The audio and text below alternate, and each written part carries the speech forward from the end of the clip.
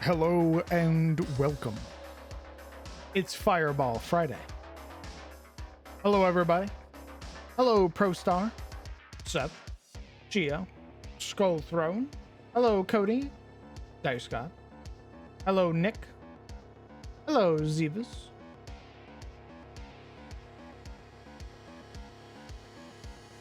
Ooh, Curse of Strahd.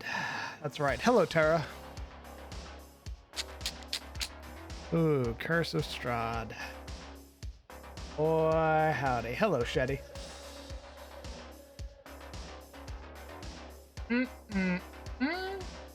Curse of Strahd. Well, let me just say, I won't spoil anything, but goddamn, it hurts. It hurt. It's a twofer, a threefer, really. Something bad happened to my character. Something bad happened to another person's character, and something bad happened to a different person's character. A lot of bad things happened last session. However, we're not quitters, so we will continue apace as we have been. It's just a little rough, just a little difficult, a little bit of a struggle bus, or just a wee bit. But we'll get back on our feet. Fuck.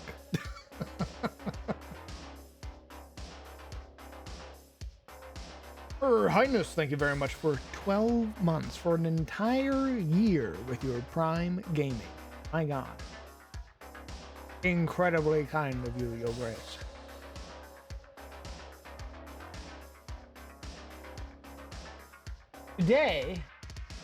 Today we are going to be working on some things I've needed to work on for a bit, namely some Stained rework, Stained being the undead in my setting, as they will have some relevancy coming up soon with what the party is doing as Wayfarers, and statting out some pivotal bad guys, some people of interest, as it were.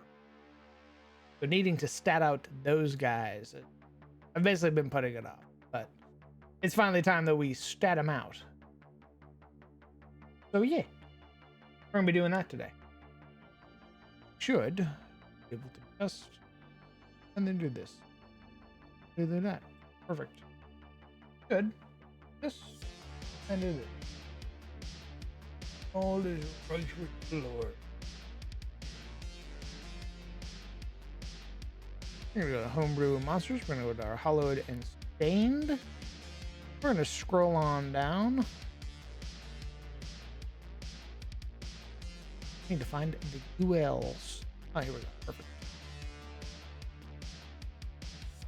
Oh, that's a clean looking sheet now. Huh.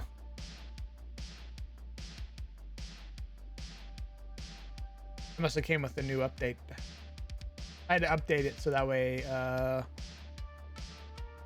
Oliver could get his psionics tracked. I still don't know how to turn it on. But I had to update the rest of the game for it, so it's there for whenever he wants to use it. Our undead created, there are a number of ways. Usually it involves the Abyss. The undead in my setting are tied to an entity known Emir Bloodied Forefather, the progenitor of the undead, the father of the god, type D. Father of the god, I should say. It is through his power that the cults of the undead can basically rouse bodies and spirits to rise once more usually against their will. That's usually how you get stained. Stained are undead that have been aroused against their own will. And that includes things like ghosts, specters, wraiths, things that like Usually you've died a very traumatic death, and as a result, you're brought back usually out of like a want for vengeance. The other half of that coin are the hallowed. Hallowed in my setting are undead who serve a purpose or have come back willingly or like consenting to being brought back. Think like revenants that serve deities or serve like a greater purpose. Undead who have given their life, like a former knight, for example, who has made a deal with a cleric or a wizard or something to be brought back in a time of need. Those are hallowed.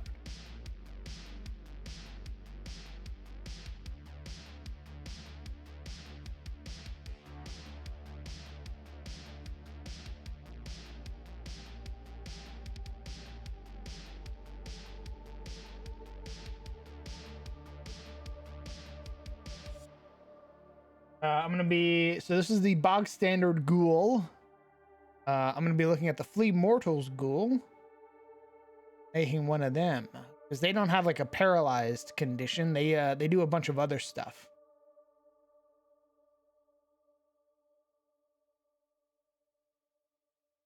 Hey, Chocobear. Very cool concepts. Thanks, brother. This is our ghoul. Oh. I really don't like this layout. Give me my tidy sheet back, please. Much easier.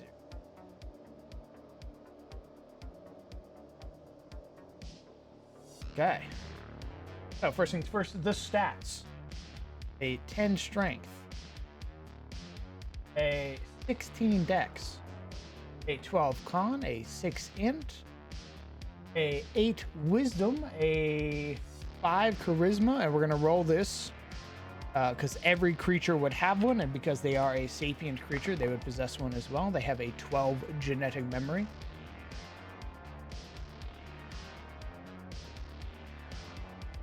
Hold on, let me change out my drink real quick. 1 moment.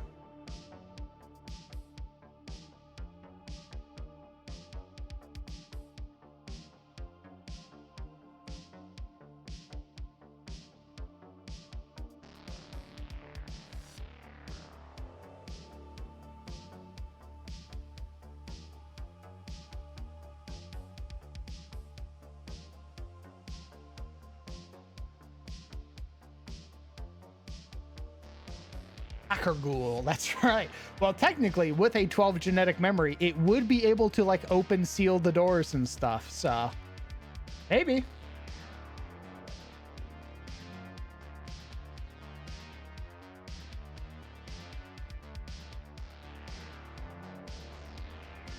I look forward to reading it, Chocobear. You can put in like inspiration or DM or creation showcase. I'll read it. Making magic items is a bit of a pain because you need to have a clear enough explanation to it that you can hand it to somebody else and they should be able to explain it to somebody else without you being there.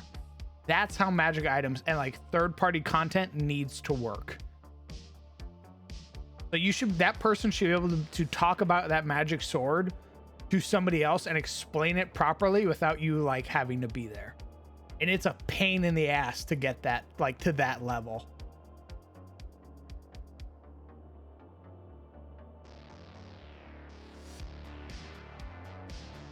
We have an ooh, the armor class went up. We have an armor class of 13.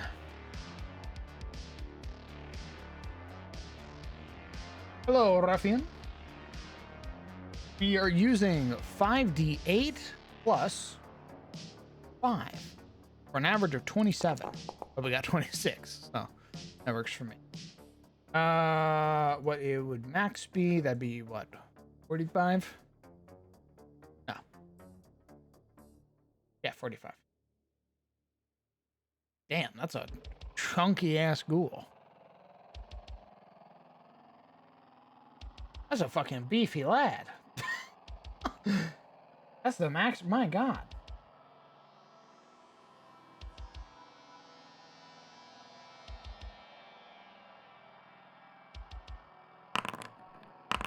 Makes sense why you get averages though.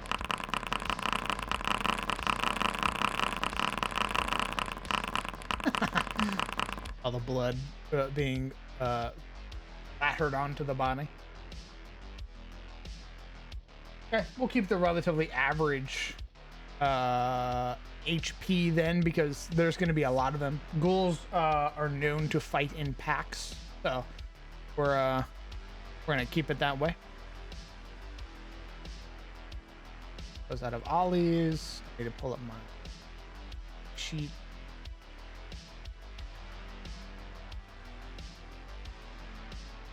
I also need to update my cheat sheet as well.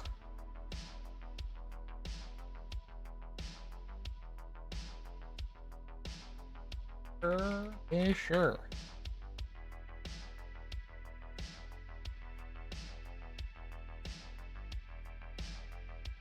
Faction chaos.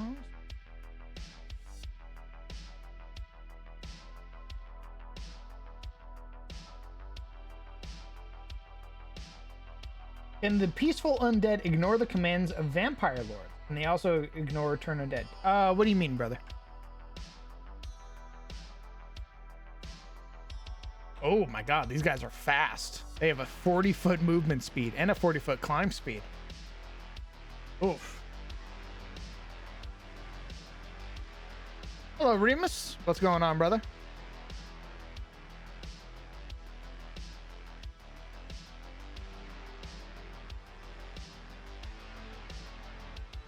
Okay, this is where we start getting into their passive perception of 9. Makes sense. They are not the most wisdomous. Any language they knew in life. Okay, so we're going to keep it as common.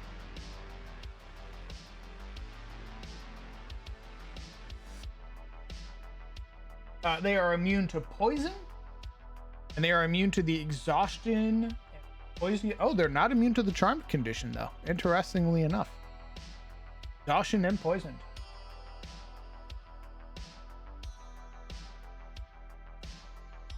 They have multi-attack.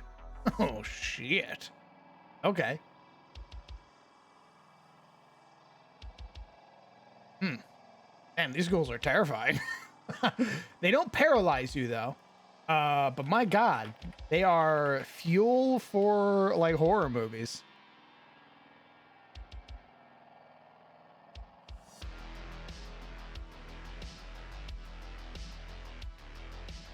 Shit. As a trait or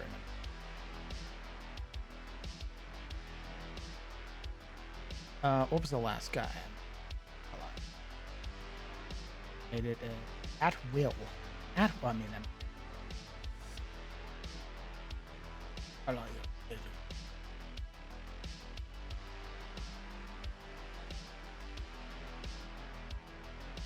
Make them green.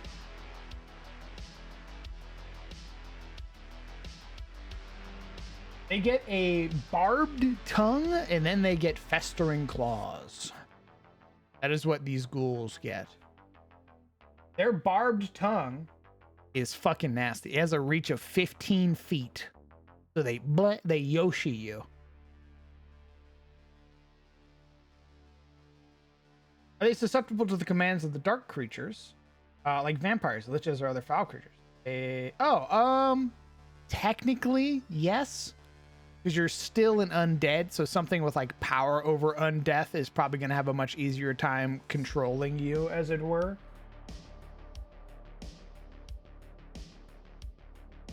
Oh my god. Even worse. Not only does this multi-attack hit you, so it gets 2 attack. They become lickers, right? From Resident Evil, which is probably how I'll play them. I'll probably play them like lickers. If they hit you with both attacks, you get dazed. And dazed... Hello, Hadaba. Dazed removes your ability to do almost anything on your turn. You basically either get to choose to do your action, your bonus action, or your movement. That's it. These guys are scary. Also, hello. I come in, I Hapaka. You go, Hapaka. Anyways, chat. I was in the middle of explaining something. Everything should stop. No, I'm kidding. What's up, gamer? How much, man? What's going on with you? Making monsters. Ooh. I like your Dazed because that's also weirdly enough what I wanted to do as well. Dazed is great. It's definitely not my condition. I didn't make that at all. It is a 4E condition. Oh, okay. But it's worded a little differently. So like you can't do like a standard action, minor action, and things like that, which just translates to bonus action. Well, I wanted to have a condition specifically for the phased combat, and Daze was kind of like the idea behind. Well, actually, no. Let me look up what I originally had for Daze. I wanted a condition specifically that was like you can take an action, you can take a bonus action, but that like you can't do both essentially. And it's also I wanted to break away from multi-attack creatures with phase combat. So phase combat has no multi-attack specifically for conditions that limit the amount of actions you can perform per turn. So players can feel like, they're kind of like, turning the corner. They're limiting some shit. You know what I mean? So, yeah.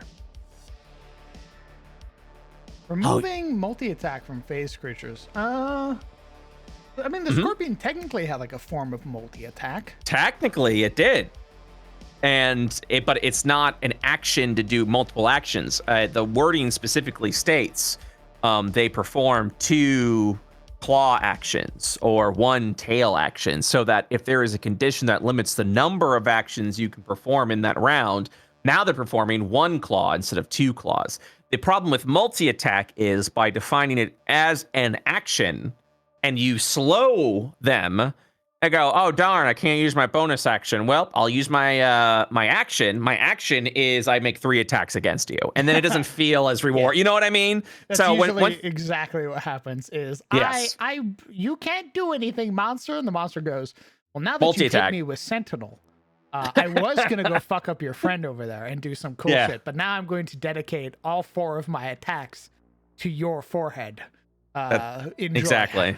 Yeah, I mean, so when you have conditions like slow and things like that, I felt like D&D very much was like trying its best to counter players' DM counters. You know what I mean? So, with a counter spell and slow, they're like, yeah, but you're like, you can just multi-attack or you can legendary action, and then you as the player go, well, that doesn't feel great. I had this cool thing I wanted to do, and now you're saying the rules allow you to effectively bypass that. That kind of sucks. Yeah. That thing you did, worthless. Let me tell you why I'm in love with phase combat. So last week, we have the second hunters group, and Masay has, because the way we're handling paladin smites is we're treating them like battle mastery, where you can do it effectively once per round, and you can choose divine smite, or you can choose any of the other smites as long as you've chosen that as your smite. So Masay has the frightened smite specifically, though I forget which one it's called, where like you do a little bit of extra damage, but then make a wisdom save, and then you're frightened. That one of my EGs died. Yeah. So what's cool about phase combat is they faced off against the Great Basilisk. Great Basilisk has shitty wisdom. And no wisdom save. So it was like a -1 to wisdom save. So that thing was getting frightened all the time, which is great. And as a DM, I never felt like I was getting shut down because for phase combat, and I don't know if we've actually talked about this. Well, you've seen it with the Scorpion King. Phase combatants don't have legendary resistance because legendary resistance is cheap and boring and stupid. MCDM and like Joe and things like Joe Fudge and things like that, and people like that, were able to find a nice solution for it where like you can do legendary resistance, but it costs something from the creature. So that way the players don't feel like they did a thing, I failed to save, and then I go, that didn't happen. Like that's what it feels like, So the way phase resistance works is at the end of every phase turn, the creature gets to make a saving throw to end an effect that they had failed the saving throw on prior. Ooh, okay. But they can only do it to one effect. So if they have multiple effects stacked on them, for example, the Great Basilisk at one point was knocked prone, grappled, and frightened. At the end of each round, they get. I went, all right, I'm making another wisdom save, and there were several rounds where fail, because I had a -1. I had a, the -1 to wisdom saving throws. But eventually, I broke out of it. It didn't feel like an entire round where I was shut down, right? Where it's like, oh yeah, I do nothing this round. Everyone can go now and do their thing, and it feels like an anticlimactic battle. So, and then players are in suspense. Are they going to succeed? Are they going to fail? It keeps tensions high. At the same time, it doesn't punish the player for doing an effect on the creature, because there were plenty of times where, I'm grappled. I can't move over. I'm going to try and attack, but I'm also frightened. So every attack I'm making right now is at disadvantage because the site of fear is over there. There were a lot of options. So, and it got to a point where back to back, I did a phase turn. At the end of that round, I went, okay, wisdom saving throw. I'm no longer frightened. Next phase round, or next phase turn, I'm gonna make a strength saving throw to get out of grapple. I got out of the grapple, and now I'm standing up. And so it feels like a really good tug of war. Yes, but the creature was still shut down. There was a full round where I was suffering disadvantage on attacks because I was frightened and I couldn't get the fuck out of it. But it felt it felt good for the players because they felt like it's locked down. They felt like it was earned. And after the frightened condition was broken, no one felt like, damn, well, that was a waste. Everyone was like, uh-oh. But that's what they should feel like. Like, all right, it's we're back at it, but we held them off as long as we could. Yeah. And it was rewarding. It was rewarding to players. The creature still was threatening, and it wasn't something stupid like legendary resistance, which is just like, JK, I'm actually gonna succeed on that because of legendary resistance, So that's why I like phase combat. I like the direction that phase combat is going because it feels just super dynamic. Solo creatures can be solo creatures finally, which is something that D&D has had the hardest time of doing. Correct. And it's with solo creatures, you have two options: overpower your players, or your players go kill, stun, maim, do whatever we can to lock them down so that they can't do anything. Because if they do something, we are fucked. Everybody dies. Yeah, and that's not what combat should feel like. You shouldn't have to lock down an enemy because if they get an action off, we're all fucking dead, So, that's my rant. Hey, what's up, everyone? How's it going? I tip my cup. So, long story short, the key thing I was trying to do with that was make it so that I wanted a condition, much like dazed or stunned or whatever, that was like, okay, this creature can do an action or a bonus action, and it can only essentially perform one action this round. What's it gonna be? Whether it's action or bonus action. And since phase combat, a lot of turns, creatures doing multiple actions, it's a very good thing to be like, all right, well, I guess I do one claw instead of two claws, or I guess I don't withdraw. I don't disembark or whatever that condition is called. I can't think of it right now. Disengage. Thank you. That's exactly it. Ta-da! No, I think I was trying to remember the Hellhound fight. I just mostly remember the raid stacks. Everyone being like, well, that Hellhound fight went exactly the way I wanted to. High damage, low health, so that was effectively part of the pun, a burn fight. Because if that creature lives longer than they need to, people are gonna fucking die. It was an offensive CR4 with a defensive CR2, essentially. Oh. Yeah.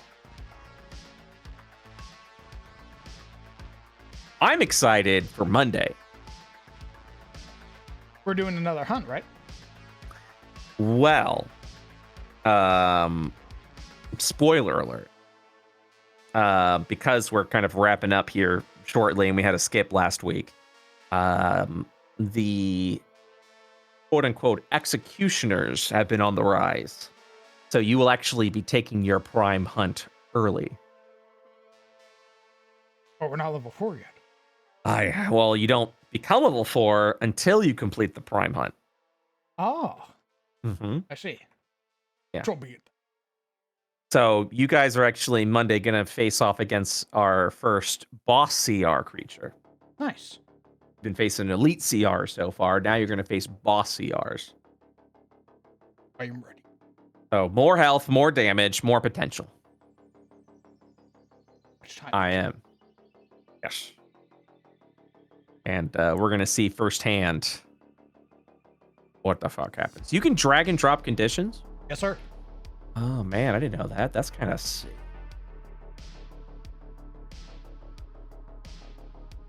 That's kind of sick.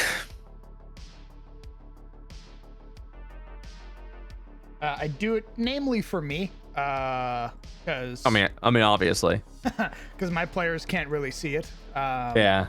When I attack, all they see is that the creature has made an attack roll. They don't get to see the. I get that. Like, the I also do formula formatting. I just feels good Yeah. to do. There's something in it where you just feel a little satisfied by doing it. Yeah. Feels professionally made, and you're like, I did this. Like, I don't have to put like natural at will at all. Like, Yeah.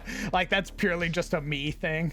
Yeah. I go, but it feels so nice when I see it at the bottom of the character tag, and it adds like an extra like 20 minutes to the character, me going through and adding all the little like nuances and shit like that.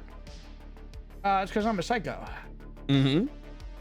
You gotta be the DM that long. Hey, Shadow. What's up, gamer?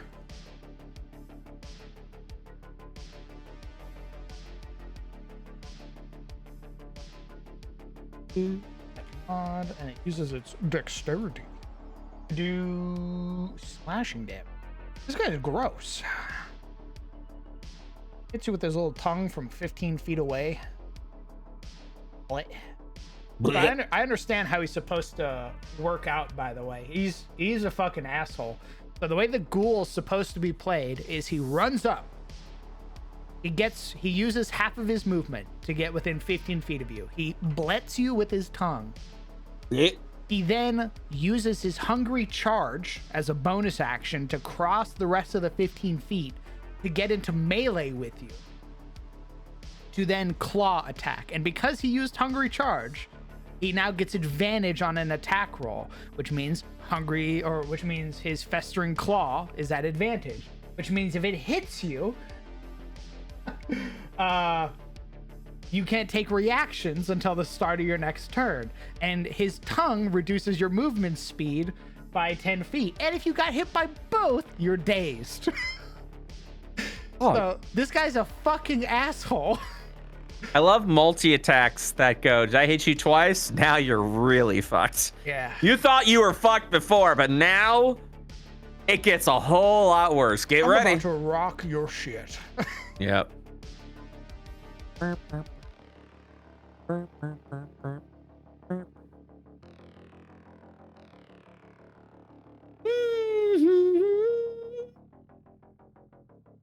am I allowed to stream if I'm in this channel? Oh, yeah. Okay, just checking. What are you going to stream? Want to be respectful. Kind of itching Satisfactory. I've been playing it the past couple of days. 1.0 just came out, and it's been itching that part of my brain that I go, so good. Yeah. Nice. That's been me with Tarkov. Yeah. That whole thing. You're just like, oh my god. I like this a lot. Itching in my brain. I've been playing down in bed. thinking about Tarkov, thinking about Yeah. Thinking about the fucking CPU that murked you, and then now you've just lost all your shit. Yeah. Thinking out the boss, fucking, we both killed each other. We traded at the end of a raid, and I lost all of my progress, and I was like, fuck! God damn it! And I immediately queued up for another raid afterwards. Gotta get my shit back! It's great. 10 out of 10. Smack. What is, Satisfactory is just Factorio, right? Yes and no. Factorio is, I think, the quickest way to describe what Satisfactory is. I look at Satisfactory as relaxed Factorio is the best way to describe it. I don't need an engineering degree to actually play it. Well, okay, all right. It depends on what you define as needing an engineer degree. Now, I know there are some parts in Factorio where you have to, like, essentially program shit when it comes to, like, where all your stuff goes and things like that, or when to turn things on. You don't have to do that with I'm talking more like at its core, you know, like that whole thing where it's like exclude the aliens trying to murder your base because you're polluting their planet kind of shit, you know. Like they're not like monster or like threats in Satisfactory? There are, but there won't be threats that attack your base. If you're going out, like, so there's a couple of differences. One, resources are infinite, which means if you place a mining building on a node, it will continue to extract forever. You don't have to worry about it running out, essentially. Two, you don't have to worry about alien attacks. There's shit ain't gonna try and break your base. Your base doesn't have hit points because nothing's trying to kill it, so you're good to go there. There will still be creatures guarding the nodes. They're gonna have to kind of run over and smack around a couple of times, and they go, and then they fall down dead, and you go, excellent. Now it's time for industry, and then you slap some foundations, you put a miner down, and you go, yeah, let's go. The appeal is the efficiency within it, so you can overclock and underclock machines. So, for example, in my beginning area, I've just finished building my first big factory, and I had to split up 120 iron ingots into makes like some rotors and some reinforced iron plates. 120 does not go into the default amount of rotors and reinforced iron plates. I would have an overflow essentially. So what I did was I underclocked some machines. I added some more machines and made it so that I do have a 1-to-1 ratio on input to output, essentially, where like I input this amount of resources, I output this result, and it effectively balances everything out. So it very much is like, okay, so if I want to smelt iron ingots, if I put 30 ore into a miner, it will spit out 30 ingots. If I extract from a normal iron node, it extracts 60 ore.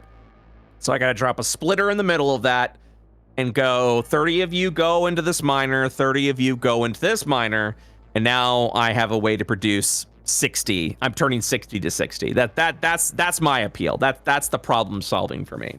But because it's also 3D, you get to like design your factory and see how it looks, and you got a lot of customization options.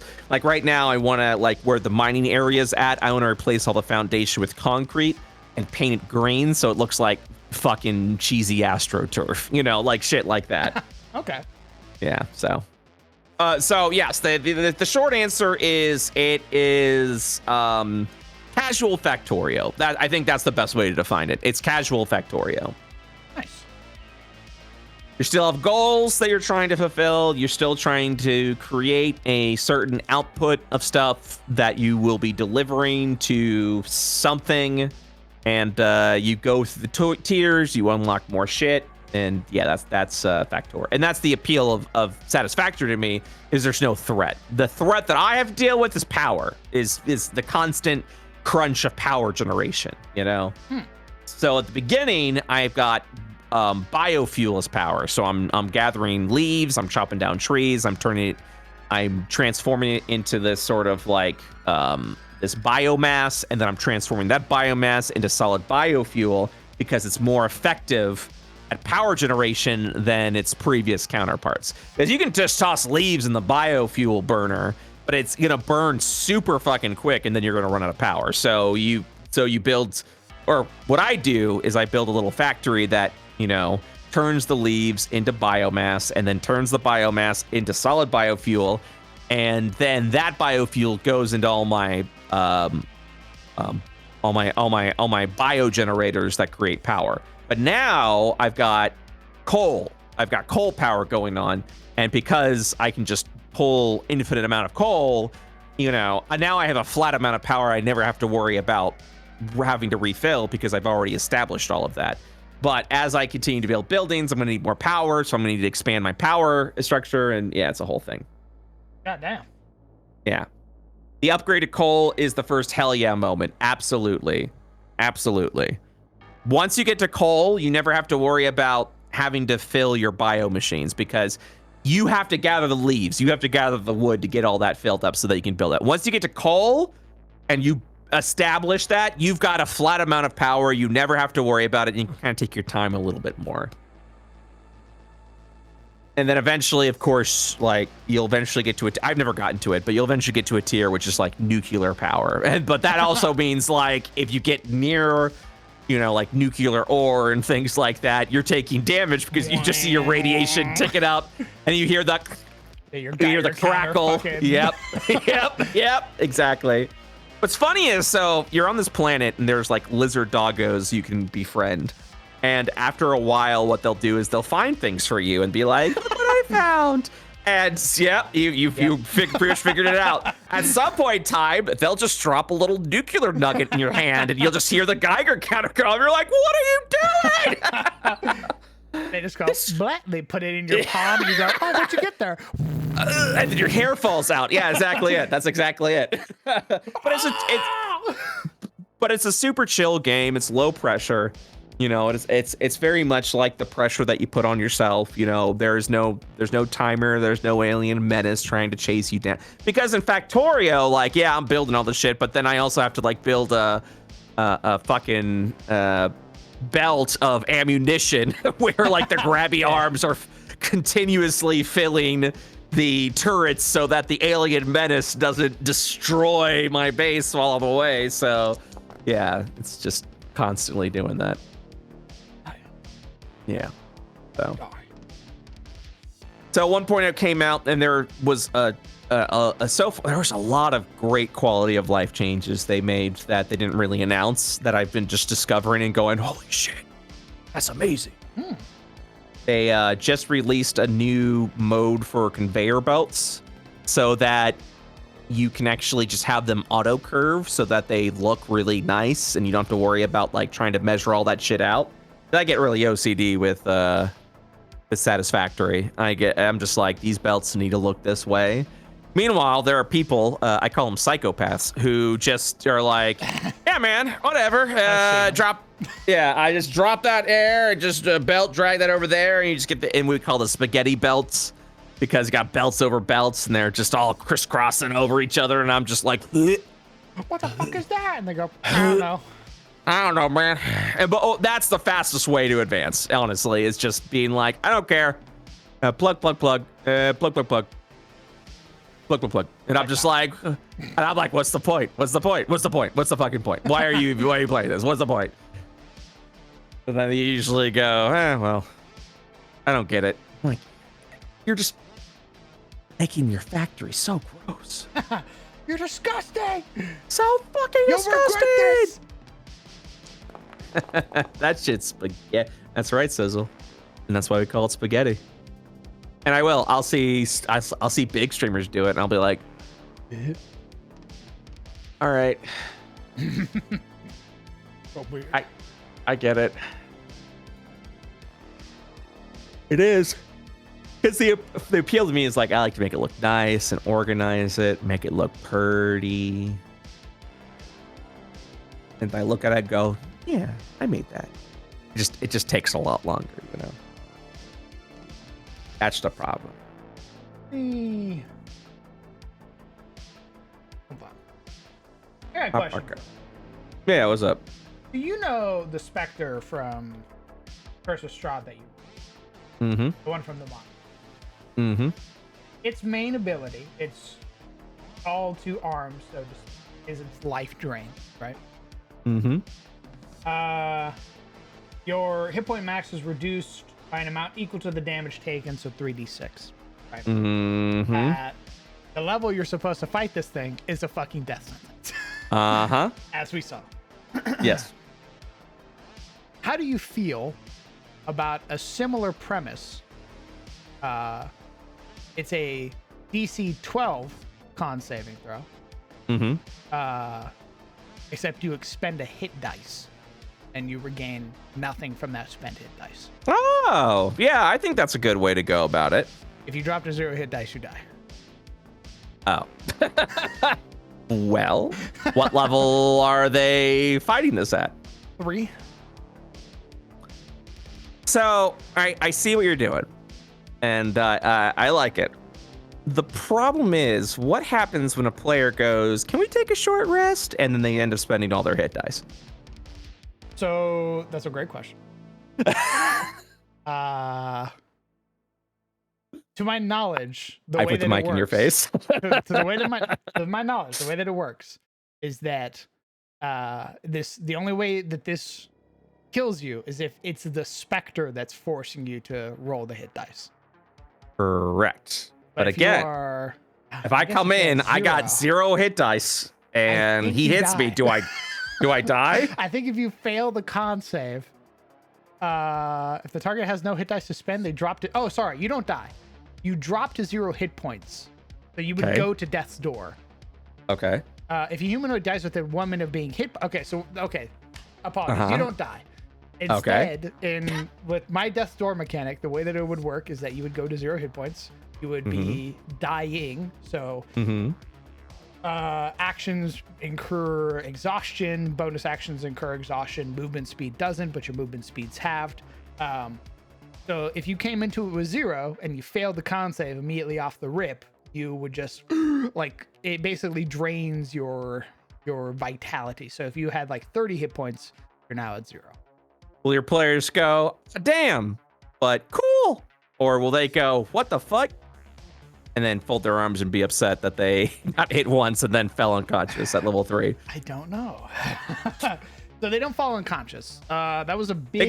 They go to Death's Door. Yeah. But I'm just saying, like, I feel like Death's Door is like, it's pretty much unconscious, right?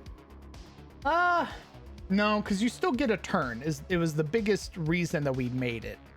Okay, so you get a turn. Do you fall unconscious if you fail Death's Door? No. So the way that you roll death saves the same way you would on your turn.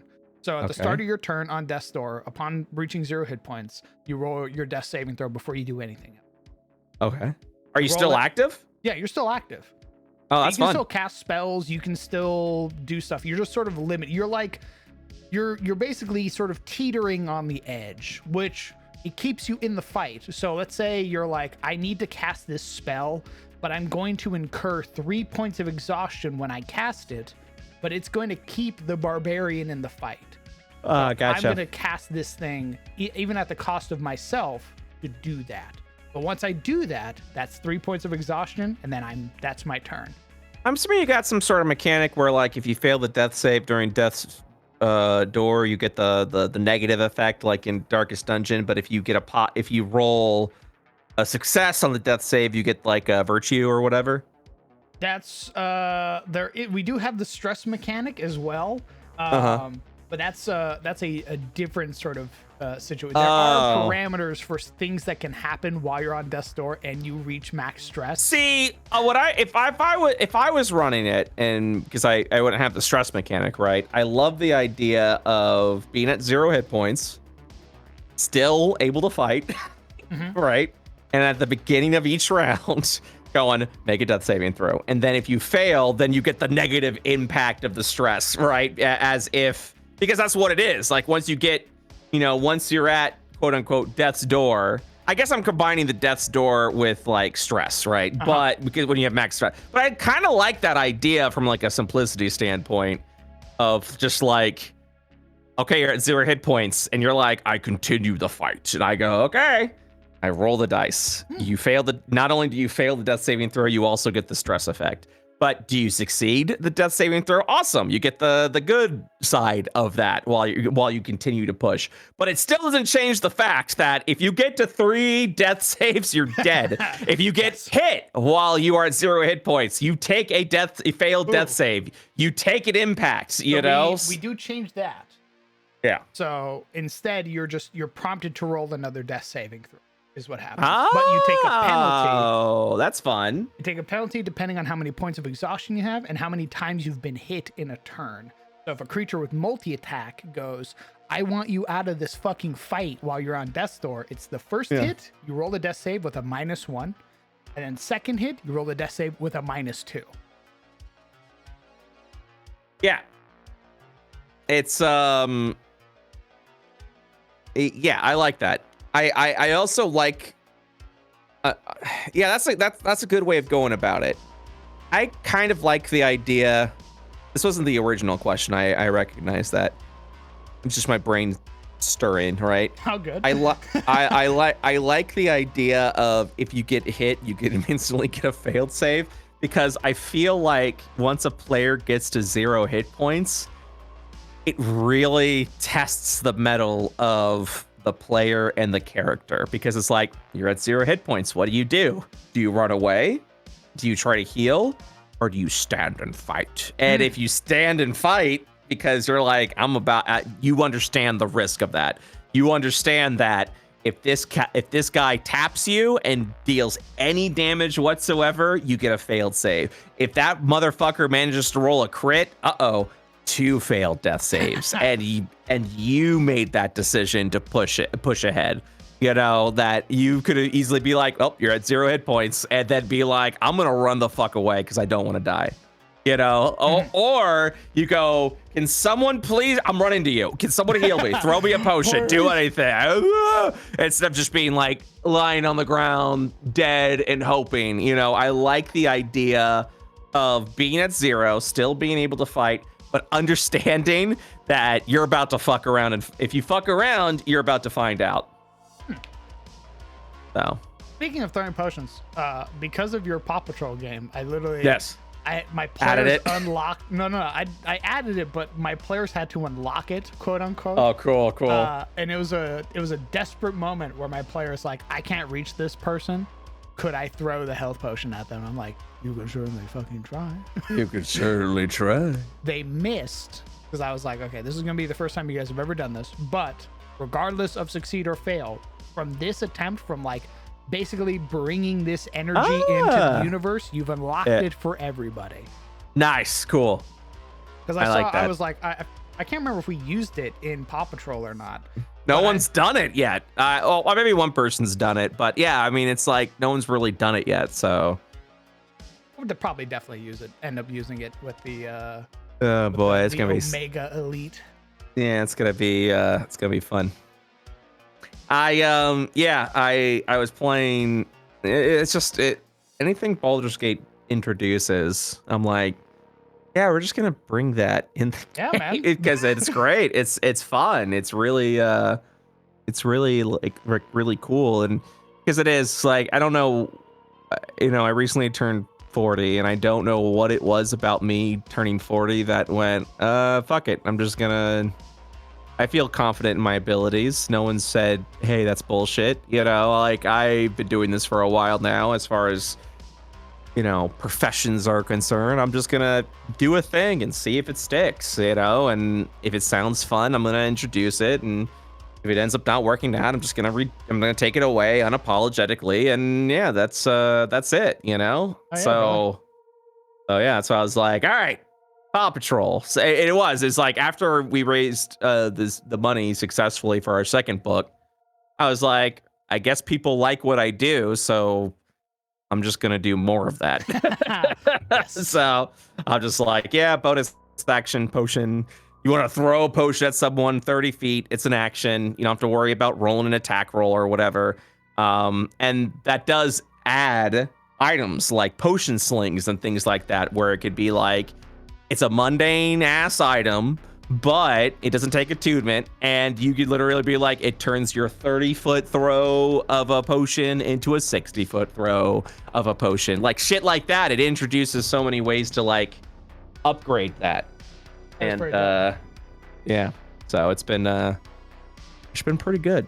Yeah, you mentioned that there were items that we could get to like improve our throwing capacity and shit like that, and I was like, I want to see what those items are.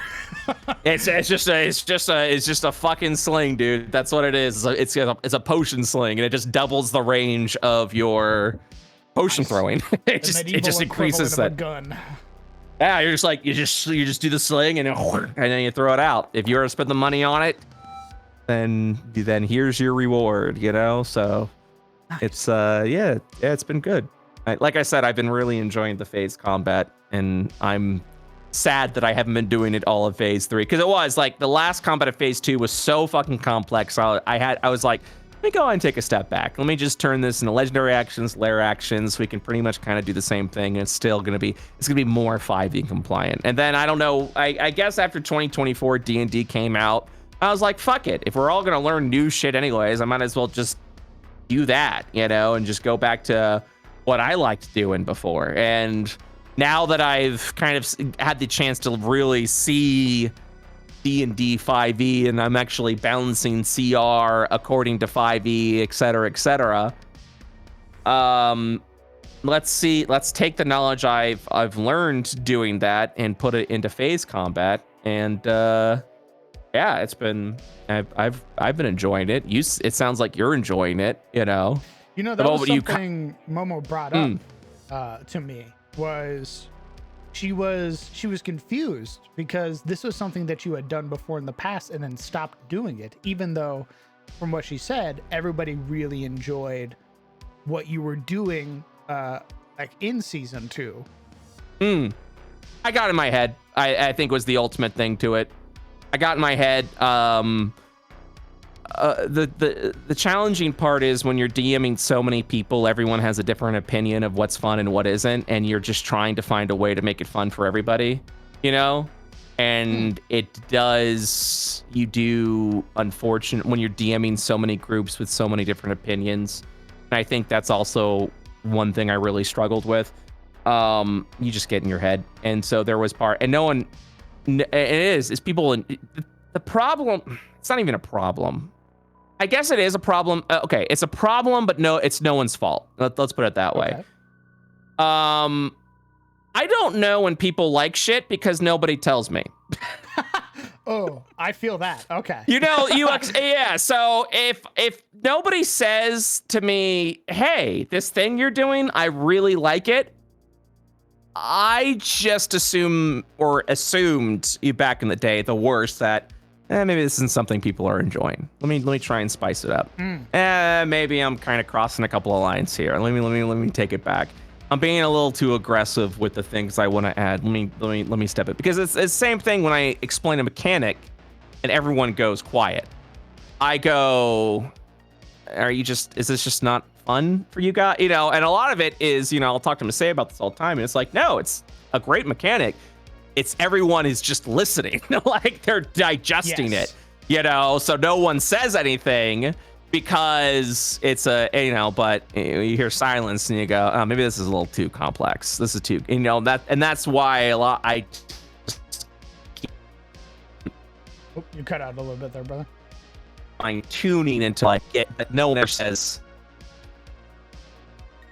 Is that my end? Like, oh, this is fine, you know, so. All right, my Hello? Discord. I don't know. You were breaking up for me. Yeah. Okay, so that was on my end. I didn't. It's hear all good. Yeah, you were. Said, sorry. Okay. Oh yeah, you broke up for a second. Yeah, that was the TLDR, and I think a lot of it had to do with just like it's just challenging, you know. So especially at like the last fight, I believed I looked at it when I made this too complicated, and because of that, I overcorrected. So in phase 3, I was like, I want to make this more 5e compliant because I did want to go into TTRPG development and eventually start making books, because that was always the plan. And I was like, I felt like there was going to be more success if I kept it 5e balanced. So legendary actions, lair actions, and try and take phase combat into that. But then, like I said before, like we had D&D 2024. People were like, "What the fuck is this shit?" And something in me kind of the switch flipped, and I was like, why am I not doing this? Why am I not like adding? I liked it, and that's what it came down to. Was like I liked it, and nobody said they hated it. So let me just do it. Let me just see what happens. Let me just bring it back. But at the same time, I'm glad I did it this way because I was kind of in phase 2. I wasn't balancing shit. I was just kind of going loosey-goosey with it. And no enemies had CRs, nothing like that shit. And I was just kind of like, I think this is about right. Like this many hit points, doing this amount of damage. I think this is about right for the level. And for the most part, I was. And I would kind of like observe shit and be like, okay, this was too easy. Let's up the hit points next time. Let's up the damage next time. And then I went, oh, this goes a little bit of a close call. Let me scale it down a little. And that's kind of how I was doing balance in phase 2. So when phase 3 came around, I was like, you know what? Let me go ahead and kind of use the CR table a little bit. Let me try and make it balanced for D&D. And that gave me a better understanding, not only of like what a CR is, but it also gave me a better understanding of like what people should be doing during the tiers of levels. I discovered there's level tiers, which makes sense to me because cantrips, literally the definition of how cantrips damage scales suggests that there is a level tier system where there is a tier 1, tier 2, tier 3, tier 4. And tier 1's levels 1 to 4, tier 2 is levels 5 to 10, tier 3 is levels 11 to 16, and tier 4 is 17 plus. So with that, you really begin to see a little bit of the code, right? So when I went back to phase combat, because I was like, there should be no reason why, like I said, no one said I don't like this, and even like hardcore DMs like Monty Glue, I say she's hardcore DM because I do a lot of things that she usually isn't necessarily a fan of and doesn't balance well with D&D. Even she seemed like she was getting inspired by some of the things and doing her combat. And she'll even admit like, oh yeah, there's certain things that Brett does that I'm just not, I wouldn't do in my games. But there are certain things that I went yoink, yoink, yoink. And I went, okay, all right. So there's something there. But like I said, I'm glad we did kind of go through these growing pains because now where phase combat is, now that we're back to it, I really like it. Nice. It's so much better than it was in my personal opinion. Again, I don't fucking know because nobody tells me shit. But I mean, like it to me feels really good, way more comprehensive, and I love the fact that I can be like, oh, I can get rid of legendary resistances now. I can make it so that a creature doesn't have to be immune to everything, right? So that it has a fighting chance against the party. I can give those... If you can give victories to the players in the middle of combat, but still feel like a threatening fight, that's a good system. And I definitely feel that with phase combat. I felt that with the Hellhound fight. I felt that with King Scorpion. I felt that with all the fights, honestly. King Scorpion was good. I really liked the Hellhound fight with that sort of aggressive dynamic of massive damage and people kind of going, shit, Mm-hmm. And the recent fight with the other group with the Grey Basilisk, I really liked because they were maxing the conditions on the boss, and the boss was still able to hold their own. And the party kind of definitely had a little bit more survivability, but that was survivability the party had earned. Not that was just like, well, I was stunned once and now I'm dying next turn. You know what I mean? Like, and the boss still had a fighting chance. People were still on the edge of their seats like, okay, will they succeed the fright and save? And also it also the players understood it's a matter of time because if an enemy has like 4 or 5 phase turns, that's 4 or 5 phase turns. They get a chance at the end of their turn to be like, I need to end this effect now, and they don't just turn it off. They just keep making saves. They just keep, the dice will eventually be like, all right, you're good, so I really like it. So it's funny that Momo brought that up and that she said that to you, because again, like nobody really tells me anything. They just go, that was fun, bye, and that's as far as I get as far as the conversation goes. I understand that. Yeah, so but it's not just like, that's not just like your group. That's like of the 30, 40 plus players that I have DM'd for at phase 2. That was everybody. That's just the way it is, you know? And you're just supposed to be able to see through it and look at the code and be like, I think that's good. Or I don't know how that worked. It is. You're kind of on your own on that, you know? And again, that's no one's fault. It's just unless you are blatantly setting people down and being like, hey, what's up? So tell me everything about it, you know? So it is. And Momo, God bless her, I love her. You know, I didn't even know if she enjoyed the phase 2 games, honestly. And so when I invited her back for phase 3, I was like, oh, we'll see. This will be and she was like, yes, I'm so excited. I was like, yeah, like I didn't know. I didn't know. And it is every time I reinvite someone back from phase 2 to phase 3, because I was like, yeah, they're probably like whatever about it. It usually ends up happening. They're like, yes, oh my God, I want to play. And I'm just like, oh, I didn't know you even were that interested. So, but that's also, you know, like I said, that's no one's fault. I'm not blaming anybody for that. That's just the lovely world of human interaction, you know? Would you prefer that at the end of the session we tell you what we liked and didn't like? No. That's also the other side. I wouldn't prefer that whatsoever. I'll ask, and if someone goes, I don't know, like this was really blah blah blah, like I'd be fine with that. It just, you know, because that's the problem. I'm not actively looking for feedback. Because if someone said, you know, this was a little tricky, like I didn't like blah blah blah, it'll be in my head for weeks, you know, and it'll ruin me. It'll just make my day so sour. And again, that's no one's fault. That is my brain, unfortunately. So I just like to leave it like, if there is an issue and someone brings it up, it is an issue and it'll be resolved. It'll be something that gets taken seriously. I've already accepted the fact that if no one comes to me with an issue, everything's fine. It's pretty much the way I looked at it. Does that make sense? Yeah. Yeah. So as far as preference, no. I mean, and that's the thing, is I wouldn't want to. It's a whole thing, right? Because I also am of the mindset, like if I'm asking for feedback, people will look for feedback. And I'd much rather people let me know of their own volition. Does that make sense? Yeah, I understand that.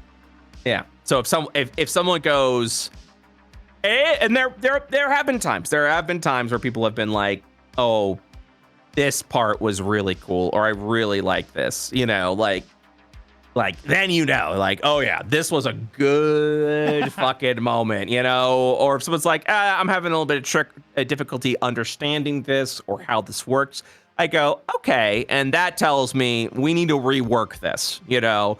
And that's just kind of worked. That's just kind of what's worked for me, you know. If I start being like, I need feedback, give me feedback, I feel like people start trying to find things to give feedback on if they don't have feedback. And then it becomes more nitpicky, and then it turns into me focusing on spending too much attention on the wrong things. Does that make sense? Yeah. So that's just kind of where things are at. So it's worked, but yeah. But the TLDR is like, yeah, you'll be seeing a lot more phase combat in the future. Heck. It will be back, because it is. I love it, and you know, I think it is an elegant solution for solo encounters, and I think it works well, and it's not overpowering, but it's still threatening, and it's rewarding when a creature gets defeated. And it does feel like you've engaged with something, and also with like Bloodied and things like that, and where things really flip the script, and it just, the combat feels fresh. I like it, so I'm patting myself on the back. Pat. Well deserved. Thank you. So yeah, I'm looking forward to Monday. We'll see how Monday goes. You all might wipe. I don't know yet, so we'll see what happens. Sick. This will be the first boss CR, so it's very exciting. This is the time to introduce them all to the wound table. Huh? Yeah, just bring that over. Don't let them know though. Just pop it on out when man falls over for the first time. And you go, time to roll a wound, and they go, what? What? Oh, your little paw got cut off. Yeah, that'll really make the lighthearted, fun monster hunting campaign into session 10 of Curse of Strahd Hardcore. Yeah, man, that's great. Yeah. Just don't tell them, and then we see what happens. Last Wednesday, I loved that session. That session was insane and intense. So good. Yeah. So fucking good. Yeah. Couldn't have gone any. Well, it was purposely meant to be like not a deadly encounter, but definitely a hard encounter where like everyone had to be like on their game, like everyone people needed a plan. Everyone needed to do something because Strahd wanted to know what the fuck you guys were about. And as people were falling unconscious, he was starting to get bored with those people because Strahd in my game is a bit of a psychopath. I saw. Actually, a bit of a sociopath. Yeah, he is. He treats people like objects more than people because he's lived forever, so he's become complacent with life essentially. And he is a gentleman first and foremost.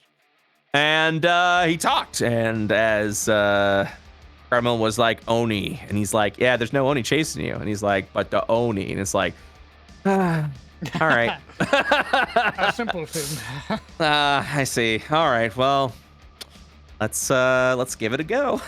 Let's. And that's why he was like, I'm bored with this. And that's the way I wanted the first encounter with Strahd to be, which was like talk, and then circular logic. And then I just roll initiative on everybody, and everyone goes, what? And I'm like, yeah, we're going now. So here it is. That's how Strahd begins combat. He goes, I'm bored. And then you just see the initiative roll up, and everyone's like, wait a minute. And it's like, yep, that's what's happening right now. Yep. It is. And we talked about this offline a little bit. It's we talked about this offline. Curse of Strahd does a really poor job of introducing Strahd to the party. Like in my personal opinion, does a really poor job of it. Because it really, and it was the moment I read, there was like, oh yeah, Strahd encounters the party often. And I'm like, what's the party supposed to do? And it's like, oh, Strahd doesn't like kill anybody. And I'm like, well, why not? Well, it is. It's like, and also a lot of people are like, well, why didn't he just like try to get Irina or negotiate with and I've had to fill those gaps, and I can't tell you why, there are reasons, people are asking, well, why didn't Strahd go, hey, so like, we can talk, but I know you got Irina, give her to me or I'm going to kill you all. And that's the big problem with Curse of Strahd is if I'm Strahd and I want Irina, and I know Irina is with a group of level 2 to 3 adventurers, I'm going to just be like, can someone get Irina? And then if after the first fucking attack doesn't work, I go, meh. And then I teleport in front of you. Yep. I throw a fireball in front of everyone's face. You all burn alive. And I go, thank you very much. And then I take Irina and then we go bye-bye. I mean, that's... His homie is underutilized as fuck. Like his right-hand man can solo wipe on his own.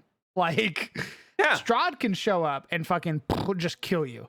Yeah. His homie, his right-hand fucking guy, can roll up and can fucking wipe you. So like, and that's a problem. That's a problem. And because it makes it so that if you're telling me Strahd should show up as often as fucking possible, why? Why doesn't Strahd just kill the party? There has to be reasons, And so that's why, you even said there was a change where Strahd said, hey, so you all showed up. I brought you here. Welcome. I'm just gonna cut down to brass tacks. I need an heir. One of you. It needs to be one of you. You know, one of you needs to show up, sit on the throne. Because I'm not gonna live forever. I know it looks like I'm gonna live forever, but I'm not gonna live forever. So one of you wants to try sit the throne. I'll release the rest of you. Now, was that gonna happen?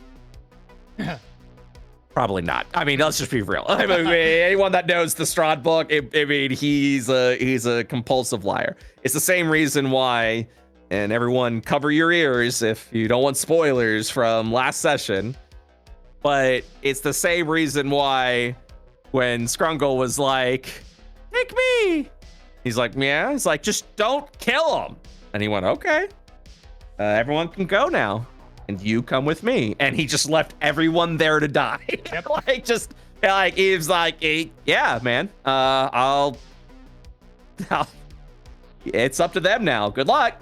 Disappears, and that's why I was like, still in combat. Everyone's rolling death saves, because he expected like, all right, if the wolves aren't going to eat them, they'll die of their own wounds anyways. And I still get what I want. So cool. All right. Peace.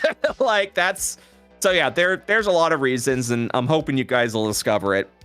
And this is another reason why, like Strahd still wants Irata, like that hasn't changed, but there are, there's reasons. There are definitely reasons that I have had to add personally. So to explain these gaps of like, why isn't Strahd constantly harassing the party? Why is Strahd not just teleporting in front of you and going, "The girl, give her to me now"? Like there's reasons, and we'll eventually get into all that. But yeah, it's a great. I mean, I think it's the most popular campaign of 5e is Curse of Strahd. So for the most popular campaign, there's just a lot of plot holes that they're like, "You figure it out, DM," and I'm like, "Thanks for the $60 book, jackass." So I have a small problem with adventure books, first party adventure books personally, because it very much is like, "Oh, run an adventure, but do you have the player's handbook, DM's guide, and monster manual? Oh, you don't." Well, yeah, you're like, spend $180 and now you could play this adventure. So our first IO adventure book we're gonna release, which we'll be announcing soon after Fiendish Forge wraps up, is going to be effectively the biggest advertisement is the fact that the book is going to be a one and done book. You don't need to purchase any other books. You can just run this book. It has all the creatures you need. It has all the items you find. It has everything. And if it does include sources from like the SRD, it immediately can quickly reference like, "Hey, go to this document on this page," and there it is, so that people don't have to spend an arm and a leg on an adventure book. And we try to close as many. I'm trying to like explain as much as possible to people, and yeah, so we'll see what happens. But it's like, it's on one end, like it's cool, but on another end, like Curse of Strahd very much is designed under, "You figure it out, jackass." And their favorite. Yeah, and my interpretation of Curse of Strahd, I feel like, is going to be pretty different from how the book runs it.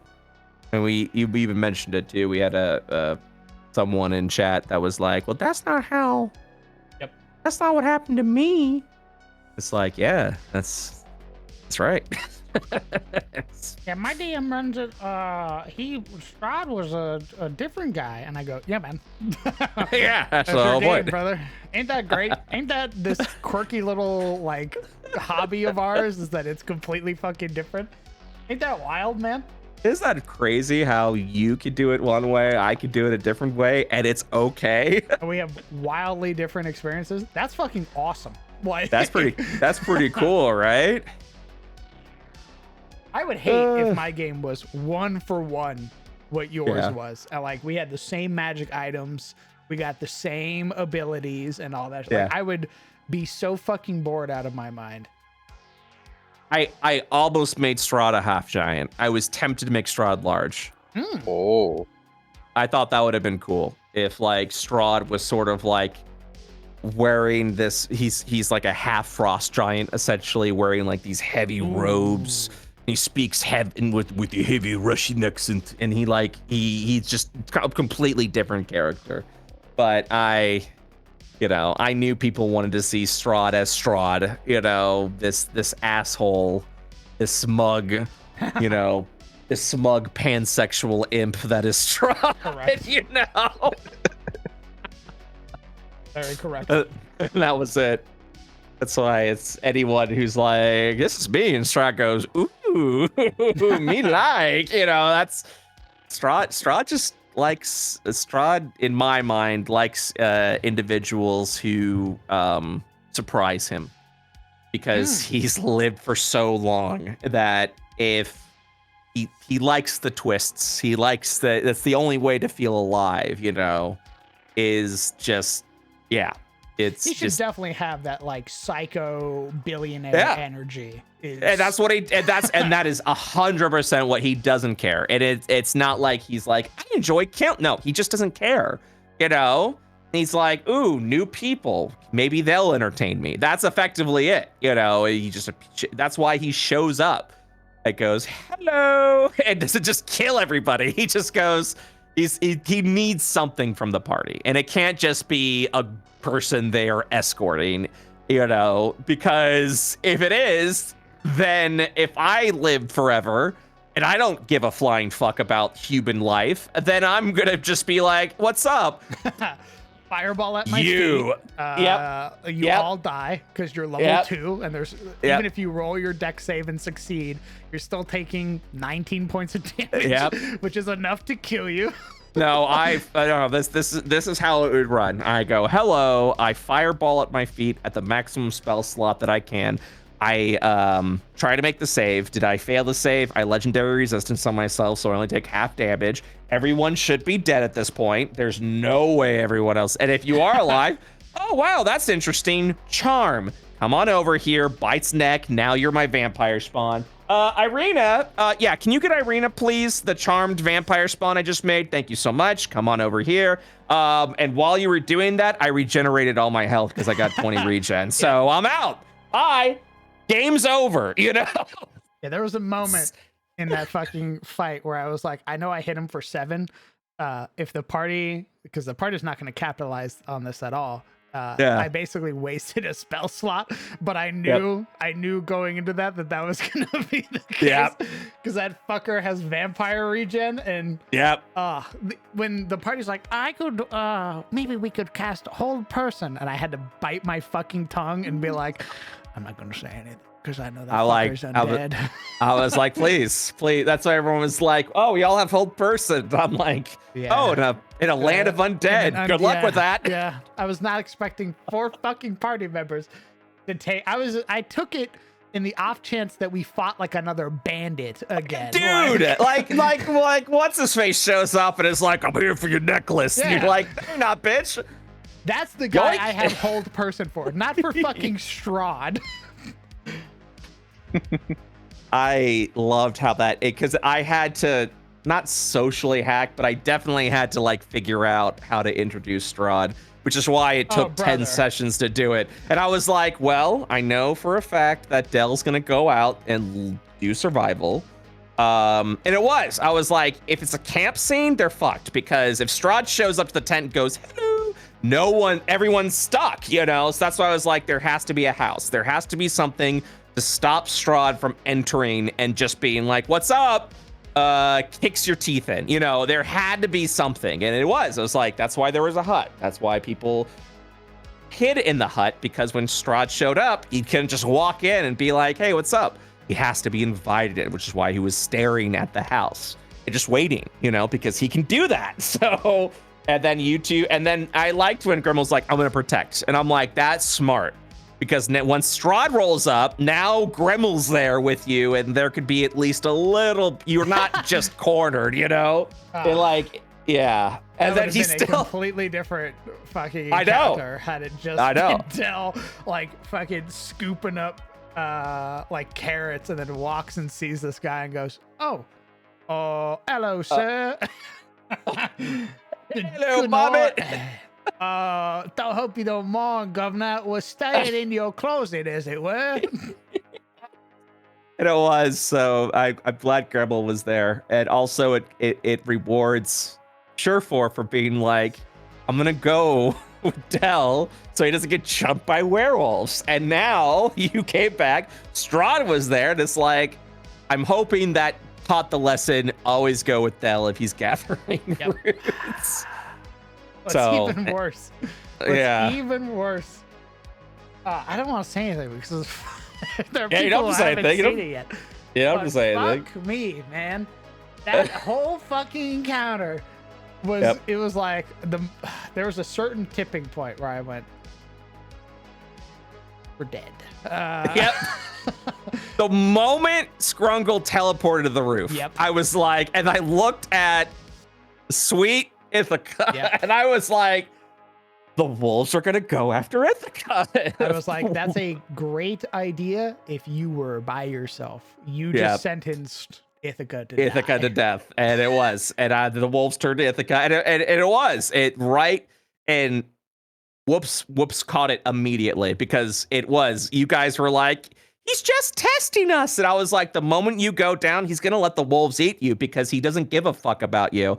You know, yeah, he's testing you, and if you don't meet his test, you're dead because he'll just bring more people through the mist. He doesn't care about you. You're nothing special. Correct. And sadly, that was going to be the lesson taught when I said, and the wolves eat Ithaca alive. Like the moment that happened, it was gonna be where like, oh, he's not fucking around. We're dead. We're all dead. Mm-hmm. Yeah, absolutely, 100%. So I'm glad Whoops caught, because the next thing Strahd was gonna do was gonna go to Scrungle and be like, so what will he give me if I just spare their lives? That's the next thing he's gonna do, is just be like, so watch this. It's gonna be really gory and really funny. And everyone's gonna be like, what the fuck? And I'm like, I mean, unless you got something to negotiate with, in which case that might be entertaining. I'd like to see that. But I really liked that Scrungle was like, wait, and I was like, that is cinematic, beautiful. Yeah, and Strahd goes, and he knows what Scrungle's gonna do because he's the honorable squire. And that's also part of the reason why Strahd didn't go up and bitch slap him off the roof, which I was thinking about. I was thinking about being like, gust of wind, get back down here. But instead, I was like, nah, he's gonna tease Scrungle a little bit, which is why he spider climbed up the building. And everyone's like, this guy's a creep. I'm like, he's kind of fucked. Yeah. Are you getting it now? Are you picking it up finally? Do you understand? He's not good. And not like he's an evil. He's just he's a sociopath. He has lived for so long, he feels nothing. And anything that gets him just the slightest charge, he's gonna take because he just is he's bored. He's so fucking bored. That's it.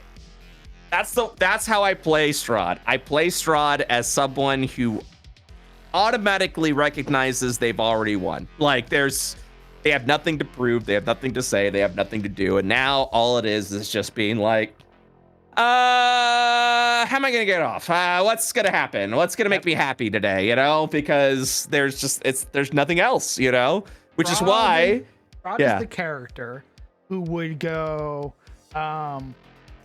you have 5 minutes to comply, or else we're gonna come in there, we're gonna kill all of you. And they go, okay, do we kicks have down your door. word that you'll spare us? And he goes, my good boy, I've not given you any word to keep.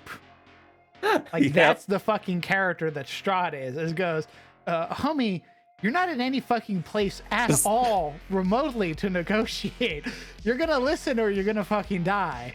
Yeah.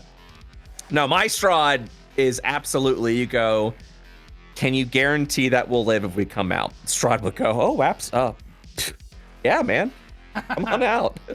Like, you know, he understands because Mystrad understands that people put a lot of weight into someone's word, and it's exactly what you said. What Strahd feels about someone's word, that's exactly it. But he's not going to tell it to you, because if he does, he's not going to get what he wants, and it's just going to be more difficult. So he's going to be like, yeah, man, whatever you want.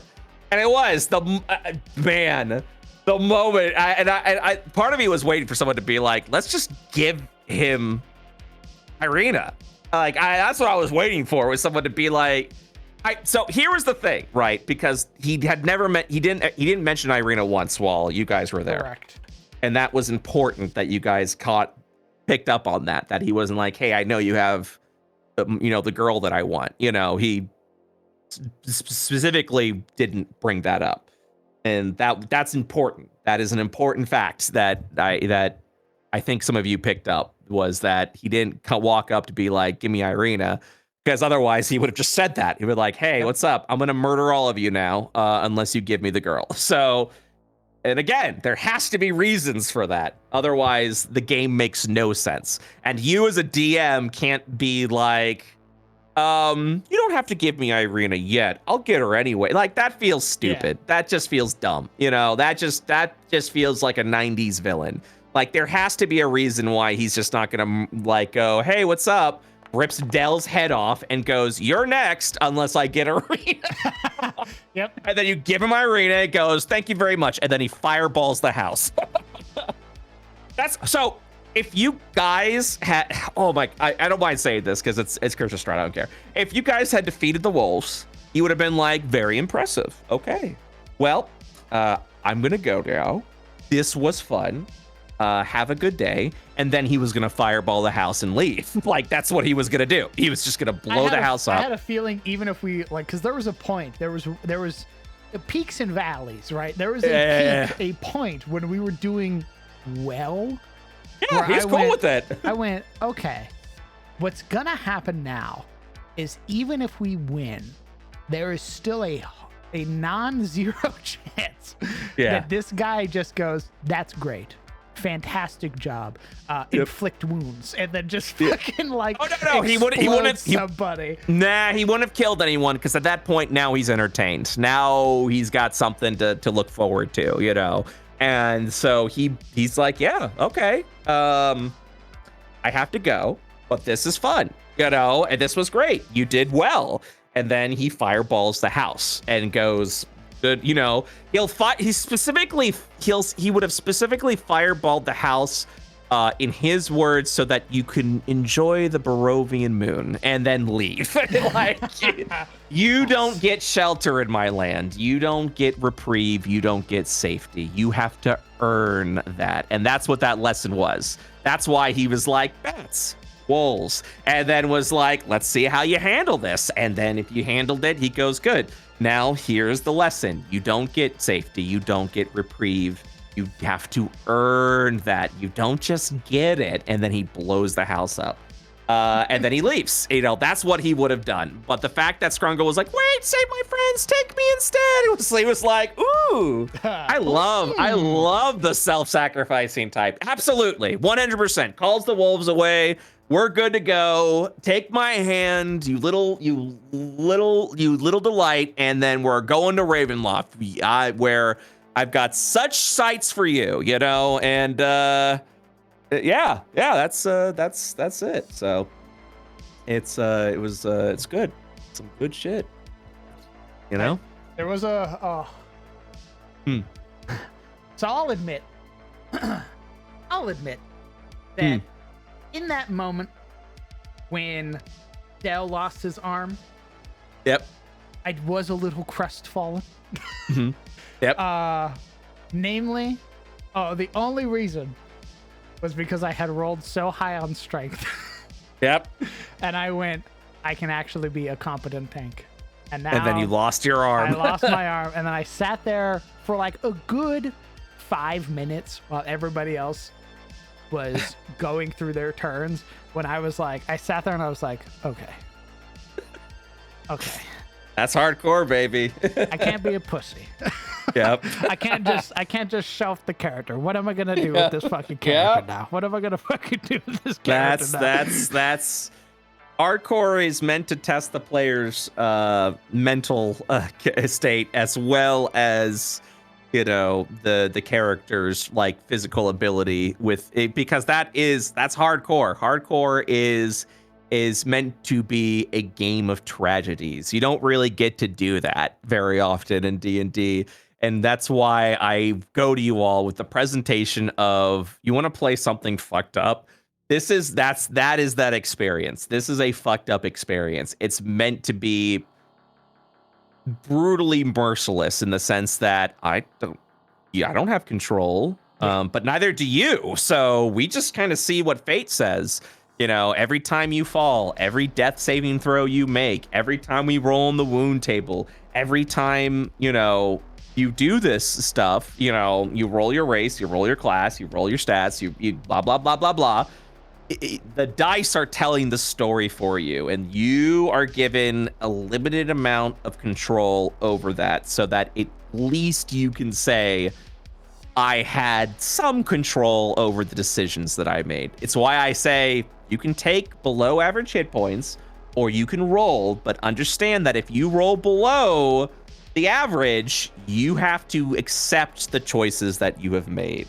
Indeed. And that is, to me, is the appeal of hardcore. And it does mean that, unfortunately, there will be moments where you're like, fuck, I'm fucked. I'm fucked, And then you kind of have to decide how you're going to play that. Because if you go, my character gives up and then that's it. Like, I tell people you have to fight, You have to play your character as if they want to live, specifically for that reason.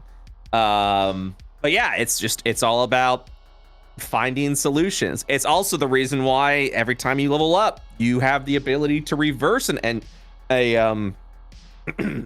injury if it's absolutely doing that, But you can do that with one fate point. Yes, one fate point undoes an injury. Oh. Yes. Yeah. Okay. It's not forever. It was 3. I thought it was. Oh no. It's one. That's why when Turg lost his hand, he was like, I'm gonna spend my fate point and get a new hand. Damn. And so that way you recover from those downtrodden times. I just need to survive to 5 then. Yes, you just need to survive to 5. Yes. But yeah, that's why we added that there specifically for that reason. I'm that about to become the Green Knight if I survive. Yeah.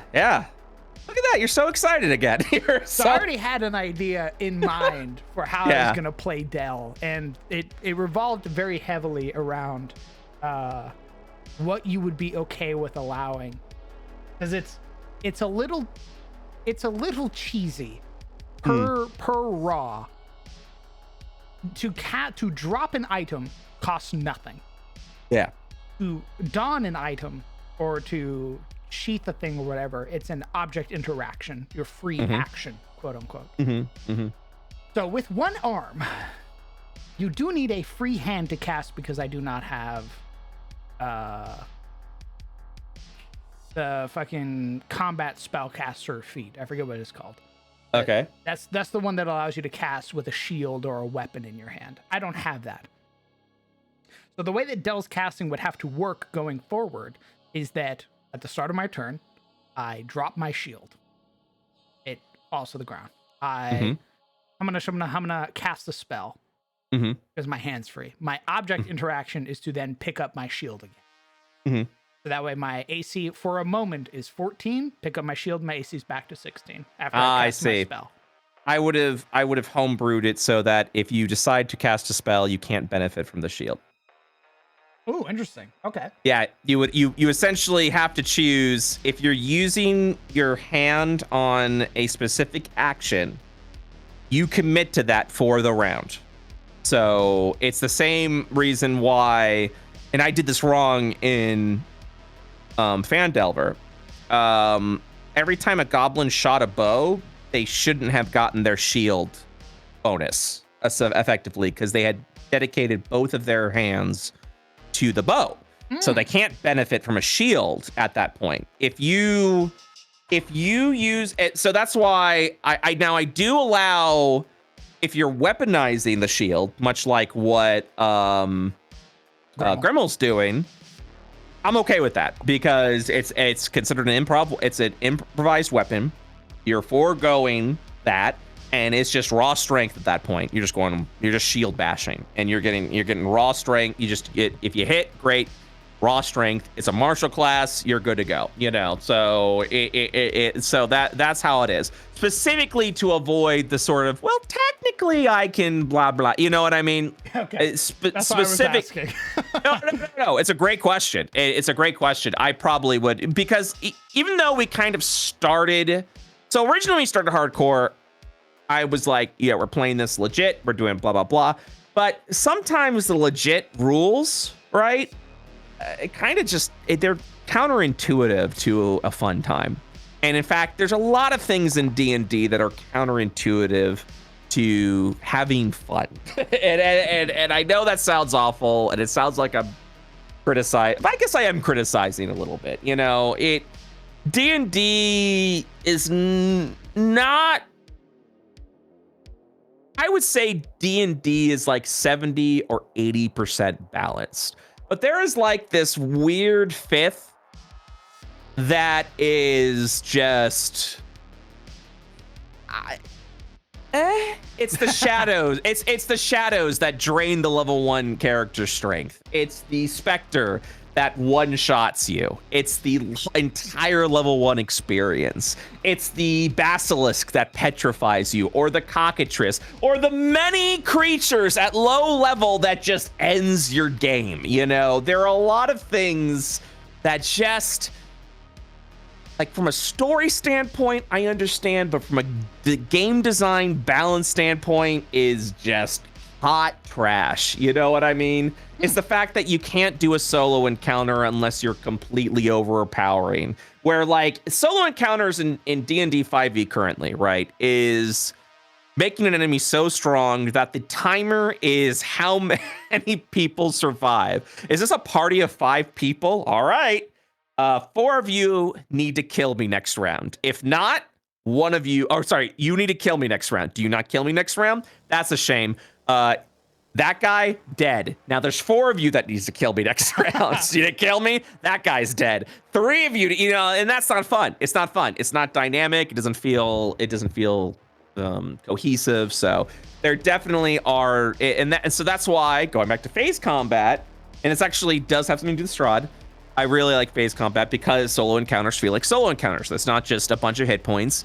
It's a dynamic fight of just leaping around, doing things. And there's a lot of rules in phase turns that specifically state you make these 2 attacks, but you can't make them against the same target. It's meant to be a party fight. So you can't be like, 5 attacks, it's meant to be die. Yes, so there's a lot of like bloody effects and things that are very dangerous, but specifically state you can't target the same person. And then some things that do allow you to target the same person reward you if you don't. One of the creatures, and I think it might have been the Scorpion King, it was the Noble Manticore, I forget, which effectively say you make these 2 claw actions, and I don't call them attacks, I call them actions. I state what they are. I go, these are actions, these are bonus actions, these are reactions, blah, blah, blah, blah, blah. And I state that specifically for effects like slow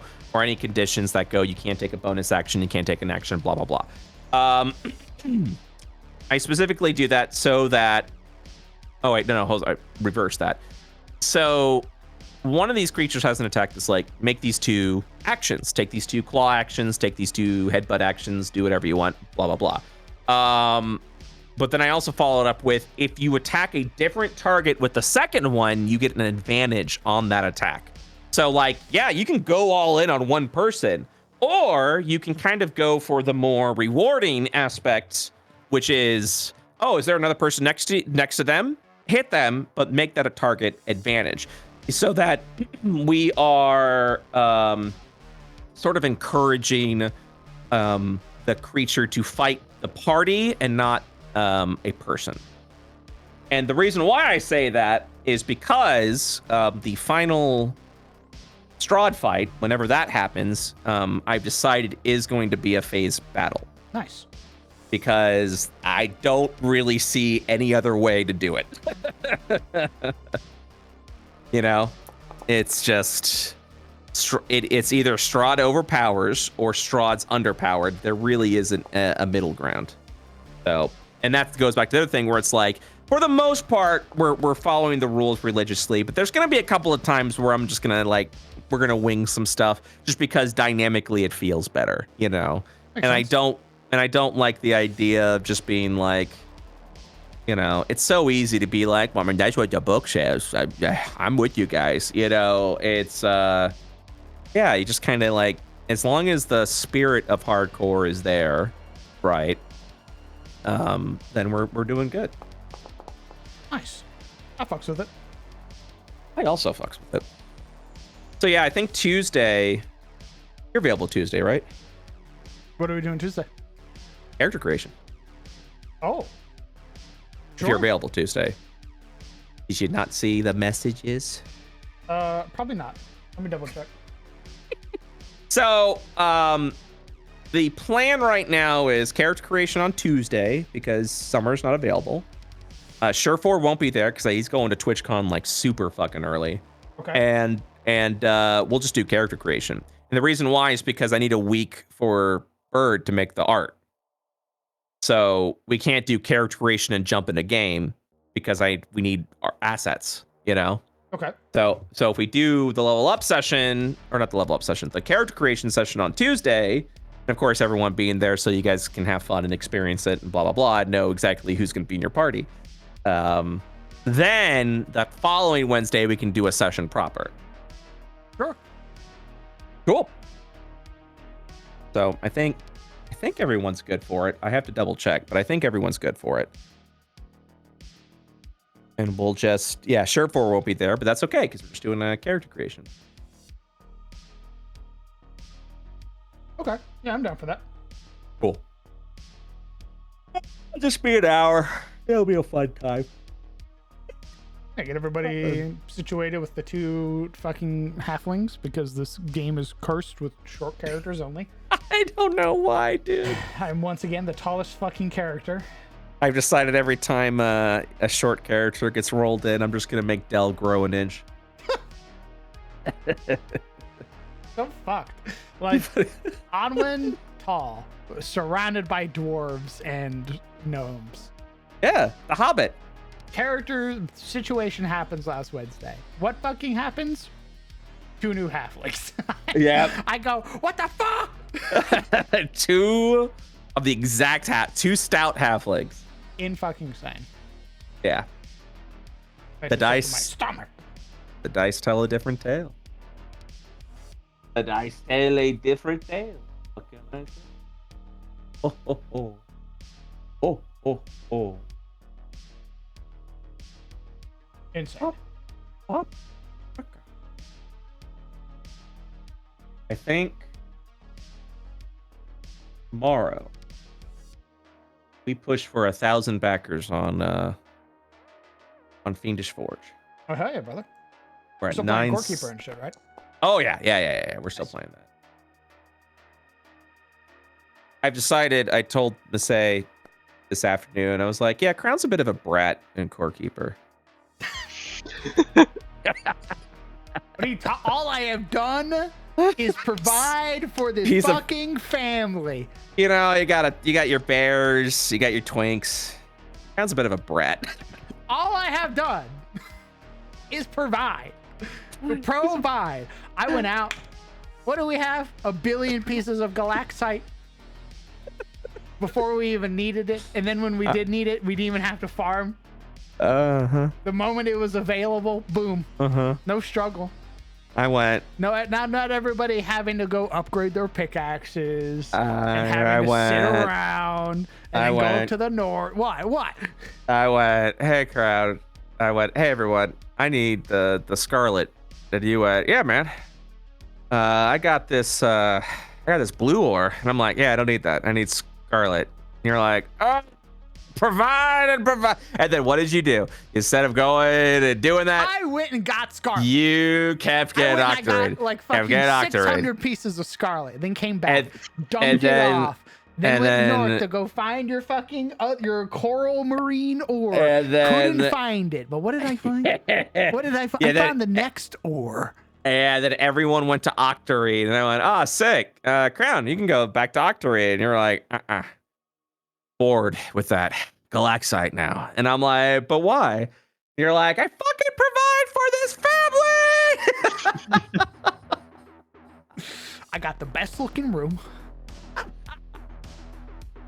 Motherfucker, try to build the best looking room because I provide for this family. Yes, I try to provide try to build a rec roof. Crowd goes, oh, this looks more like my room. And I went, huh? You're like, I don't know what that small shit was, but yeah, man, I'm here for the whatever this is. Points at the giant fucking room. And I went, room now. I'm like, but that's in here now. And I went, but Crown, that's where the orphanage goes. And you're like, fuck them kids. The fuck fucking them kids. I know where they belong, and I point to the fucking conveyor belt garbage disposal, and I go, right there. There's the fucking room. Absolute brat bear. That's right. That's right. That's right. I provide. I am a provider. It's so good. That shit cracked me up. I don't remember what we were doing when we left off. I just know we killed a cool bird. Ass legendary sword. We killed the bird. Oh, that's right. We killed the lightning bird. And then we're gonna kill him again so we can get his chest. Nice. Oh yeah, because I got a trinket from him that lets me like teleport and shit. Yeah, I went from like a shit. full strength build to like a dex build. Awesome. Ew. Well, I got the cool ass like lightsaber, and I was like, well, I yawn. have to use it. So, and it requires you to like be fast, like hit all the guys before they hit you. Fair.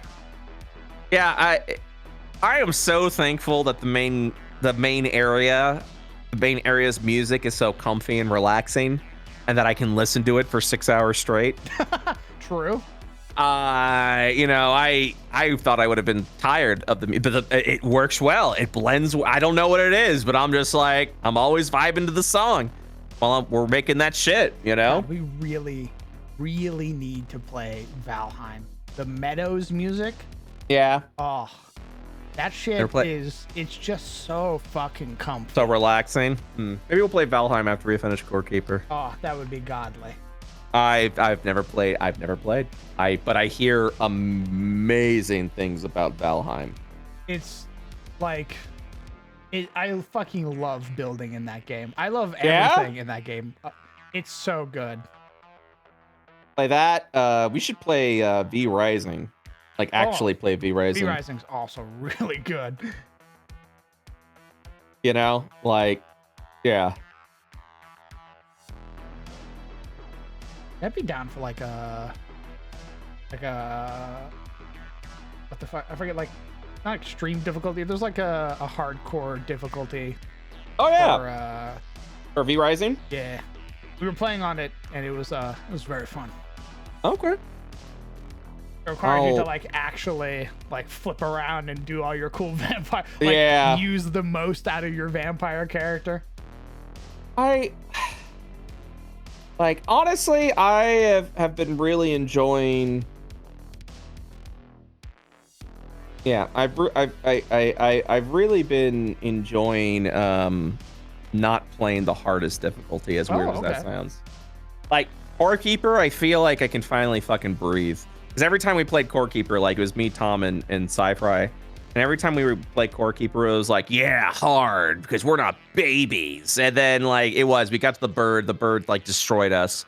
And that was after I was like, let's skip ahead, let's get all the gear, let's do all this shit. I spent a week getting this elaborate factory that gathered all these materials back to our base. I was like, let's fucking go. And then we couldn't clear the bird because hard difficulty is only more hit points and more damage. And I'm like, I'm like, boo. Ooh. Boring, lazy, stop it. So I was like, the lazy workaround. Well, it's why, when we played Terraria, Calamity is fun because it adds mechanics and shit like that, you know? It's just it's yeah.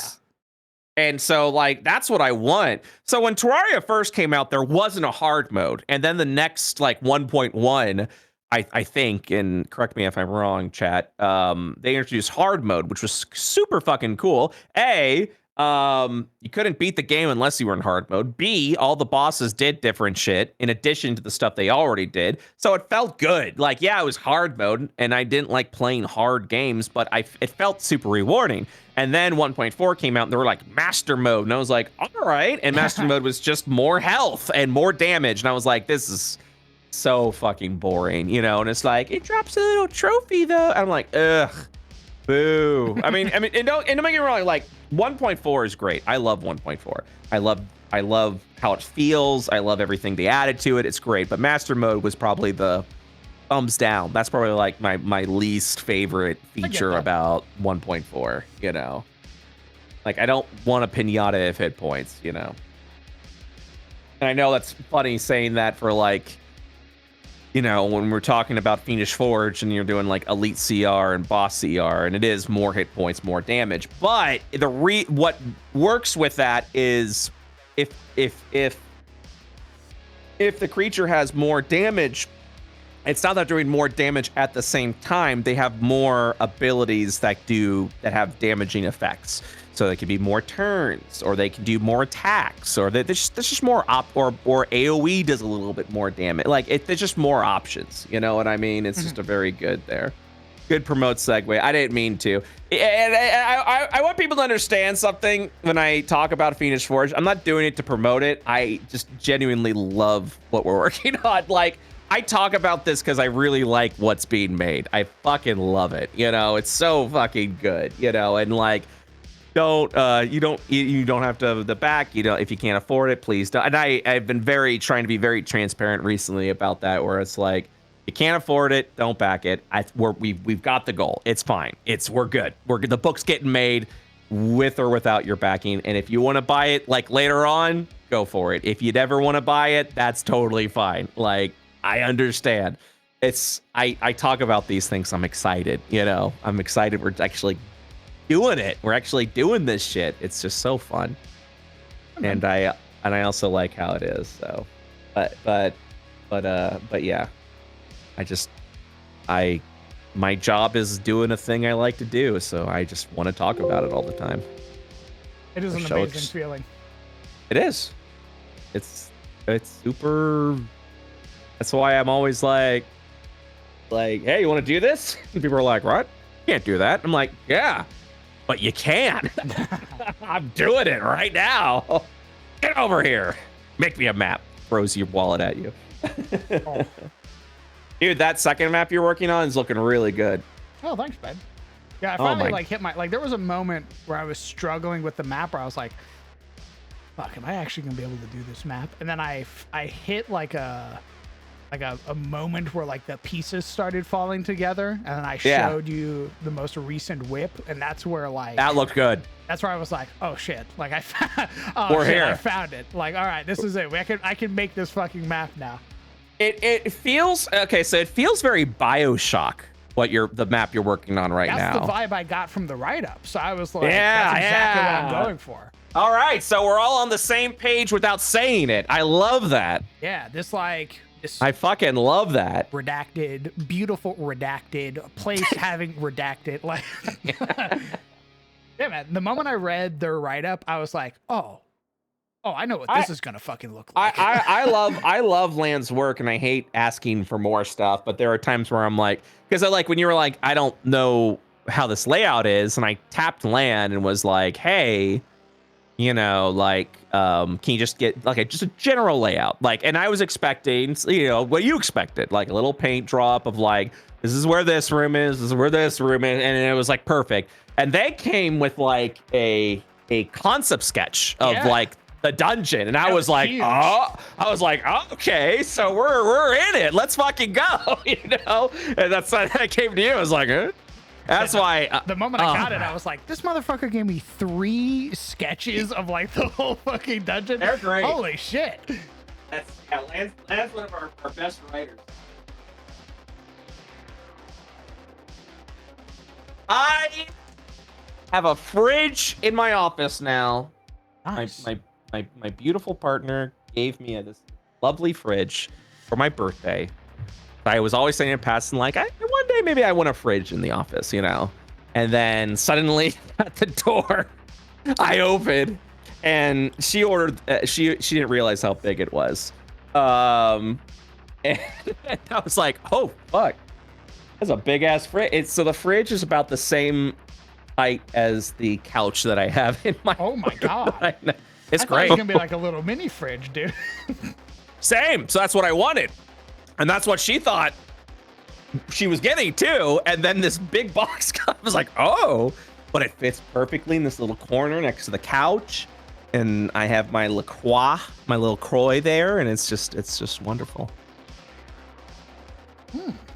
But yeah, we're going through a fun little transition right now where, you know, I have to I'm advertising the books. And it happens every time we crowdfund, and I get it. Like, I understand the frustration of being advertised to. Where it's just we're just as a community kind of transitioning a little bit. And the reason why is because I don't trust Twitch subs. I mean, not saying like I love everyone who subscribes, but I can't guarantee it as a stable income. I can't guarantee YouTube ad rev as a stable income.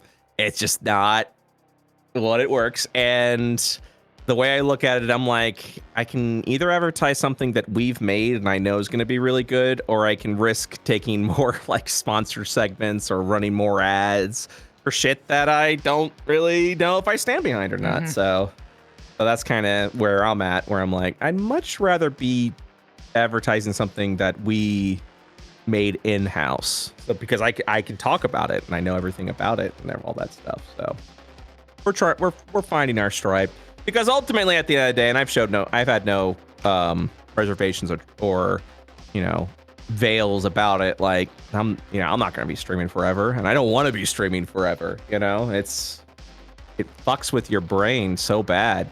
So it's just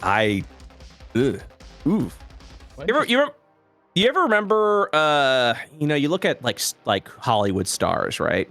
And they keep doing like this crazy shit, and you're like, oh my God, what a weirdo. And then you stream for like a few years and you go, I get it. you start to lose your mind after a while. I fucking get it. Yeah, there was a period of time, probably at the earlier point of this year, where I was like, damn. Like, I just sort of sat back and I was like, I don't really like this all too much. Yeah. No, I like it when there's nothing to prove and there's no money involved. I like it. You know, when I like it when I can stream, when I don't have to worry about how many subs I get, or like or you know, how much money can I make on YouTube. Like that's when I have the best time, is when I can just leave that shit at the door. It's a little extra income, which I still very much appreciate, you know, but like when I have to make it my entire living, it really fucks with you, you know? And then you start being like, well, what am I doing wrong? Am I not good enough? Blah, blah, blah. Has the train left the station? Am I wasting my time? And blah, should I look at something else? You know, you really just get in your head. But now, I do it to do it. You know, we play games online, which is really great. And when people have a good time, that's great. And it feels good because I don't have to be like, hey guys, I need you to like subscribe, or I need to do a subathon, or I need to do I hate that too. I don't like doing that, you know? I think my favorite is, I love, like, so it's a double-edged sword. I love streaming because I can talk to a bunch of people, and that feels super fucking cool. I hate when like pay time comes and I'm like, ooh, my wallet. Fuck. Yeah. And I'm looking at my bills and shit, because I just like hanging out with chat. Like, there are moments where I'm like, I just want to sort of get online and just chat to like 50 people. And just fucking hang out. And like, while I'm doing the most mundane shit, because I like talking to people. I fucking hate this weird like feeling that comes along where it's like, ooh, hey, this is your job. Yep. And it sucks. You didn't make enough to pay rent this month. And I go, oh, fuck. it fucks with your brain, because then you have to be like, well, how am I going to make this money? You know, and then you do like, and anyone who does a subathon, like, I get it.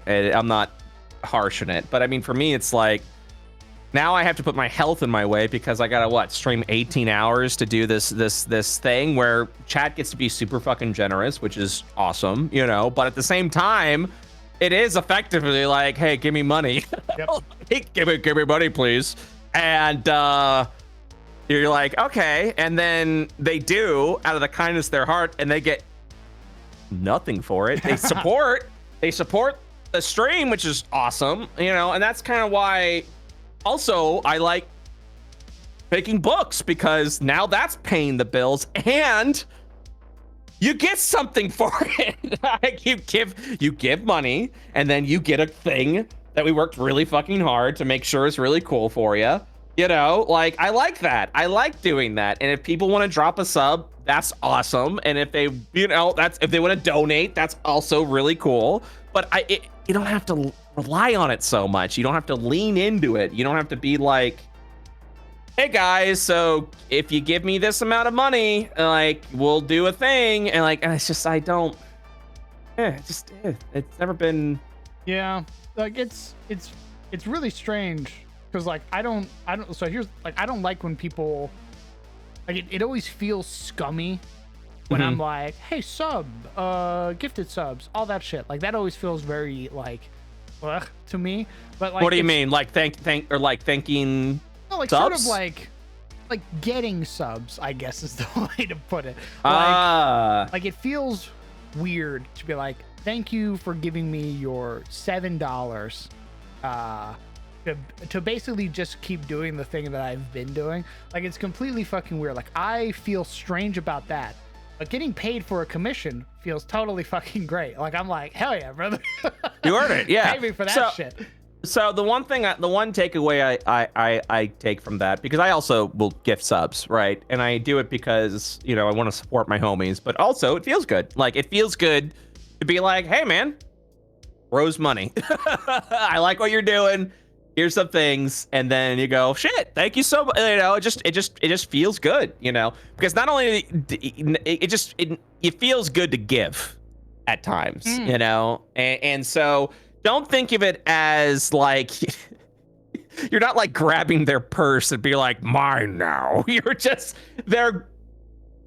If people want to give you money, it's because they want it. You haven't forced them to do it. You know, they want to do it, and it makes them feel good to support something that they enjoy. You know, I think that's ultimately at the end of the day that, you know. It's all that. I think that's just been the biggest thing, is that it's always felt like a, hey, I'm taking your, what fucking show is it? Where I'm like, I take your wallet, I take all of the cash out of your wallet, I take like a couple of your bucks and I put it back in your wallet, I put your wallet back in your pocket, and I go, thank you, and then I leave. Like. Yeah, and it's not like that at all. Because if someone didn't want to give it to you, that money, they wouldn't, and that's okay, you know. And that's also why we also say, like, you don't have to give, you don't have to sub, you don't have to do any of that shit. And, you know, especially like from my personal experience, is like, I enjoy the fact that we're making this stuff. I enjoy the fact we're making books so that we can continuously have shit that people have free access to, you know. Like, yeah, all my YouTube VODs are, you have to be a member to watch it, but all my Twitch VODs aren't. You can just watch it for free, you know. And it's because I don't want to jam up my YouTube with a bunch of bots. That's just me personally, you know. Well, the live VODs now, not the videos we upload, obviously, not the videos we upload. The videos that we upload they're videos, but the live streaming, I'm just like, yeah, if you want to watch, if you can't wait 2 or 3 days until we release this a little more edited and cut down, Like, yeah, you can give me $5 and you can watch it right now. I don't want to show it to anybody, but if you're gonna give me money, then that's a little reward for you. Like, you enjoy. So like all like the Core Keeper VODs and stuff like that, I have behind a paywall, but you can still watch it on Twitch. It's just yeah, you're still getting something, and it is. But also, like, World of IO is not a gameplay channel; it's a D&D channel. It's a TTRPG channel. So I don't really want that shit, going through the algorithm and being like, this guy plays video games, and I'm like, no, but I don't. Yeah. So I always feel bad because I'll get like new followers and shit when I play a video game. Yeah. And at the end of the stream, I have to be like, hey guys, I'm not a variety streamer. Like, Yeah. I want you to understand 90% of the content on my stream is going to be D&D shit. Like, you're going to watch me play with Legos on my screen for like 5 hours, trying to figure out how to like get the average of a 2d6 plus 4. Like, like, the video game stuff is when I'm feeling frisky. The 90% of that shit, you're gonna watch me roll dice. 1 second. While talking to the crowd, I want to work on my factory, so I'm going live. Nice. Oh. Thank you, Chad. You guys are incredibly kind. Your continued generosity through the almost 3 years that I have been streaming now has been unfucking paralleled. It is insane. And I literally would not be able to do the things that I love doing without you guys. So I am incredibly grateful. I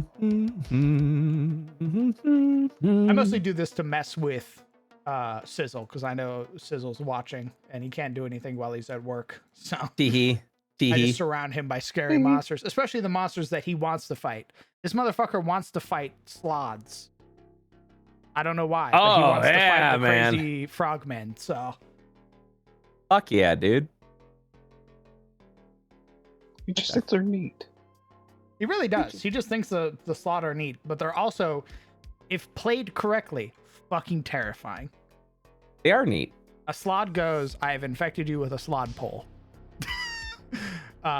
In due time, you will not be a person. Enjoy the Slod. Okay, I'll be right back. You got it. Yep. DC 14 con saving throw or be infected with the disease. A minuscule Slod egg. A host can carry only one Slod egg to a term at a time. Over 3 months, the egg moves to the chest cavity, gestates, and forms a Slod tadpole. In the 24-hour period before giving birth, the host starts to feel unwell. Its speed is halved. It has disadvantage on attack rolls, ability checks, and saving throws. At birth, the tadpole chews its way through vital organs and out of the host's chest in 1 round, killing the host in the process. If the disease is cured before the tadpole's emergence, the unborn Slod is disintegrated.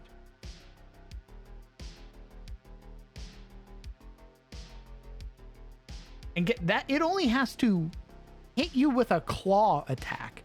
So it rolls to attack Oliver. That's a 25 to hit. That hits Oliver. Oliver now needs to roll a Constitution saving throw. Thankfully, he succeeds. So he's Gucci. He doesn't get infected with a Slod tadpole. But guess what? Every time it attacks, you have to make that saving throw.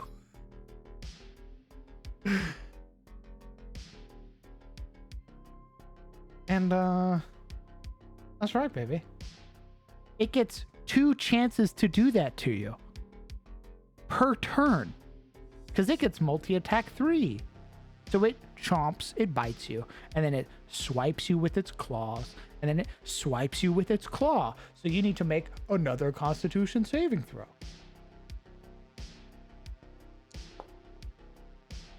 Succeeds, thank God. No tadpoles in his chest.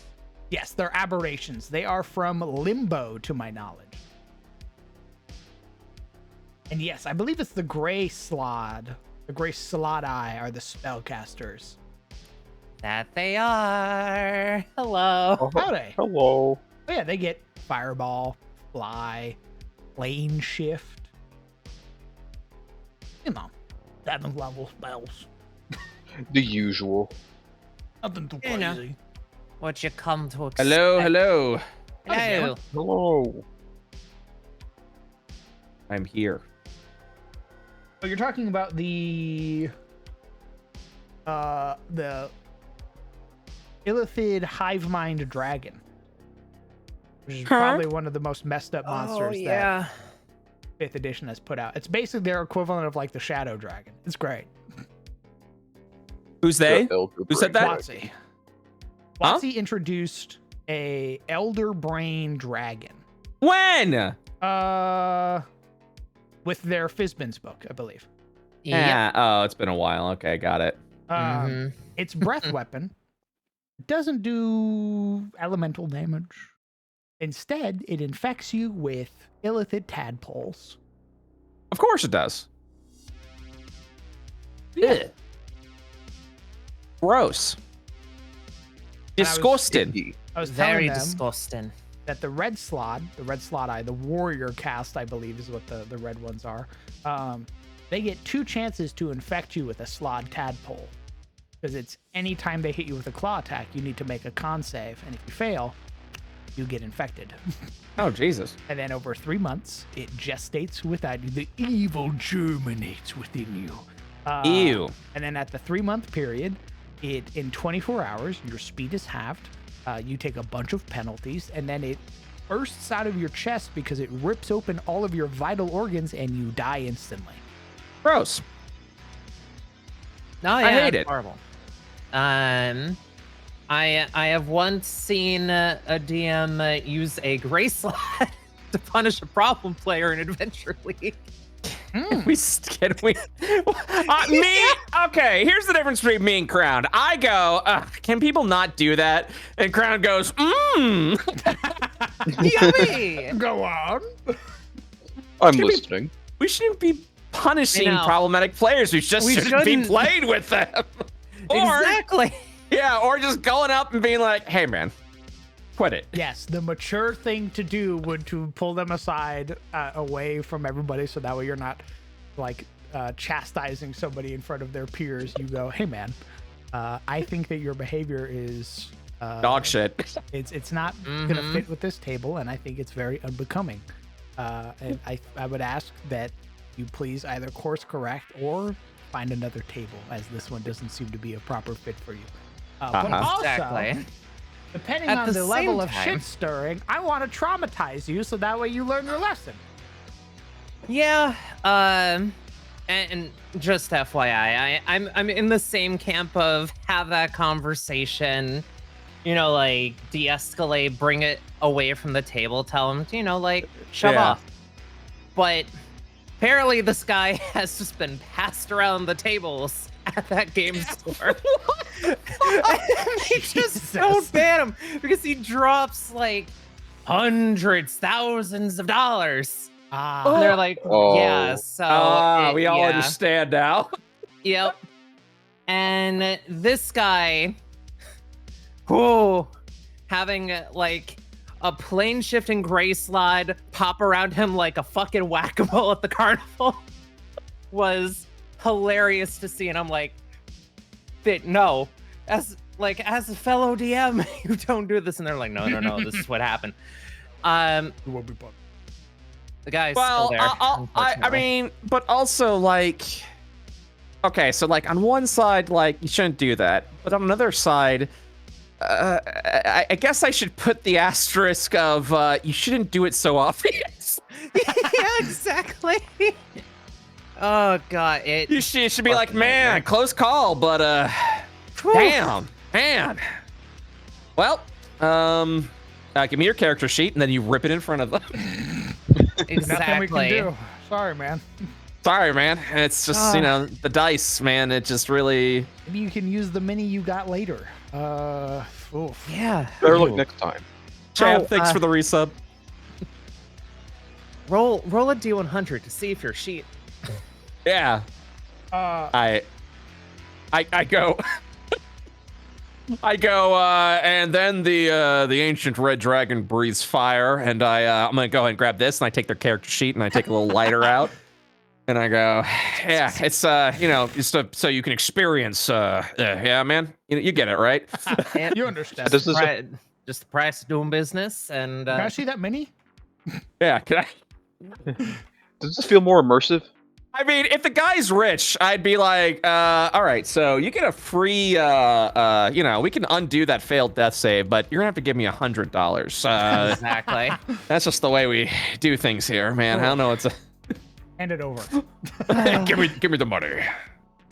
Listen, I'm joking, guys. I'm joking. All right, Exactly. don't look at me that way. It's just this is where my humor comes from. It If prevents me video from game- crying. If video game companies can abuse whales, so can I.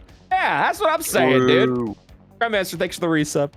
Yeah, that's what I'm saying. All I'm saying is if a company that makes millions of dollars every year can do this, and then they get a little sad because their profits were down 2%, I can tell a player to give me $100 so I don't kill their character. I don't see what the problem is. What is the? I don't get it, you guys. I don't understand, I'm man. not out of touch.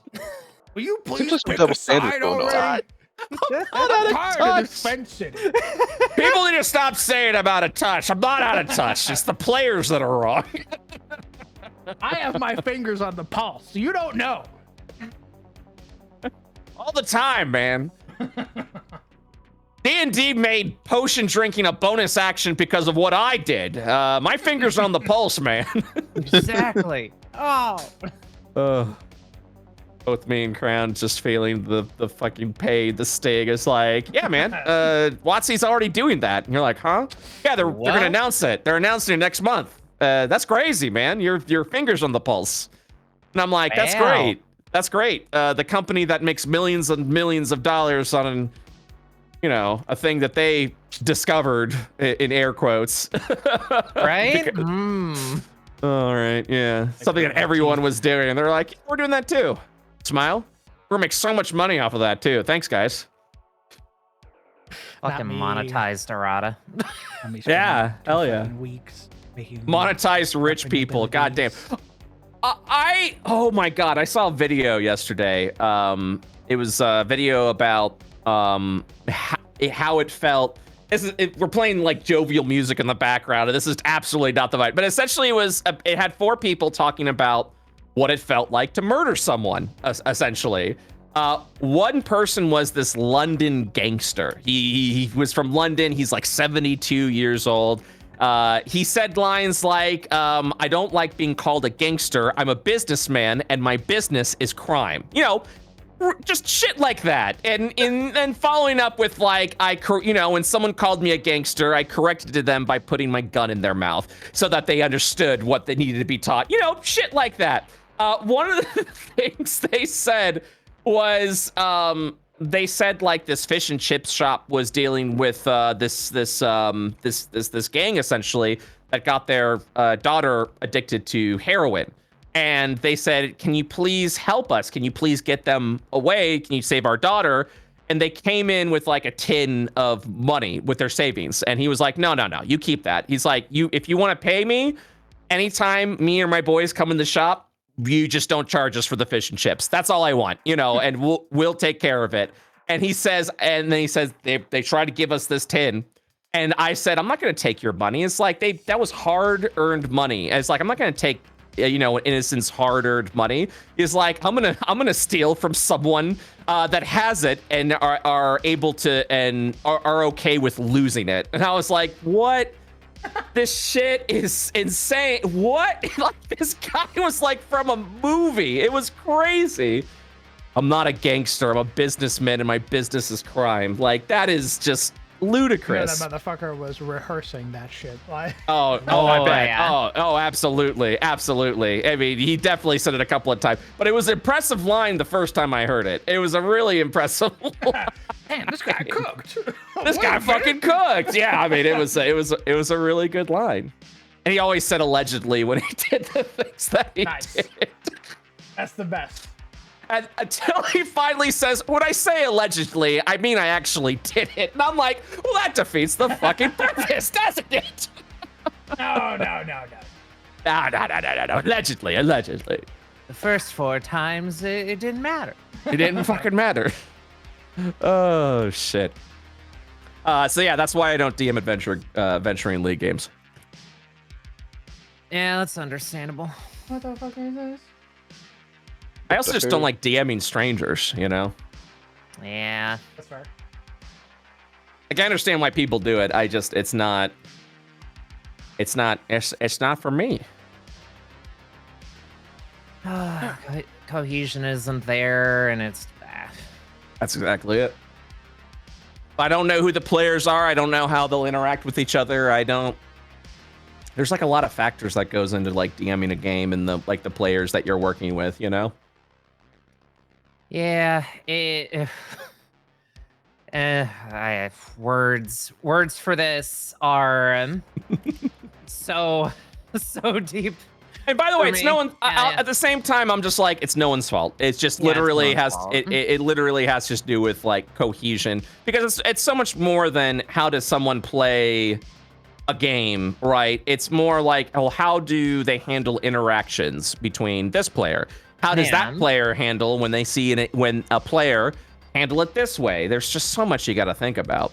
Yeah, there is. And I mean, especially like if you're dealing with, if we take Strahd, for example, if you're somehow doing Strahd at Adventure League, I've seen people try. Some try. You can't always keep on top of everyone's like lines, their veils, you know, their phobias, because people expect certain things, and it's messy as all get out. It's ugh. But yeah. Like Crown, I can I know what Crown's gonna do before he knows what he's gonna do. Smile. Yeah? Yeah, I'm kidding. Let's hear it. What's up? Hey, what am I gonna do? Yeah, Prove it right now. That's it. I'm complaining. Dell's gonna cut off his other arm and be like, "Did you expect that, DM?" Good shit. Good shit. What am I doing? What do I want to do? Okay, I definitely want to clean shit up. Crown, how's the map work doing? I'm not working on a map. I've been making monsters. Oh yeah, monsters. That's right. I always just assume you're doing a map work. Now, my map is the maps I need to do are done for prep. Good. So aside from working on the commission, right now I'm just I've been that's what I was sort doing. of updating older monsters. Oh. Which monster? Well, I know you were doing Slatty. There's Slad in 5e though, right? Yep. Okay, I thought so. When I say updating, I mean like adjusting all of the wording and everything. Because certain conditions on my game don't operate the same. So like players can't be paralyzed, they're debilitated, they can't be stunned, they're reeling. Monsters can still be paralyzed, can still be stunned, but players, they get a different condition for that still keeps them in the fight, but you still suffer the disadvantages of those negative effects. So I have to go through monsters and sort of prune or adjust or sort of like add certain conditions, like, oh, this creature gives you stress when it hits you, or this creature bleeds you because I use damage over time effects and shit like that. That's what I'm doing. Cool. Hey.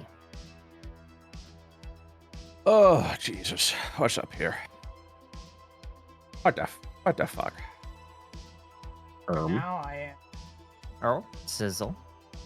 making 2 antagonists, not with the intention of them being fought, but Just in case. knowing the party, there's a potential. That's exactly it. Ooh. Modular frame time. Yummy. I'm not saying the party's gonna fight them, but I'm not saying they ain't. Well, I've heard the The party option was there. on several occasions be like, "Oh, we could just fuck off," and then the other half's like, "We need to put these people in the dirt." Put them in the Oh my ground. god, So what? I'm like, okay, I need to stat out. I'm these gonna guys choke a now. bitch. I mean, how could you not have him stand it out? Even Ryla was like, that guy's a legend. There was a point where I was like, well, maybe this is like, because I always sort of treat NPCs, even if I give them stat blocks, as still Yeah. NPCs that can be like negotiated, like Okay. talked down out of a combat encounter and shit like that, bribed, reasoned with.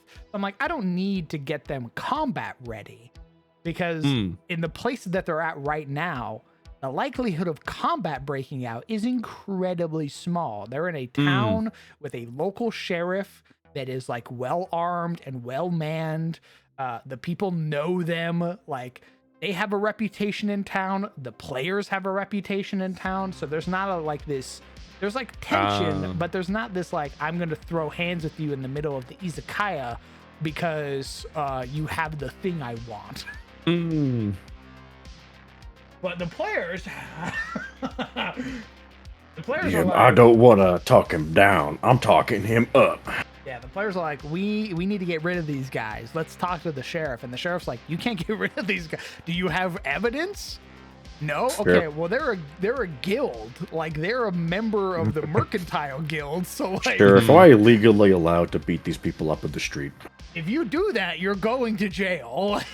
Come on, just for us, Come just on, once. man. Just let me Surely slap him I've around got a little bit. the mug card from you, man. Like, just one. It was Jesus. just a bit. Ah, there Just we a go. little- Just a little scuffle. Just a little guy. Oh, now, come on. An A. Yeah, I don't want to talk about a fight. I want to cast choke. Cast choke. Yeah, he's a little bit of a psycho. Who's he? Yeah, the character he's playing. Oh, gotcha. What? He's not that psycho. Like, I mean, his Jessica power. Killer. I don't understand. Guys, he's psycho adjacent. I I'm don't just a cute little guy. Yeah? Even cute little guys can be psycho. Hey, Brett, how many psychos have you met that were cute little guys in your experience of DMing? I feel like I there's a don't- history. I don't I of just wanna- that. watched I know. a fucking short from the World of Io where a cute little character goes, I pour the acid in his many- eyes. And I There go, it is. Oh, I can tell from that accent alone it was summer. No, it was What? Lily Pichu. Yeah.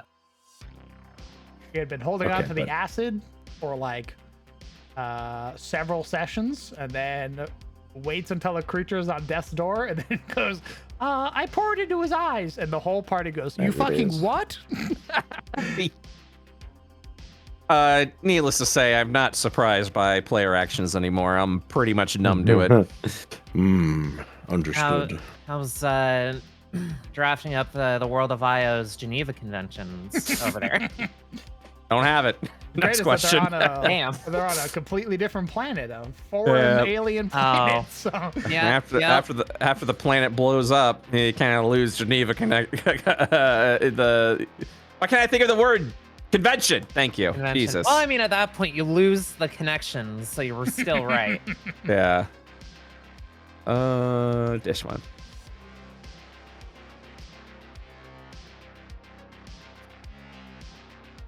I need metal. Yeah, but I can't be blamed for my actions. I dumped wisdom. My wisdom's too low. What did you expect from me? Yeah, it's an 8. DM, you don't honor alignment rules, so that's on you. Well, darn it. They had it coming. Jesus. I would like to know in what world. Brett, Grayson said they're mean, and I didn't bother to ask her for proof. You're going to Haynes Yeah. Keep. I didn't really bother asking for cannot wait. confirmation. I cannot wait until the party fucking goes and they kill Kane and they kill Marshall, and the Early. sheriff shows up and he goes, "Okay, where's your fucking evidence?" And the party goes, "Well, our friend who ran away, who is technically a problem child, ran away from their loving family and Where is like, Half Foundations? Look. Oh, sorry. Go on. I'm not saying I'm in the right. vanished for like half a decade, came back and probably got in trouble with some bad men, said they were bad."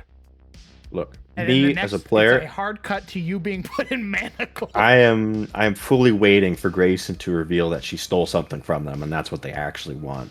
Okay, but me as the character is like, well, my friend said they're mean, so they must be mean. Why would I doubt what she said, even though she's been gone for several years? God damn, dude. Yeah. I'm sheltered. Yeah, man. shelter. I'm a 20-something little cat boy who never seen the world before. Cool.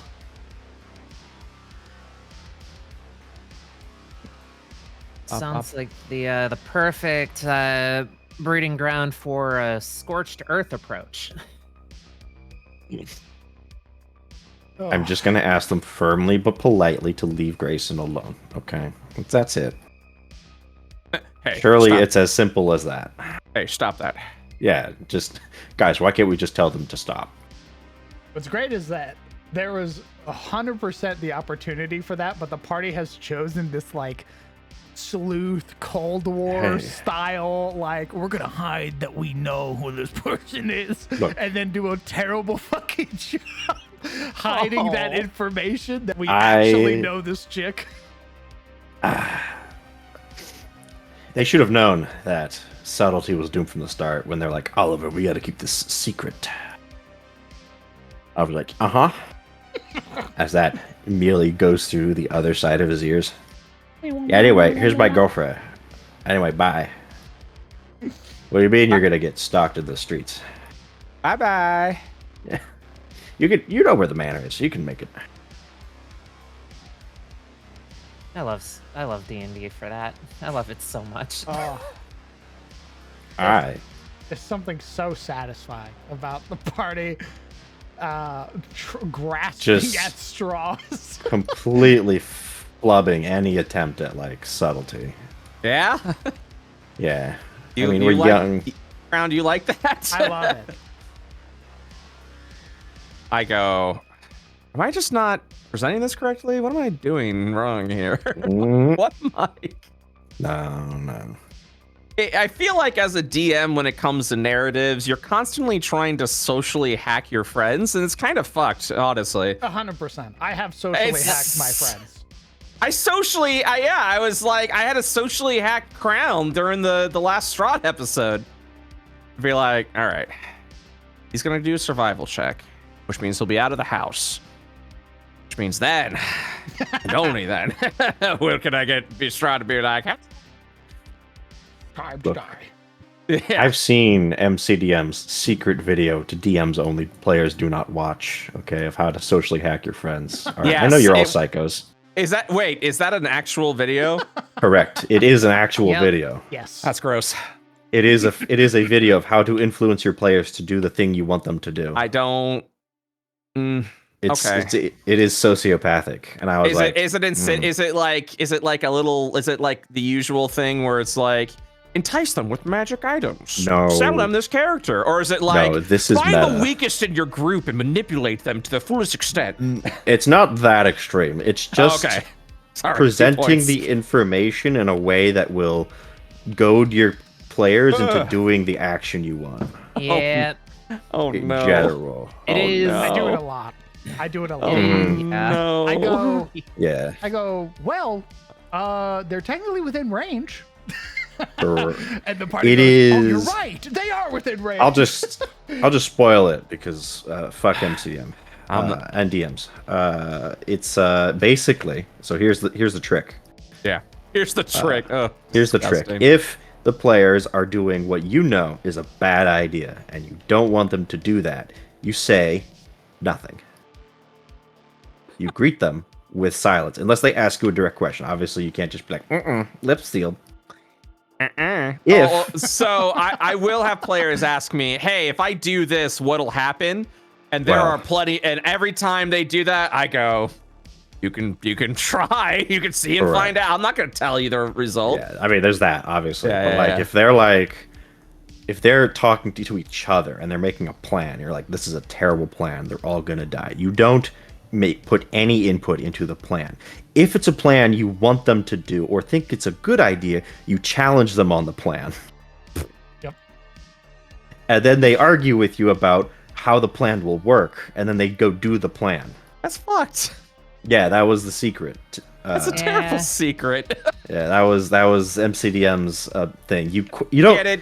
be like, Dude's that'll never obviously work. done good. He's got popularity. I don't know anything about MCDM personally. I know he's old school. That's all I know about him. I want you to know it works incredibly I'm well. sure it does. And I'm not saying it doesn't. I'm not saying it's a bad thing. I don't know. It's fucked, just but it's- it I works don't- very well. I don't like the idea of doing that. I don't like to go.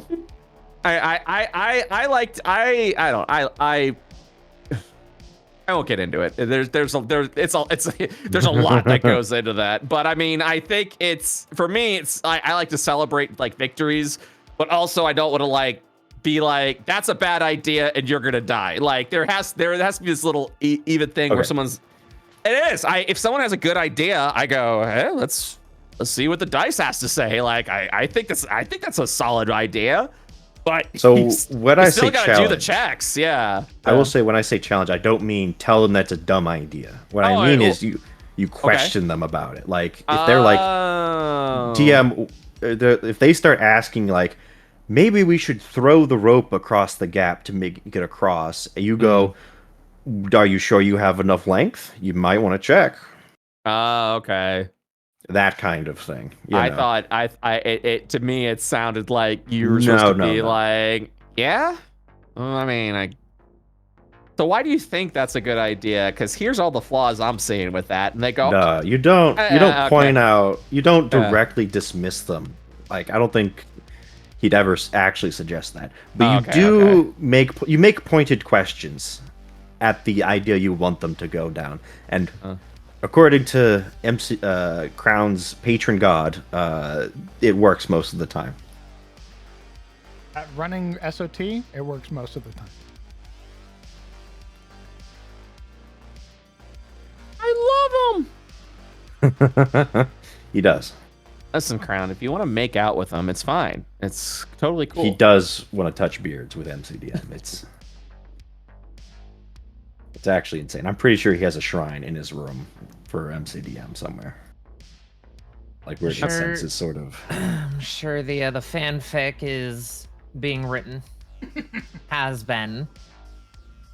The only look reason I could play my silly custom class is because Matt Koval wrote it.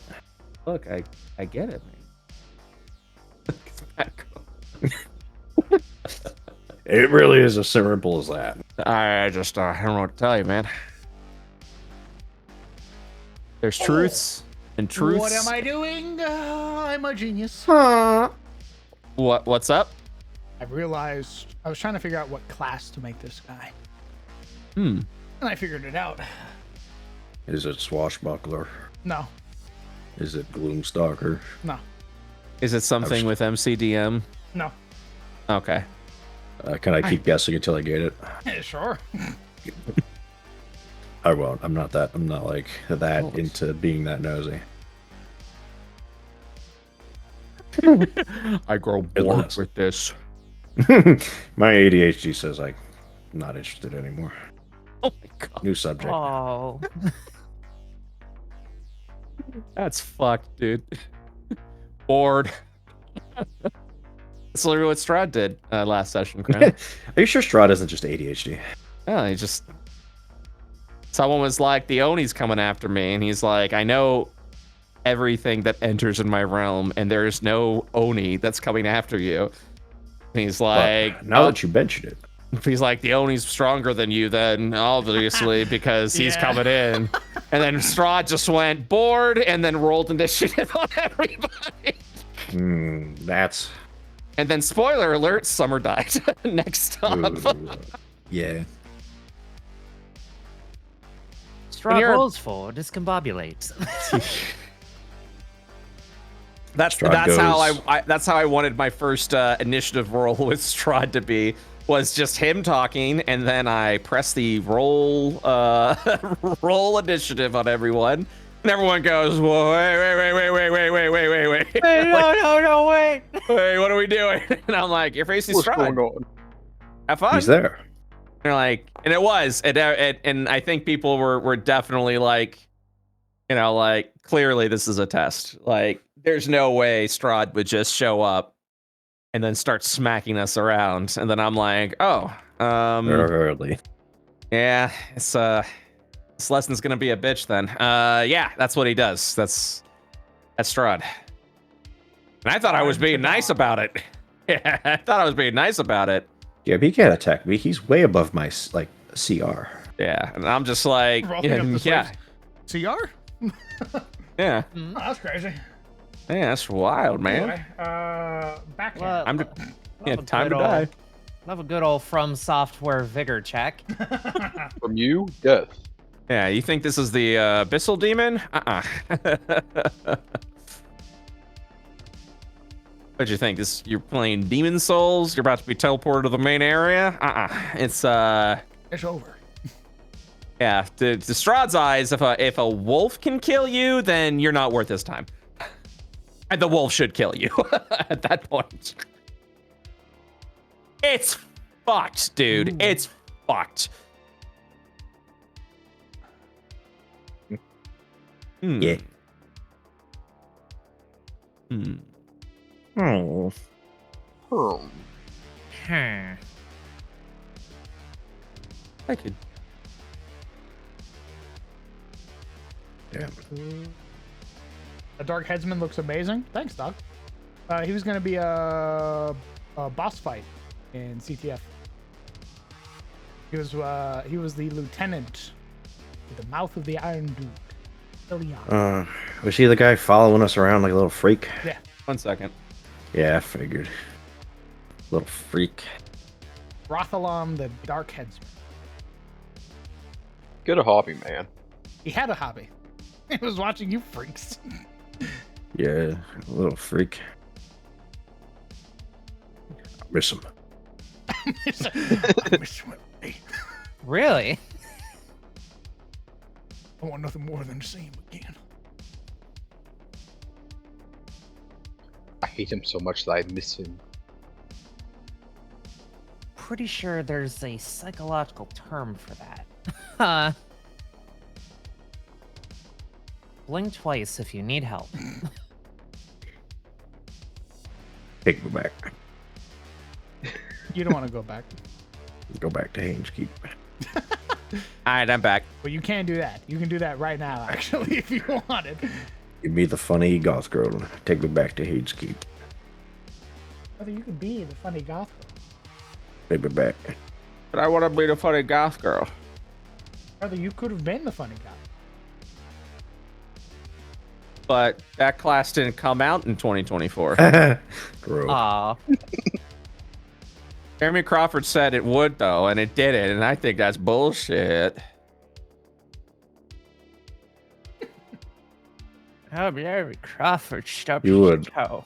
Jeremy Crawford said the funny goth girl was coming out in 2024. I was like, really? And he was like, mm. And then it didn't happen. Liar! Tired of his lies. Here, I'm gonna build Chris this guy Cox off is- stream. oh, Well, yeah. Wait, what are you doing? What are you doing off stream? I'm gonna build bad guy off stream. Ooh. I could leave. I need to not see the That's dreaded secrets. Okay. How I'll fucked? just build him I off could stream. go. That's How fucked would it have been if Crouch was like, "Ah, that helps out a lot, man." Later. fine. Thanks. Yeah. Fuck off. I mean, he could if he wanted to. Like, I didn't want to be that he guy, is- but you know, and then he flicks you off. Get the fuck out. Oh shit. Server mute. Yeah, can you cover your ears and kind of neener? Yeah, just build them off stream. It's fine. Because I want to work on some stuff. You gotta do RuneScape. You can chop some. You can chop some trees. Yeah. Could go work on. We've been streaming for close to 3 hours.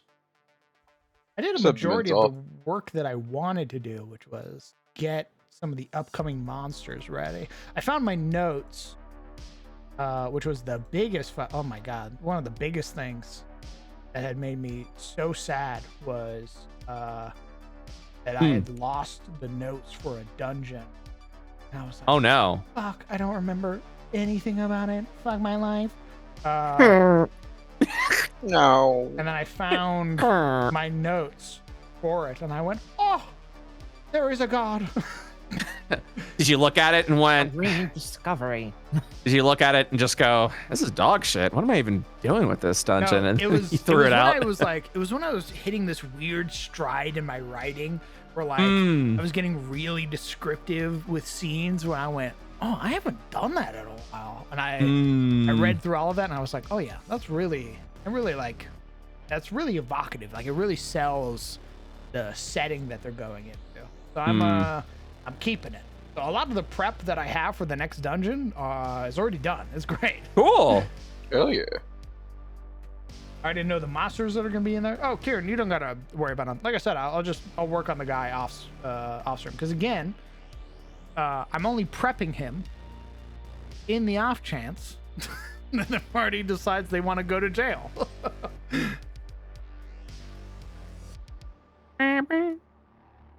No, we only go to jail if they find the body. Huh? You are correct. That is correct. I mean, I've Just played saying. Morrowind. Very, very different. The moment I enter a house in Morrowind, there are no guards in that house. Yeah, I can kill whoever I want. The minute I leave town, it's PvP zone. And PvP That is true. on. I want you to know, though, you have somebody in your party that would not let you do that, and you would immediately be in conflict. What the fuck? Two people in your party that would immediately put They you in don't conflict have with the to rest know. of the party. They I'm don't a have to know. fucking- How the fuck are you I'm gonna a take psychic. them out? I'm a psychic. They don't got proof I did anything wrong. I will repeat what I said last time. They don't have to know. They don't have to. I would love to see you reason that out. I can Classic choke. paladin logic is going, hey, oh man, can you go to like, I don't know, like a church or something, or like get us some supplies? Yeah, just like for like, yeah, you don't have to know, because Oh, it very man. much was like playing a paladin in 3E was like, oh, did you do something remotely evil? You're done at being a paladin. Oh, You're shit, stripped of man. everything. I Yeah. left my wallet in the tavern. Could you go get it? So a lot of the times, I paladins. would love you to try Yeah. and persuade Logan to fuck off Yeah. in your party. Oh man, Yeah. I just I caught this fish, but I left it at the beach. Logan, could you go get it for me? Can you get that for me? Thanks. Rylan too, Thanks. please. Yeah, Leaving right. the two squishies and the rogue to fight Yeah. the two people, please, and hope to Yeah, yeah. God that their saving throw doesn't succeed through choke, and you get fucking I dumpstered. cracked my knuckles. This is Oh, what's yeah, called a gamer move. 9 strain. But That's that's right. exactly what it was. You just be like, hey, paladin, can you go? Yeah. We need to get some rations. Can you go? Look, you Can know what go- the rogue's gonna do when he says you should leave for Well, no that's why the particular rogue doesn't reason. say it. That's why the rogue tells Right. the fighter. Well, what I made is when the wizard says it, that's Yeah. when you need to start being worried. Yeah. You're like, oh no. Didn't you play a paladin in that had that situation happen to you, Brett? Yeah, and I left the party. Nice. Yeah. Yeah. So what happened was, it took place in like an alternate future of Earth. I've talked about this before. Like Catholicism was dead. This new religion that was kind of a spin-off of it was spread. Which were called the bishops, and my paladin was an aspiring bishop. And so I was doing, the lawful good play, and we found this like ancient treasure in Egypt. And I was looking at it, and I got like bad vibes as a paladin off it. It wasn't evil, but like it definitely had some The potential. It definitely looked like it was trapped essentially, but it was worth a lot, and they wanted to figure out what it was. And I was like, you should leave it alone. There was a reason why it was kept. That's what it was. I was like, there was a reason why it's here. So we have to, leave it alone. Like, I get it. You want to get rich, but this isn't the way to do it. And so they went, nah, I'm going to keep it. And I went, fine, whatever. And so we went to an inn. They went to go do something. I forget what. And I was sleeping. And I don't know if they were there or not. No, I think they were there. And they were there. We were sleeping in the inn. And this relic starts steaming this poison that quickly fills the entire inn. I'm a paladin, so I'm immune to disease and poison, so it doesn't affect me, but I see it happening. And I immediately wake up. I get everyone out. I think the party might have been unconscious at that point because of the poison, but they were stable. I didn't have to worry about it. So I was like, all right, puts them down, goes in, and I start scoping it out. Everyone in the inn is dead. Everyone in the inn's dead. And I just go, this is a tragedy, and this could have been avoided. And I tell the party after I, bring them back, and I said, you have brought a curse upon this land. You should have left it there in the pyramid. And everyone was like, oh, weird. Well, okay, did you get it? And I was like, did I get it? No, I didn't get it. That's that thing's or either I didn't get it or I destroyed it. It was so long ago. But essentially, I was like, no, I didn't get it. I was like, well, we need to get it so we can figure out what the hell, why it did that and what's it supposed to do. It's a key to something, right? And I was like, if this is the way you're gonna do your business, I'm gone. I just saw this little relic, this little trinket, kill an entire inn of people. So no, we're not going to do that. In fact, I would like to destroy it. And they were like, yeah, you're not going to destroy it. And if you destroy it, we're going to stop you. And I went, then you're on your own. And I left the party at that point. Yeah. And immediately at that point, I started trying to bring back Catholicism, like the old religion, because I had found like a Bible or something. And that's just my character, that devout religious that was like, these greedy bishops, we need to go back to the old ways. I was a villain. I was a lawful good villain. That's who I was. And the party heard of my exploits, and I was in the desert for whatever reason. I had just killed a young black dragon. No, a young blue dragon. Or it might have been an adult blue dragon. I killed a blue dragon with like 2 minions I had that were bishops converted into what I called my cardinals. The bishops were adorned in like this blue armor, and the cardinals had red armor with our emblem being a thorned rose. And so in 3rd edition, there was a feat called leadership, where you could actually just recruit people, and you were just a roving army. Like that was your character. And so because of leadership, I had recruited like 2 level 3 fighters or something on my side. And so we were just going around doing what we need to do. The party comes up. I'm a paladin, by the way, with a shotgun. So the party comes up and I go, yeah? And we fight. Me and my cardinals win. I spare their lives because I'm not an asshole. I mean, I am an asshole, but I'm not obvious about it. And yeah, and it was just such a fun time. It was the great way to do it because I was being my character. I was being the lawful good. I was helping the people. I was helping the masses. And the end of that campaign was I marched on Rome. And because there was this new Pope of the Bishops or whatever the high leader was, we fought. I killed him. I became the new Pope of the revived Catholicism. And I ended up getting this book that the other party found because of the trinket that would have unlocked this ancient Egyptian tome. And so I would have ended up, because I would have amassed this army, I ended up defeating the players, the other players. I ended up I think we did like a what if, essentially. We got to a point where we had to stop playing. So we did, what if I did this? What if I did this? What if I did this? And it came down that I would have apparently killed the party. I would have marched on Rome. I would have killed the leader of the new religious order. Everyone would exalt me and say they have freed us. He's freed us. He's freed us from tyranny. You all hail the high Pope Davis was my name. And I would have been made the High Pope. I reluctantly take the garb and everything, go through the ceremony, and became the religious leader of the free world. And because of this, my character got a little suffered a bit from grandeur. So I had the book, this ancient tome, and I was like, clearly I'm chosen. What's wrong with just a little bit more power if it helps everyone? Oh. And then I opened the book to read the forbidden words, and I would have died there on the spot. Thanos nice. Immediately. Yeah, which is the perfect ending for my character. Like, it literally, the way it was described was, I would have opened the book, I would have started reading, I would have been like, yes, and I would have started getting this power where essentially I was going to ascend into a god, but I'm not a god, I'm a dude, and I would have just evaporated into dust right there, bringing the world into a new dark age because there's no... Jesus.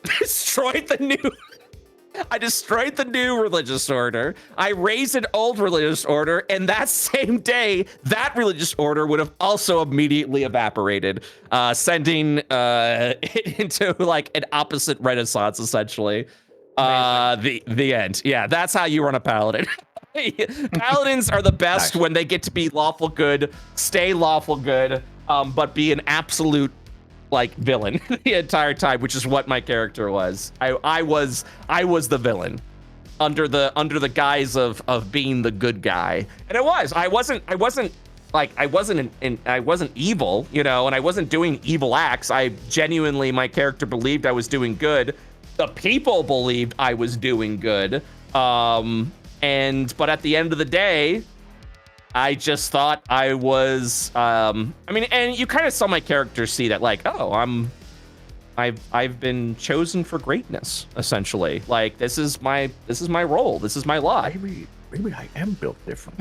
and from the very beginning, the moment I found like the old, like one of like the old Bibles, I was like, oh, this makes a lot more sense to me than whatever swill, you know, that we got right now. Like, Man, and I hate the sequels.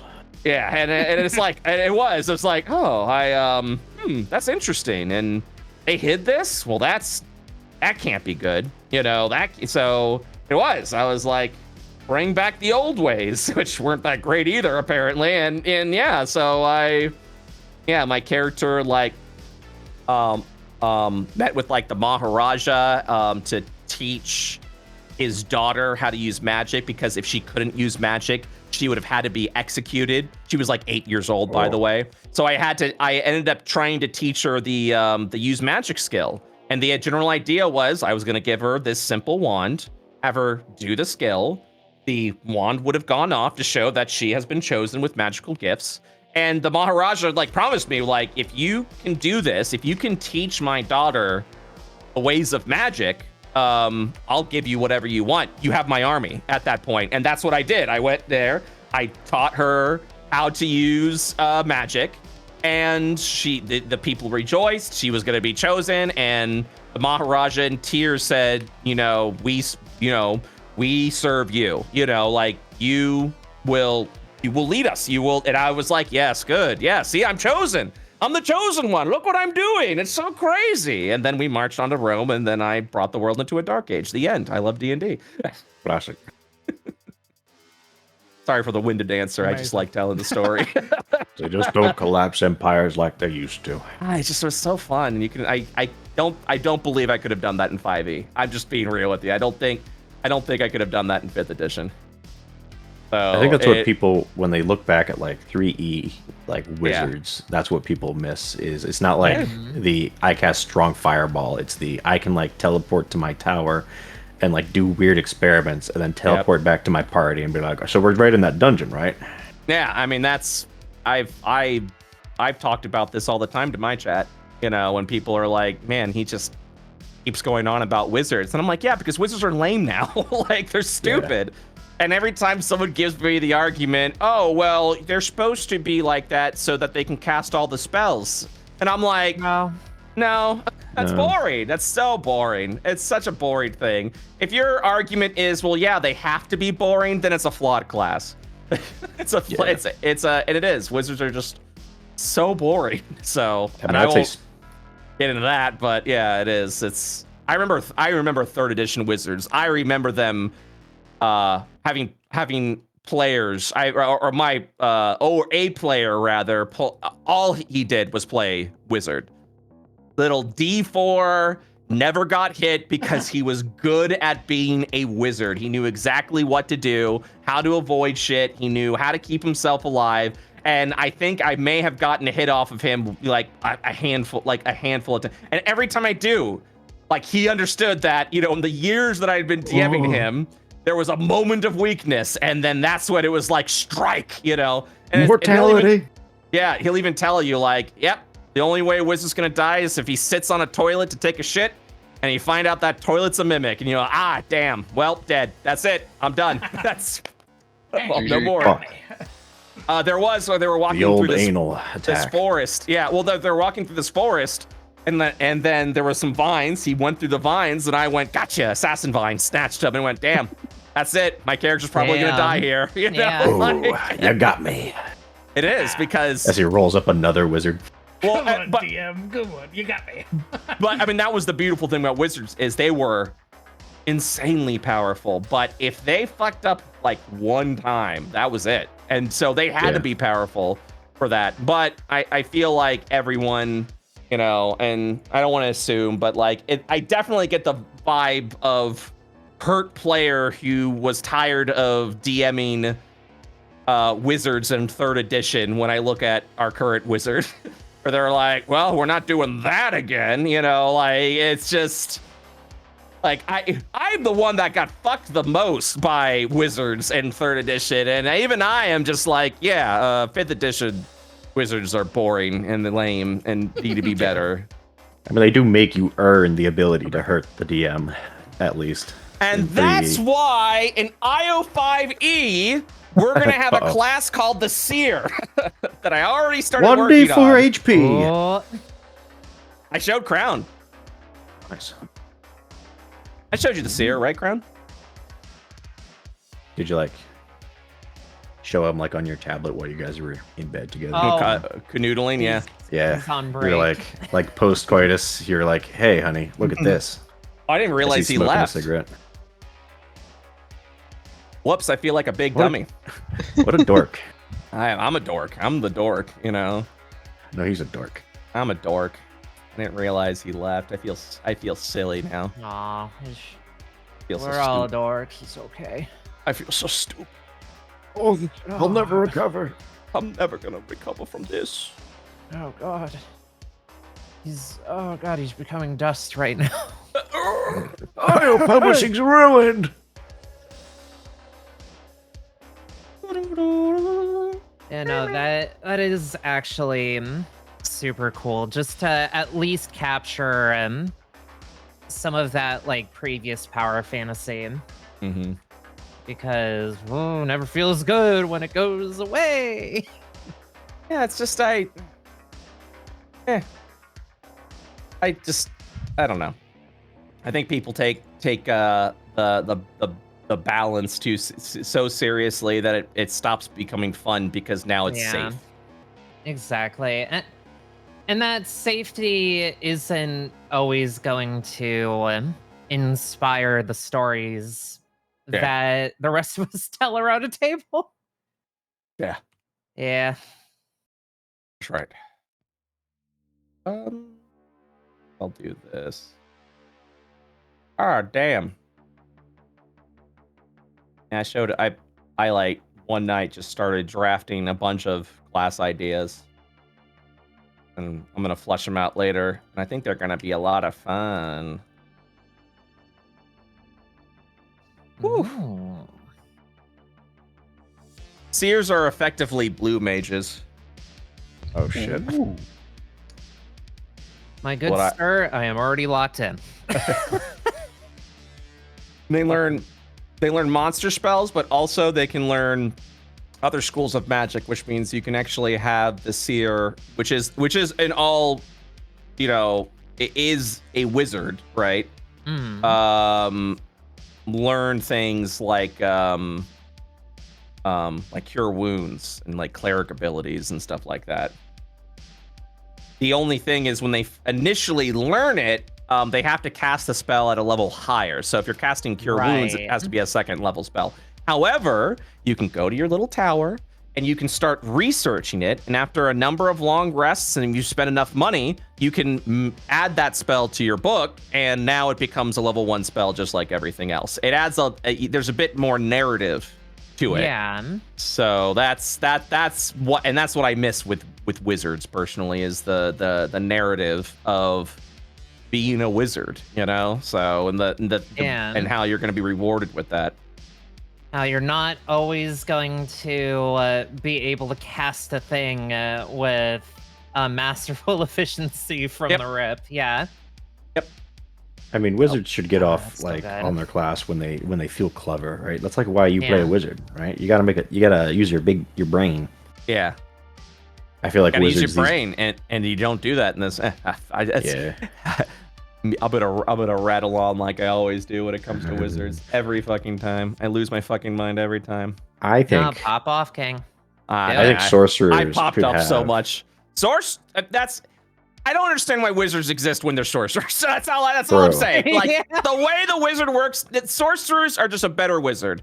And you're like, yeah, but they don't like know as many spells. I'm like, who fucking cares? They just Well, think like, if you're only Exactly. taking the same 5 spells anyway, because those Yeah, are the yeah, good yeah. spells, who cares? That's what it is. It's like that's exactly it. And that's my big argument. It's like, yeah, but they get all these spells, and I'm like, yeah, you cast all those spells? Nope. You No. probably cast the Nope. same spells that everyone else casts. Fireball. Yeah. It's part of the reason like I got so heavy into doing utility casting Hmm. for a while. Like I don't know, like some of my it's why I like Bard so much as a utility Bards are great. caster. Yeah, like Creation Bard. Just I set up the Acme traps at the top of a hill, Mhm. and I just get real clever with it, like. And then I was like, now that I've played that, I'm gonna go into Wizard, and I'm gonna be an absolute pain in the ass as much as you can in fighting. Yeah. So. Yep. I think my Um, favorite time as a wizard was I played a Graviturgus wizard in Crowns Yes. Ugh. campaign. His name was Sebastian. He rolled super average, so he was just average human wizard.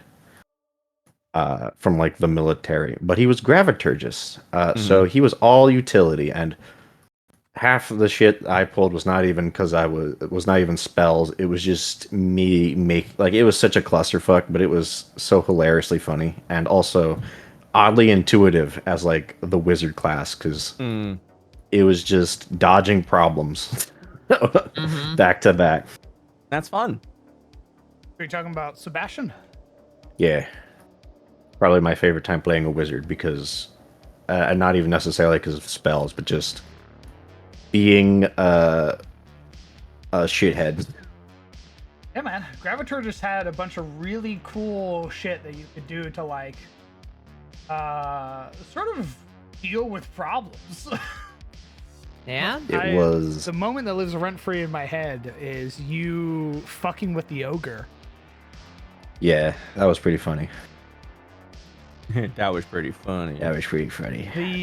The ogre like had challenged the bard because the bard talked the most, and I played the ogre as a very low int character that was just like, you talk too fucking much, and was like ready to wrestle them, like basically like break their spine, like bane them over their knee. And this wrestling match ended up being like completely fucking flubbed because Sebastian's hiding in the back, like reducing this guy's density. So he's rolling disadvantage on all of his strength checks, and he's getting whopped by somebody who like has like man. a 10 in Quid. strength. Like, it's fucking We insane. have to think about this. I- So good.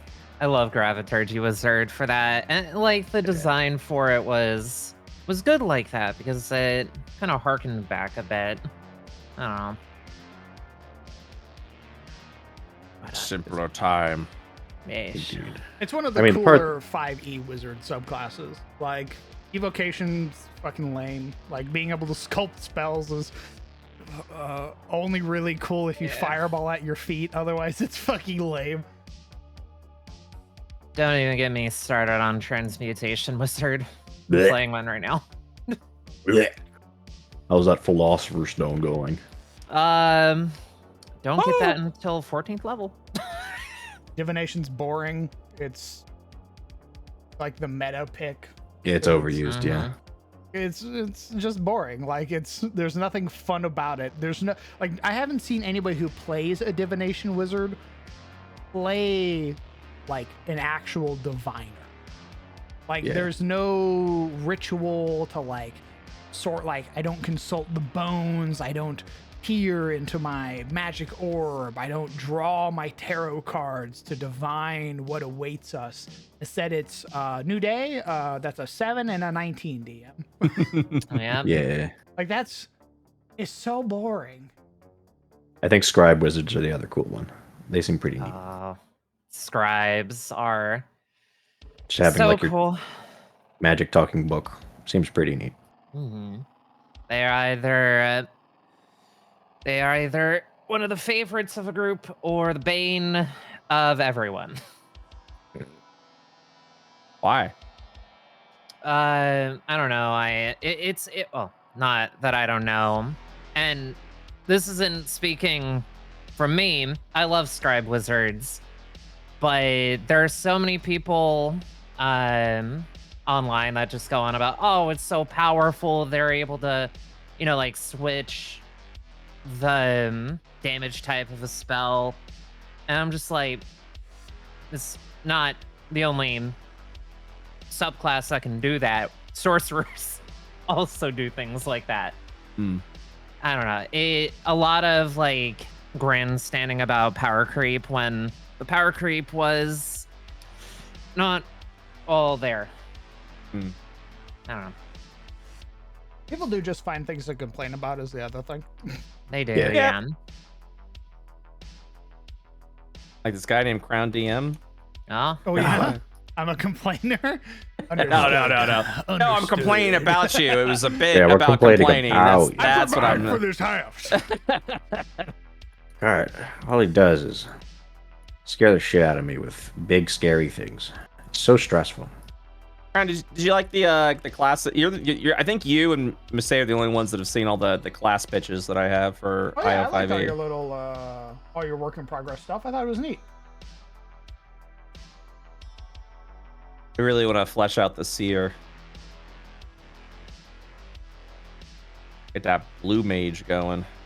I don't see seer in this. Should be.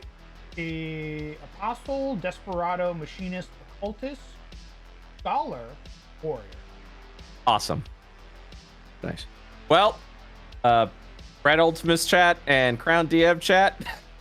There's your preview of the names of the classes I was going to slowly roll Holy out. crap. Ta-da. That's okay. I don't mind. yeah. Oh, I thought you I were just thought it- talking about them. No, I was I heard you just asking. mention it while I was leaving, and I was like, I was talking okay, about he's the talking seer. about the classes. Awesome. No, it's Oh, no, it's time all to open good. the bag. It's all good. But It's all great good. is I Sorry don't see about the that. seer in here at all. So, nice. Thumbs up. Who the fuck is There's the a seer? Big round of applause. Seer. All around, baby. I barely know her. That's okay. Nobody knows what you're talking about. Yes, I mean, there's this one ability I thought was really cool. The warrior has it. And then when you roll, No! Oh my god, I don't have the seer. God. No, I'm sorry. It wasn't called seer. It's called scholar. Oh, okay. Yeah, the scholar is this, so it's a studious guy. Yeah. He's studying. Yeah. Oh, imagine being your entire class being a nerd. Yeah. That's exactly it. What the fuck? Can you believe this guy? Crown puts the entire dock on stream. Let me see here. He fucking I pulled. adjust my glasses. Can you guys see Seer? Am I blind? Where I is don't know it? what that one is. I zoom in real close on every single title. What's great is I don't think he has this copywritten yet. So like, So I think anyone could just do it, right? that's crazy. That's why I didn't stop you. I didn't go. I'm like, that's okay. A little preview for the people that are hanging out. Is this patented? No. Oh, weird. Oh, damn. That's crazy. Yeah, I like the scholar stuff. Yeah, we were talking about that as like a wizard replacement. Yeah, that's what I wanted to do for sorcerers. I felt like sorcerers should be the class that can look at like a not a dragon. I guess a dragon, because dragons could be spellcasters. And fuck it. Huh? Well, they are a charisma class, which also doesn't make any sense. True. But that's besides the point. And dragon bloodlines don't just. Anyways, go on. I've always liked the idea of like a sorcerer looking at a spell and being like, I can do that. Yep. Being like, oh, did you cast Fireball? I don't know Fireball, but I bet I can fucking do that. And then they try and have to succeed on some checks and some shit like that. And then eventually Thank be you, like, I Arbitrary learned Librarian. Fireball. Yep. So that's kind of what it is. It's like the scholar still learns like wizard spells, but they can learn any spell. They just need like any spell, and they just need to see it. They need to study it. They can still cast it, but it's at a higher level. But if they spend enough time and resources, they can add it to their spell book and cast it like yeah. anyone else can cast it. Yeah. Oh, that's feel really like- cool, actually. I like that. I just read the last tab that you put under Scholar. Oh, research? Yeah. I feel like sorcerers, like the ideal sorcerer, would be ideally the most unhinged class of D&D. Like they should be the walking bomb.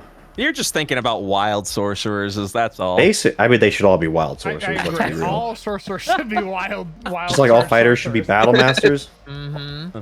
You're gonna I mean, pay all for that fighters should birthright, be- brother. All fighters should be battle masters, or not battle masters, warlords from 4th edition. Yeah. Ooh. Like sorcerers should be the ones who have like the potential to bust out like the most craziest spells, but also summon a demon by accident, like a psychic. from I Warhammer. am a sanctioned psyker. Yeah. Behold, a head I explodes. turned exactly. That should be your average sorcerer. Whoopsies. Like people should distrust them because they're an actual menace, not because Yeah. like Sorry. the lore said so. I'm excited to see how. So Desperado, I also announced, and I actually talked about the mechanics a little bit with Desperado. That I'm also looking forward to seeing in play test and see how that works out, because I think it's a fun option for a class. I would make Essentially, Oscar. I would make Oscar a desperado. so. Well, I think that's up to the player. That's what I'm saying. If it Yeah. was available, I'd have made him a desperado.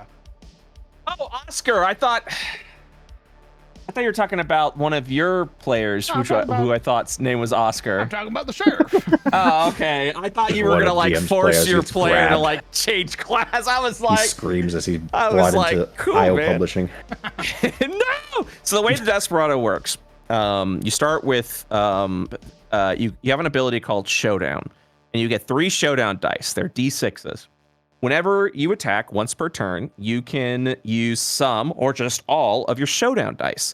You roll that dice, if you hit with it, and you do that amount of damage as weapon damage.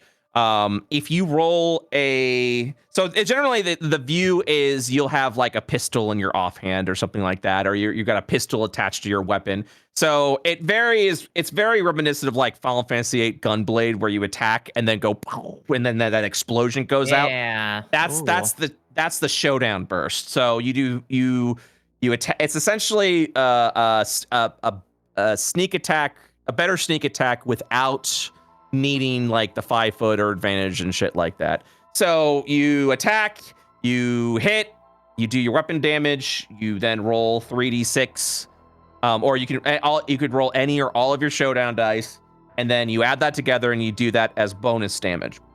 If you roll a 1, that dice becomes expended and you can't use it anymore until you reload. So if you roll a 6, a 4, and a 1, you'll do 11 points of damage, but the 1 that you rolled becomes expended. So if you try to attack next round and you slash and you hit and you showdown, now you're just rolling 2d6.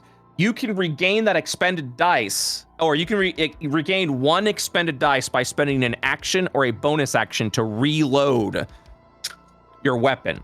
And then you regain that dice back so you can continue to showdown. The idea is it's a cool little like bonus damage thing, but you also gain abilities that expend your showdown dice. So when you attack, you can then add on an ability, and it might be like, I'm just throwing it out there. It might be an ability that knocks somebody back 10 feet, for example, and that'll expend 1 of your showdown dice.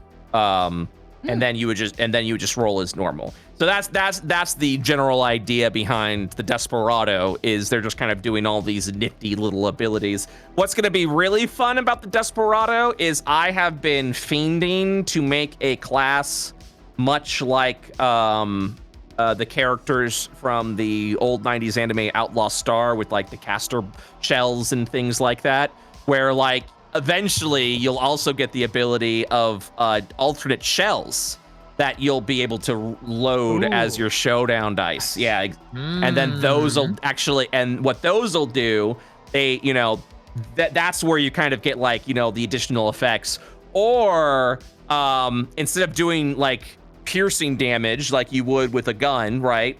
You would instead be like, I'm gonna put some fire shells in when I reload. And these are shells you only get when you reload. So instead of starting the day, you could start the day with a fire shell, a fire shell, a lightning shell, a poison shell. And then when you showdown dice, you're doing 1d6 fire, 1d6 shocking, 1d6, you know, you kind of get to choose what shells you want and the damage that they deal. So yeah, Desperado is going to be a really fun dynamic class. And that's kind of going to be our quote unquote rogue. The scholar is kind of a hybrid between a wizard and a bard, because they have the ability to cast whatever they want. You just have to do a little bit of legwork to do it, much like what a wizard would do when they study spells and add shit to that. So I just want to give classes something to do, you know? They're always got options. They always got different abilities and things. There's never going to be a turn where you're just like, I hit, next question, you know? Another thing I'll say, which I don't mind talking about, is what did I call it? I think the Acolyte, right? Or sorry, no, the Apostle. Oh, no, that's going to be called the Acolyte. I think I mixed that up. All right, Acolyte. The Acolyte, their passive ability is, it is a cleric that focuses on healing, just flat out. And that's because they have an ability called Healing Mark. And this is going to sound very familiar for our WoW heads out there. Healing Mark marks a willing creature, and whenever you heal a creature, they also heal that amount. So it's specifically meant to be like, you know, warriors going in, charging, taking a bunch of damage. You put the healing mark on them. If other people are actually getting hit, you can heal them, and they're still getting the health up effectively. So yeah, it's just adding nifty new abilities that are just gonna be a ton of fun. I would hope, you know, the goal is to be fun. I think we can do it. So yeah, I don't know what came over me, but I was like, class. I need to figure out 6 more. The Machinist is also going to be really fun, because that is my Final Fantasy VI Edgar class, where essentially you can, it's kind of like it's light artificer, but the idea behind that is you can build tools that have all alternate effects and all sorts of stuff and do all these nifty little things, but also you can build turrets that and then I had an optional thing that if you really wanted to treat it like with wish rules, you go, okay, let your players like program the turret where you go, okay, if anyone walks around this corner, blast them. Right? So you go, okay. And then a player walks around, well, they get shot with the turret because that's how you program the turret. So I kind of want to do a little fun, fuck around with the players with the turret. Yeah, that would be fun. Yeah, so it's like attack any small, like, so you're going with goblins, right? You're like, attack any, you could be like, attack any goblins that walk around, for example. And so then it starts shooting off goblins, but then the wolves that are there are not going to get hit. So you go, okay, attack any small character, and then, Gordy turns around the corner and also gets hit with the turret, so it's just, little fun little things like that. So, Turret, no. turret, no. That's it. That's all you get from me. I've said too much. I've said too much already. I've said too much. Oh. And that's all they get. Those are the beans they get to survive on through the That's winter. it. Yeah, those are the little beans you get. Yeah, I think we could do it. I think we could. So yeah, but I think we're gonna call it, instead of IO5E, I think we're just gonna call it IOD20, honestly, because we're slowly. I feel like we've been slowly phasing out. Just 5E. We're like, nah, not doing that. Nah, not doing that. Everyone backing away slowly. Not doing that. So yeah, it is. I think we're just gonna call it IOD20, just to get away from quote unquote 5E. Although it's still gonna feel very familiar to 5E. Advantage and disadvantage, and then I'm gonna stop talking after this because I've taken the spotlight for too long. I don't think that's the case. I don't like. I get very excited about these things, so then I tend to rabble. And then I realize I'm just like, all right, I've been talking too much. I shouldn't be doing that. It's what we talked about is essentially advantage and disadvantage is going to have a dice after it. So when you have advantage on something, you get to add, so advantage D4 is, you get to add a D4 to that check. Disadvantage D4 is you get to subtract a D4 from that check. If something's advantage D8, you get to add a D8 to that check. If it's disadvantage D8, you subtract a D8 from there. And it kind of, because I like advantage and disadvantage because of its simplicity, but I also understand why people don't like it, because it's very powerful, right? Like it's essentially trying to guarantee yourself that you're gonna you're gonna hit or not. So. You just have a better chance of doing it. By adding numbers, it helps. It definitely assists, because Bless, people love Bless, right? Bless is fucking sick. But also you can add a bunch of advantage. So now the help action becomes an advantage D4. If multiple people are helping you, you get to add multiple, now it becomes an advantage D6 or an advantage D8.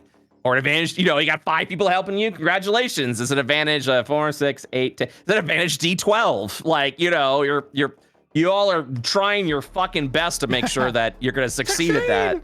Yeah. You're all like picking the lock at the same time, and it's like, yeah, baby, we got this. Nothing but teamwork. No. Yeah. Everyone in. That's all I got. Thank you for listening to my TED ramble. Nice. Very good. I just like making shit. Very nice. Yeah. This will be available on Brett's new live service called IOU. I would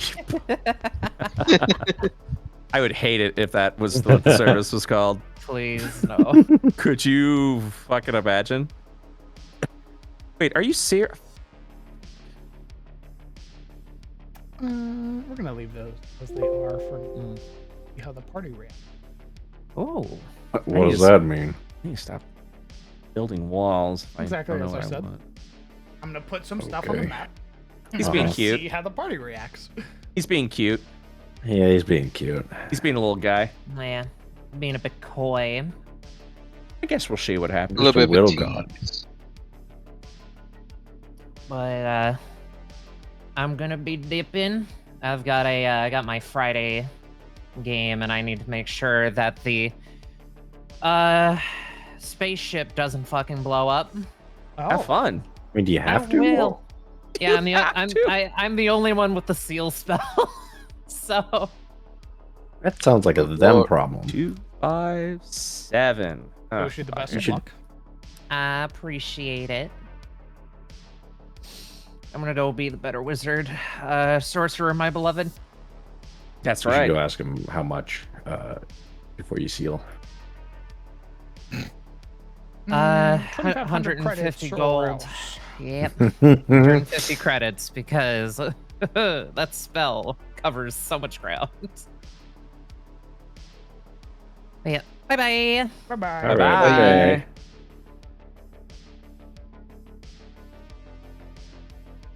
I'm gonna work on that guy off stream.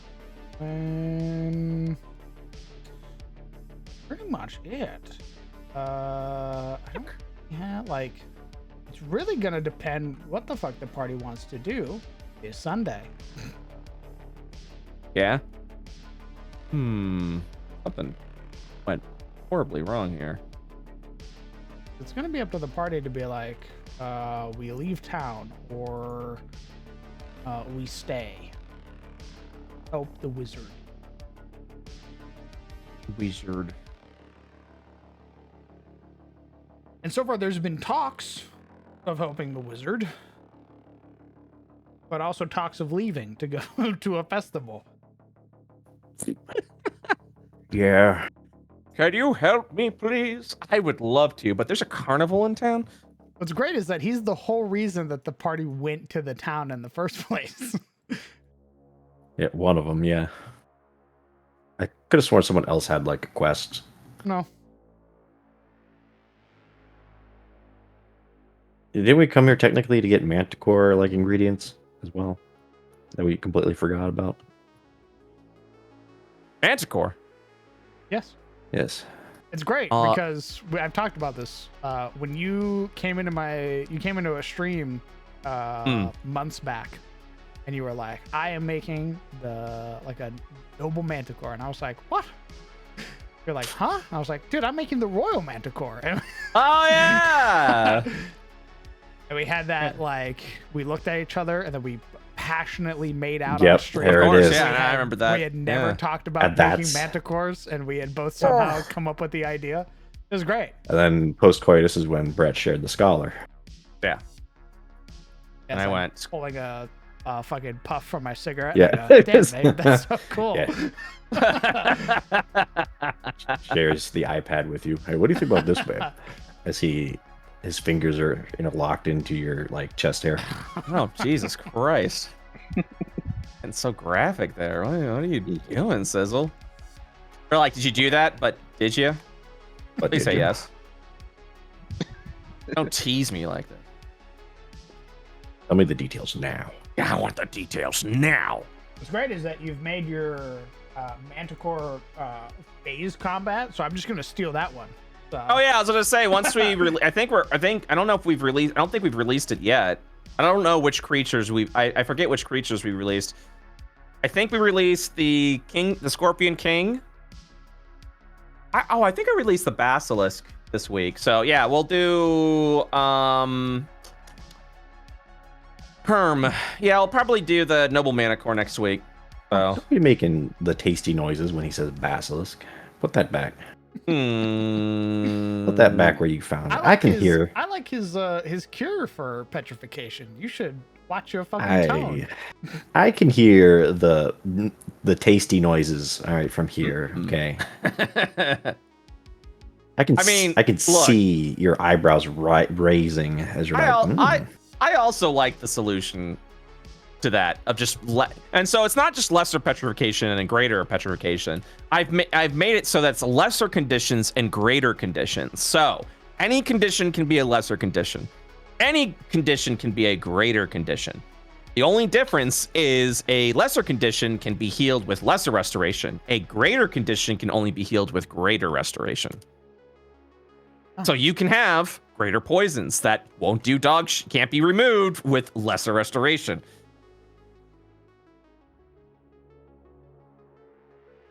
Indeed. That's what I've done. He also fucks with it. Very gently. Hold the other cap in my palms. And I go, you really are my favorite. Even if the party hates you. I love years ago. I don't know why. What, the Eder cap? Yeah, they're just What? little. They're just little funky little guys. Why does the party hate it? What did you do? He made They hate the restraint condition. Is what. So It Eder was- caps are hilarious. Eder caps are like CR2, just little guys, just little Yeah. dudes. Little They got a dudes. fat stomach, like they're rotund, but they have an ability that they queue up with their multi attack, where they can they hit you, they go bleh, and they slap you, and then they spit a web out, and that web hits you, and if it hits you, you need to make a save. Actually, it's not even that. They just need to meet your AC. If they hit your AC, you're auto restrained. They basically go, and then they spit on you, and then you're Brown restrained. loves auto restrain. I do. It's a great condition. I need you to stop. So It's the most annoying thing in the world. So fucked. It is so annoying. You gotta Especially earn with those your kills, rolls. Crown. You gotta earn those kills. Yeah, we don't like the Eder Cap because we fought like 6 of them at once, along with a bunch of little minions, and they would just spit, restrain, spit. Like the whole So party cute. would keep getting restrained. So the Cute reason little they guy. dislike it is because here's the dichotomy of the Crown Uh-huh. DM. When I am a player, my rolls usually bad. Yeah. But you're okay with that yeah, because I'm fine with that. you love suffering. I'm fine with it because I know that it is a karmic balance, and that there has to be a fall man in a game somewhere for everybody else to shine, and I am a-okay being the fall man. The DM. That's so martyrdom of you, dog. But I also know when I am the DM, my rolls are godly, and I don't Yep. hide my Hatred. rolls. All of my rolls Same. public, so that way my players can look at me and go, "That is actually a natural 20 that just hit me, and that's 22 points of damage." And he didn't fub that. He didn't pretend or anything like that. That is straight in my eyes what I am looking at. Yeah. And my players have a very unfortunate situation where a monster will have an ability, and they usually land that ability because I roll high. Hmm. Well, it doesn't help, but he has auto restrain attached to the attack that always rolls high. Sorry. No save. I'm I want You just are. sorry. I want you to know it is great calm in the monster. Not even like homebrew stuff. Like you go to the Yeah. monster manual, so many. You think that things. justifies it? Yes. We've been shitting on Wizards of the Coast for hours now. Hours. Sorry, excuse me, years now. Oh yeah, it has been. It has been a little bit, hasn't it? Yeah, man. What I'm saying is, it doesn't matter where you fucking go, you're gonna see it, and You're- you can't avoid it. Doesn't matter where you go, You're you're gonna not be stuck helping. with it. So. This guy's like, well, there's gun violence everywhere, so like, why shouldn't I? Yeah, fucking racks a gun. That is exactly the That's the takeaway. equality here. I see. They are 1 for 1. Creature He having did it. auto restrained is gun violence equatable. He did it with the fucking galleon fight. It wasn't the big, actual That's the fucking. It wasn't even the gargantuan creature that was the scary part. It was the itty bitty little dudes who refused to stop hitting and would auto restrain you, and then also had 2 moves thanks to the giant gargantuan creature. So the entire fight, which was 6 hours, by the way, was restrain, move, restrain, move, restrain. I would like to hit the thing now. You can't, you're restrained. And that's him forgetting half the time that you have disadvantage on attack, so we should be dead, by all rights. I don't know what you're complaining about. Sounds like a fair fight to me. I'm complaining about restraint! I just heard you. You just played D&D for 6 hours. I don't see what the problem Oh is. yeah, man, it was such a great fucking novel. I can't even do 3 hours anymore, man. I get too eepy. It's not My EP brain, at the my time. brain starts to burn out. That's the one thing I was not EP. That was one thing. What? One thing I was not was EP. Yeah. for those Listen, 6 man, what do you want? hours. What do you want? I just want to stop getting What do you restrained. want? Man. I just want to stop getting auto restrained. restrained. I had to take If you were 2 Rylan, L's to the I could face. I could, if you were Rylan, I could sympathize. If you were Rylan, I'm sorry. I'm sorry. I can't would be. way more sympathetic to your plight. You were not even remotely close to being as much restrained as Rylan or 'Cause Grayson. I was on were. the floor. Sips tea. This is great, guys. Thank you so much for this. You're welcome. I'm glad you enjoyed yourself. We're here to entertain, if nothing else. Well, so I yeah, can't be. yeah. No, you go, please. No, I'm just gonna keep screaming. So you know. Yeah, you've yeah, heard yeah, it please. before. I would, All I would, right, well, I'd appreciate it. Adjust my collar. Well, thank you, sir. I walk through the door and then I start screaming. And another thing. The glass breaks. I can't be bad on behalf of my team, who was equally frustrated because I had to take L's, like huge L's to the face, because they were restrained. They had all the poison. There's no way you're taking your heroic ass moment and being like, I had to do this. Why can't I? I mean, I did have to do it. We would have died if I hadn't done You that. wouldn't have died. It would have been a TPK. Wouldn't have died. It had a crit token. You saw Everyone how much damage it would be did. dead. It didn't kill you. Holy It didn't kill you with a crit token. It didn't kill me with a crit token. It You wanna downed who it me killed? with a You crit wanna know token. who it killed Grayson. You know with what a crit happened? token? It did kill It Grayson. didn't kill you. Person with less hit points. No. Well, she didn't die to the crit token. She died because she got She rolled downed. really poorly on her That death saves. she got downed, and then she immediately got mobbed by sloops. Is what The sloop happened. didn't kill her. She rolled a death on her. She failed a death save. She took an and then automatic failed a failure death save. and then rolled a 1. Yeah, that's. I mean, it was gonna happen. Am I playing past year 2? I don't know. I don't finish games, sadly. I want to Ooh. finish them. I do. I just don't have time. And would much rather be working on shit than playing a game. And then when a game gets my attention, I go, yeah, yes, please. I'd like to play for a little bit. Thank you so much. Until I go, all right, I'm done with this. I put it down. Thank you. I don't want to play with you anymore. And then I drop the game on the floor. Oh my god! Just drops the entire fucking campaign. Uh-huh. Fucking. Oh no, puts a it in- campaign. No, campaigns. I play to some form of completion if I can control that. Specifically because there are other people that are playing, and I would feel very bad if I went. We're done. Bye. Oh, you're talking about video game games. I'm talking about video games. Is Oh, what I. yeah, same. Yeah. Yeah, I can't complete those for the life of I me can't. either. I can't complete shit. Even the ones I Uh, like. I've got over. Wait. Half. I never. Okay. I have 563 hours in Baldur's Gate. I still haven't beaten it yet. I have over 300 hours in Satisfactory. I still haven't even. I don't even think I've gotten to the halfway point of it. Well, this looks like I haven't beaten Minecraft yet.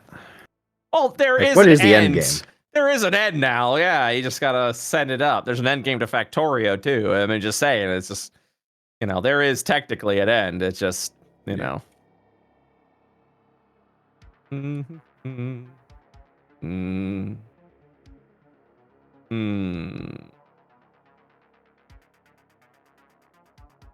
What are we talking about?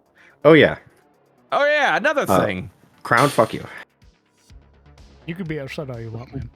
I am. I don't know how many times I have Really to tell you. mildly It doesn't peeved. matter how good your dice rolls are. It doesn't matter how good your plan is. It doesn't matter if you spend 5 days of your downtime making chainmail for an additional +2 to AC. If I want you to die, you're gonna die. No, I it don't know, doesn't it's that matter. easy. We That's play what I a hear. Random fucking game. A random. Why are we game. trying?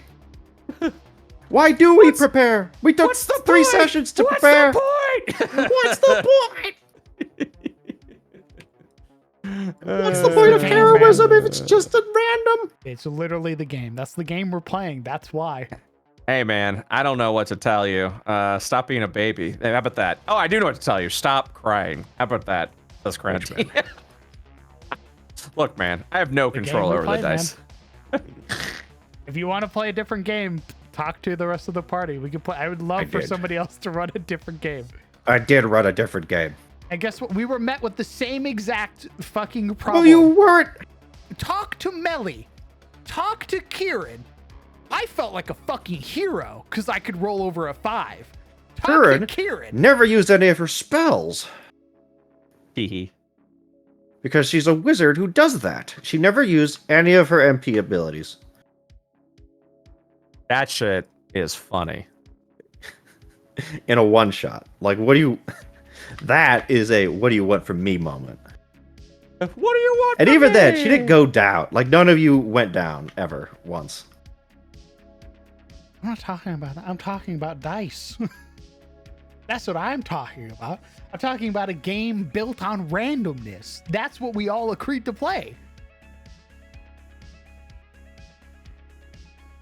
I thought we were playing Pathfinder. Good. Also a game built on random. You Not must- if I'm the I not if looked I'm the at Brett. DM. Do you know what the ultimate irony here is? What? This guy says it's a game built on randomness and then made a boss that does guaranteed damage. You already just said that It's it wasn't so the funny. threat. It's so What funny. are you on about? Will you pick a fucking lane, It's please? so funny. Will you pick a It's so- fucking lane? How about you pick and a stop lane? Swerving over You pick a 9 lane. lanes of traffic, please. This guy. That's great. This guy. The biggest threat wasn't even the boss; it was the minions. The biggest threat was the Bidians because they lead you into the guaranteed damage of the boss. So you're right. You're right. The boss was technically Please the pick biggest a lane. DPS in the room. Good shit. Good shit, everyone. Good talk. Good Anyway, it was a talk, great everyone. session. I enjoyed it. Oh, thanks, man. Yeah, no problem. I had a great time. Subscribe to Yeah, Crown DM to see more of his fucking madness. Do it. Every time you subscribe to Crown, Sizzle complains about another mechanic. I do. It's true. And another thing, we just gotta keep it. We're just trying to keep it balanced, you know. And another thing. I mean, what would he do without me? My critiques and my opinions. The only Well, one let's who fi- gives them. He's the only Let's one. Who let's gives find them. out. Let's find out. Crown, what would you do with without? I'd be lost because my players refuse to tell me if they don't like something until it's a boiling point. So Enough. I go, I hate this, and I go, we've been playing with hate this this. for 2 years. Yeah. You've suffered through this for 2 years, and they go, yeah. And I go, why? And they go, I'm afraid of confrontation. Ooh. Yeah, And that I'm sounds like- about right. I'm like, do I scare you? Like, what? You think I'm Yeah, I gonna don't go know, into your room and screaming fucking man. kill You do now. Do I scare you? He has the belt over his head. Do I scare you? And they go, I cane just in didn't hand. want to talk about it. I'm like, you're talking. And then I have a What are you stroke, doing? and I lose 5 years off my life. And then Odd. they turn around and they go, but the roleplay is great. And I'm like, you son of a bitch. Yeah, they do that. It is pretty funny. You do. And then they also go, oh, but it also doesn't really affect me all that much. I go, what are you fucking That's a saying lie. to me? That's a lie. That's a. I don't want to look like a little baby man complaining about a fake imaginary game. However, Holy shit! What? The fuck? Psychotic. that's Cope. Oh my god. That's the SpongeBob holding up the razor, going, I'm a man. I'm a man. I'm a big scary man. Chuckleberry, thank you very much for a gifted sub to Fable Blue. Incredibly kind of you, bro. Alright, Sizzle, get to complaining. Hey, what else you got, Sizzle? "Oh my god, bro, I got Yeah. nothing at the moment. I'm sorry. Well, that I'm on was cooldown. Oof. What do you want from Cool me? with that. I'm on cooldown, man. I just finished bitching about the guaranteed damage galleon fight. That was Oofy. technically optional. We didn't have to fight, but we did anyway, so I'm going to complain about it. Funny. The party. In my that's my defense, favorite thing. in my defense, I was the only one who's like, maybe we Yes. shouldn't right now. The only person in the party who's like, I want level 3, and the rest of the party's like, I want to do it at level 2 because we I get point a at the bonus. optional in front of the boss title, and I go, "What about this, guys?" And they're like, "No, We need to do it for the town. We And I gotta. go, you don't. You don't. How is their derby gonna launch without us fighting this thing? It won't. It'll be terrible. It was an awful time. The NPC's going, that's fucking crazy. You know you don't have to do that, right? You're psychotic. That's actually Guys, insane that you want We've to been fight doing that this for fucking years thing. without the galleon dying. Jesus. What the fuck? What up? Oh, that's the little the power up stupid thing. That's Oh, that's Waste your that- money to make emote big. Yeah. Nice. That's, I mean, it's that's- head based. Yeah, man. I can't even see it. The emote's big, but it's like it didn't load. No, Oh, unfortunately. Twitch. The emote's like it's just a little PNG image, and it's like a failed to load image on my side. That's unfortunate because it's a melee emote too. Twitch. So like, Never stop being you. Wow. I can do it on can't- my end. Might just be. I couldn't believe you put titties as an emote. That's crazy. Crowd, you're missing out. What do you want from me? On what? What is? What exactly is What do you Crown want from missing me? out on? That's crazy. I can't believe Am you I could am have- I in a fucking like such 90s film huge- right now where I was I can't like, believe- she's got huge bazongas. I can't believe you could put bazongas that big on Twitch. Oh no, that's actually bazongas. Holy shit. Yeah, it's I can't see That either. wasn't a meme. None of the emotes are loading. That's probably TOS. I say. I wink at chat. That's crazy. I can't believe Twitch lets that, but like the moment you introduce spit, they're like, mm-mm. no, it's 1 second. That's like that's Melissa. That's Melissa Tiefling. I mean, I don't know who that is. She's also a D&D streamer. She's part of the community. That I do know. I just can't see the emotes. I'm telling Sizzle. Yeah, she's a very big D&D streamer. Most of the time I see her Yeah. playing Minecraft. I've seen her Twitter. What? I mean, to be fair, I'm Which part? playing a lot of Satisfactory right now, Which so part? yeah. Huh? The Hey. Twitter part or the Minecraft part? Wait, what are you talking about? I'm talking about Melissa. What Yeah, I've seen what of about- her games, or her Yeah. of her content, I should say. I've seen her do reviews of D&D stuff, Yes. and I've mostly seen her play Minecraft. Oh, okay. I don't know if does she run games? Is she a DM or is she a? I know she wants to. Oh. I was gonna be a part of her game. I just didn't think I was gonna have time for it, unfortunately. Is this not centered? This doesn't look centered. So I know she would like to. Oh, she runs a private game. Oh, okay. What do you mean invalid shape? That makes sense. I mean, there should be a point where a DM, like even a Twitch DM or something, should just run a private game, especially if you're playing with the same players, so that way they get a chance to relax. I'll run a ERP. private. I'll run a private game if it's in person. I just don't have anyone here to play a private game with. Oh, see, that's also fair. Yeah. And also, maybe it's just me, but I don't want to run a private game. Oh, interesting. Everyone should run a private game, but at the same time, Well, I No. run so many fucking games. It's my job. I'm not that saying is true. like Yeah, I okay, mean- that is fair. That's like Yeah, the cook not cooking at home. exactly. It's not that I don't like doing it. It's just that I'm tired, and it's like coming. That's exactly it. It's like after like a hard day of Taco Bell? doing all this shit, yeah, and then I get home. And it's like, hey, you want to do this again? And I'm like, no, I just kind of want to do nothing right now. Gets That's on fair. Call of Duty. Oh. Yeah. Yeah, I'm not trying to be a snooty patootie about it. It's just, Could be one. It's okay. it's okay, We're all a man. little It's all right, snooty. man. You don't gotta worry about nothing. We get it. Time is money. Patootie. I mean, We're not gonna it's- tell anyone. my favorite thing to do in my 40s is God, what is my favorite? Oh yeah, Wait. nothing. Doing absolutely nothing. How long have you been 40? It's the best. Oh, let's see. 12 days now. 12 days. To be fair, Mhm. it was also my favorite thing to do when I was 39. That's fair. You know, it's Understandable. checks out. Nice. When you flip the calendar, you go, another year, and you lean back, knowing nothing's changed. And I just start snoring. Yeah. It's Yeah. great. Ooh, worked up an appetite. Another decade down. What do you want from me? Not bad.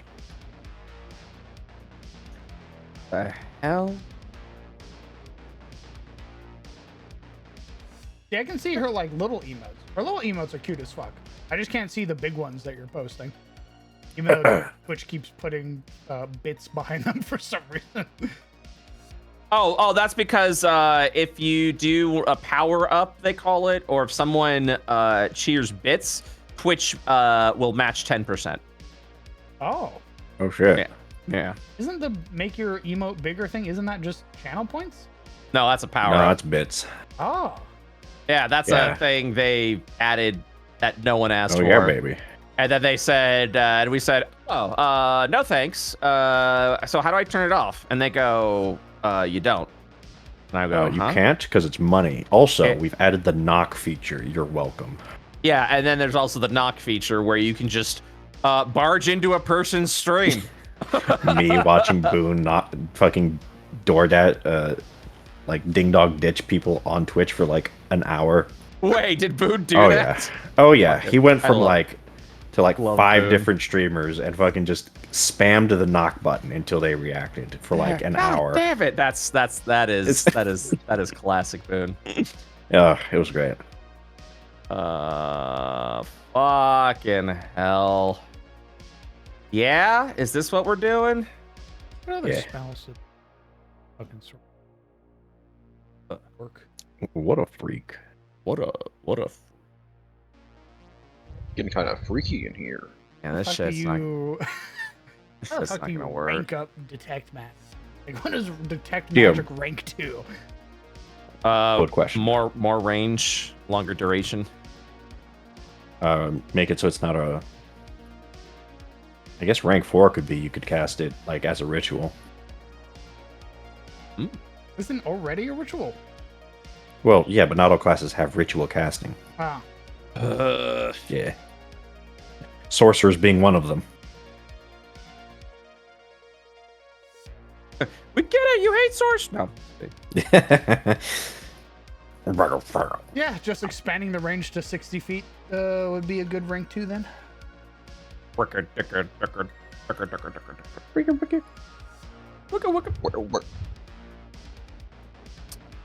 Maybe it's like more detective where like you can detect not only the school but some other aspect of a thing. Oh, wait. Go on. I could probably do this. I gotta think about because like anything can be magic, so it's pretty broad. But like, maybe Be like, you get it, right? Ah. well, if it's like an item, maybe you can detect happened. like the rarity of the item. Oh, Are interesting. you still streaming? Yeah. Huh?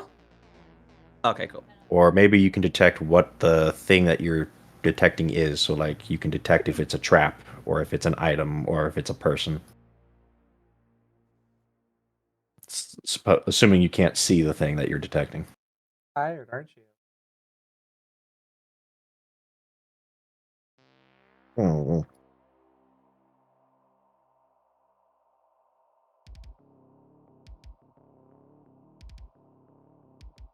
The duration to see the faint aura around any visible creature or object in there. Oh, see, you can already sort of do that. Ooh. You spend your action to like outline the object. I don't know. I'm a fucking psychic. I'll wrap it. Watch this. My head explodes. I am a sanctioned psyker. Behold. Oh fuck! Why the emperor? What's up, handsome? I heard you talking. Check. Yeah. What about it? I said hi. I was saying bye bye to the. I was just saying howdy. Literally. Yeah, I'm gonna leave. Yep. And I asked what's for We Din are. Din. Oh, what's for Din Din? I don't know actually. We actually had a pretty big lunch. I'm kind of not hungry. I might just have some fruit. I'm thinking, I just. Yeah, we can go for some fruit salads. That sounds great. Yeah, I got a little kiwi fruit salad in the fridge. I might just go for that, honestly. But I also need Did to you like. pick up the pineapple like I asked? It comes with pineapple inside. Oh, sick. Yeah, your little kiwi, little all that shit. Little. Oh no, it's. I think it also has. Oh no, I had the kiwi salad. Yesterday. People are gonna join. I have a the mango stream. salad right now.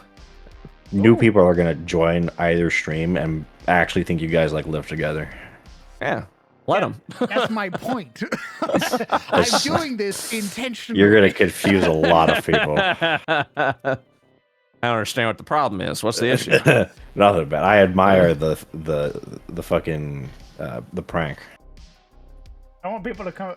It's already great when I talk about Momo. 'Cause they're like, wait, you live with her? And I go, yeah. Oh my god, you live with Brett and Bobo? That's crazy. Yeah, I want everybody to think I live in this like giga streamer house. I'm telling The you right ranch. now, if I lived with Crowned and Momo, Crowned would hate the fucking shit out of me and Momo because we would probably make Crown's life a living hell and laugh about it later on. What? I don't. You greatly under us. I think I've seen Momo, maybe 6 times this month. So you don't actually interact. Okay. I think You don't most of that actually. has been us watching shows together, and then we just have wildly different schedules. So like, I'll go upstairs, her office door is closed because she's doing VR stuff, and I go, okay, Yeah. and then I go to bed, and then as I'm going to bed, she's up doing stuff, and when I wake up, she's going to bed. Oh no.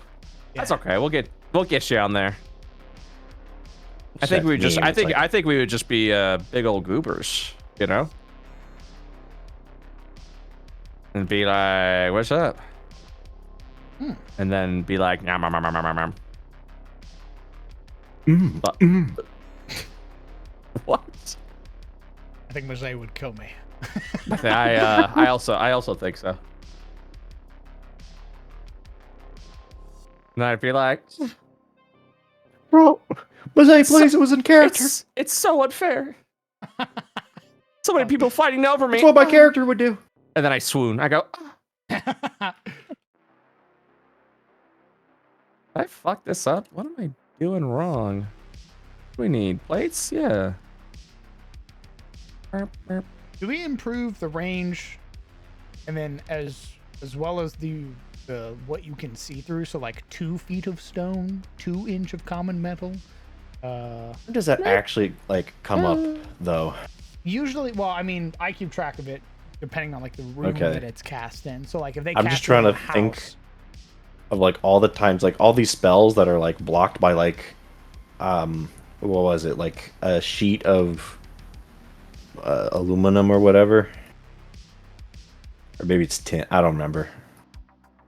Maybe it's just like a sheet of any metal. But like, what does that actually like happen? it's a thin sheet of lead, which is usually very Lead, that's it. rare. But it's usually for like chests and stuff is where you'll find that. Yeah. What the fuck?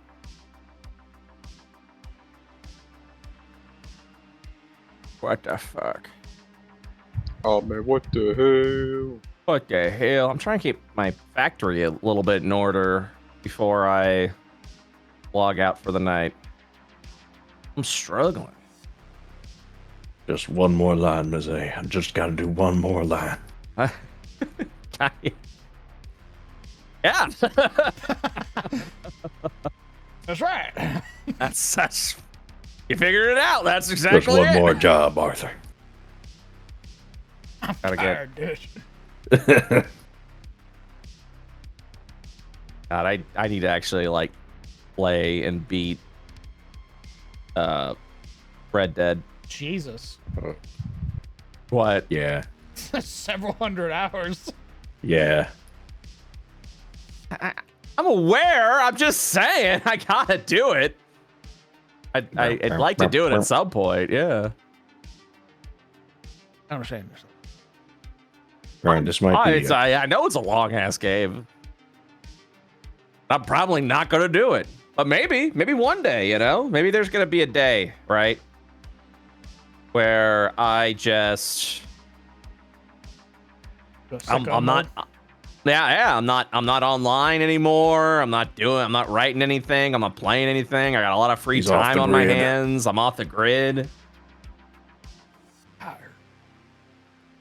Oh my god, I can't believe Brett finally So tired. what do they say? I can't believe he graduated. That's crazy. Shut up. Pretty sure I hate- graduating's a bad thing. No, It's it's neutral. graduation. I don't think Like, anybody come on. who's graduated, at least recently, has done so willingly. Yeah. Yikes. I think every VTuber who's graduated has been basically held at gunpoint by their corporation and goes, "You're gonna fucking quit now or else." You're gonna graduate. You hear me, partner? And we're still Here's gonna your make money off degree. of you selling your merch and shit like that. By the way, Lomao. Oh, yeah. That shit's fucked. Oh. I don't. I didn't understand the VTubing stuff until I watched like a 2-hour-long like deep dive video on like how insidious the corporations are, like actually Of behind course. VTubing and shit. The And I was like, VTube Of iceberg. course. oh my god. Yeah, if there's a corporation behind it, it's gonna be weird. I like God, I love corporations, venture capitalism. Yeah, setting up their talents to like fail so that way they can like milk money off of their graduation and stuff like that's insane. Oh my god, that is yeah. Well, anytime someone's like, "I'm graduating," I'm like, I really hate this term. Like, it's just such a. It's awful. Well, it's like I got it the first like 50 times it happened, and then everyone else was like graduating, and I'm like, like we get it. You can just say you're quitting, like everyone else, you know, like it's fine. It's totally cool. Like normal people who Yeah. quit. Well, I just think the term has been used to death. You know what I mean? So now it's just like, and someone's like, "I'm graduating," and I'm like, and I just kind of roll your eye. I kind of roll my eyes a little bit, like, all right, we get it. Have a good retirement. But that's just me being a grumpy guess. That's all that Yeah, it's that, okay. that is. I mean, yeah. you are 40, so that makes sense. Yeah, I'm allowed to be grumpy now. Nice. Just puts on the beard. Kids these days. Shake my face at Hey. anybody younger than me. Damn virtual tubers. Oh man. I genuinely can't. Shit. Dang it. How do we rank to absorb elements? What does it do now? Absorb elements baseline gives you resistance to the triggering damage type. It's a reaction. Mhm. And it also allows you to basically deal a little bit of that damage as a melee attack on your next turn. My rank 2s for my spells are usually utility stuff. It's not like a damage increase. Like rank 3 is a permanent damage increase for all the spells. So like Firebolt, while also applying burning at rank 2, at rank 3 becomes a 2d10. Keep the resistance for an extra turn. Or it lets you retaliate with a melee or ranged attack. That's also good. But choose mine. Pushes fucking sizzle to the ground. Wow, that's a great idea. But You picked that off, fucking kid. yeah, if you what if and hear me out. Nice try, honey.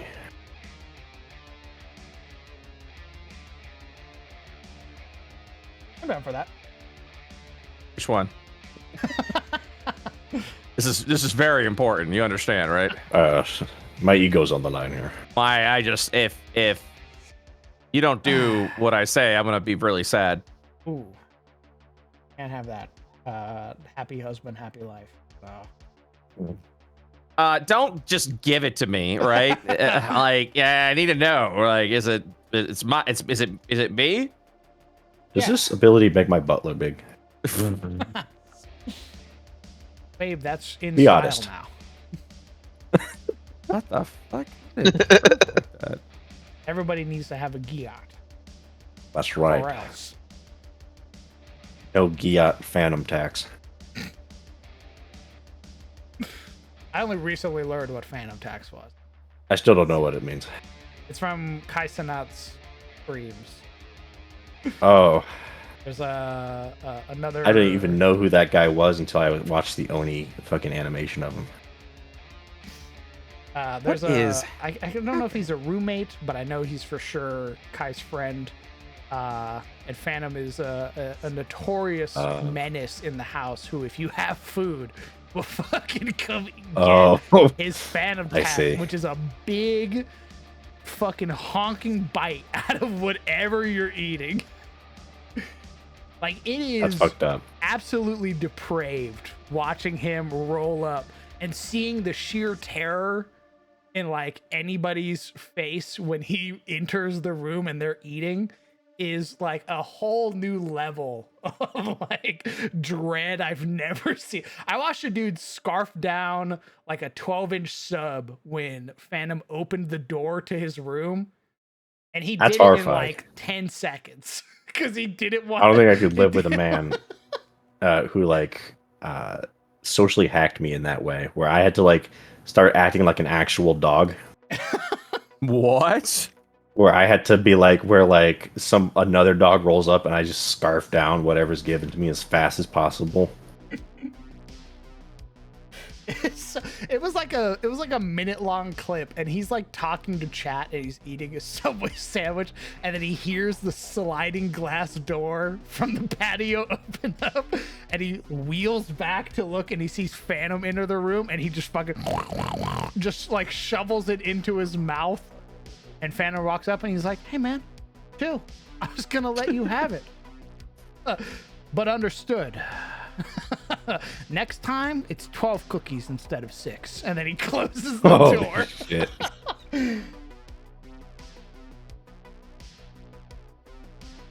I was like, oh my god, I get it now. I understand. Actual dog, like mentality. Graduations from many other. Oh yeah, I knew that from Eastern Idol culture. Yeah. Oh. Interesting. Used for any reason a VTuber leaves the company they work for, quitting, fired, retirement.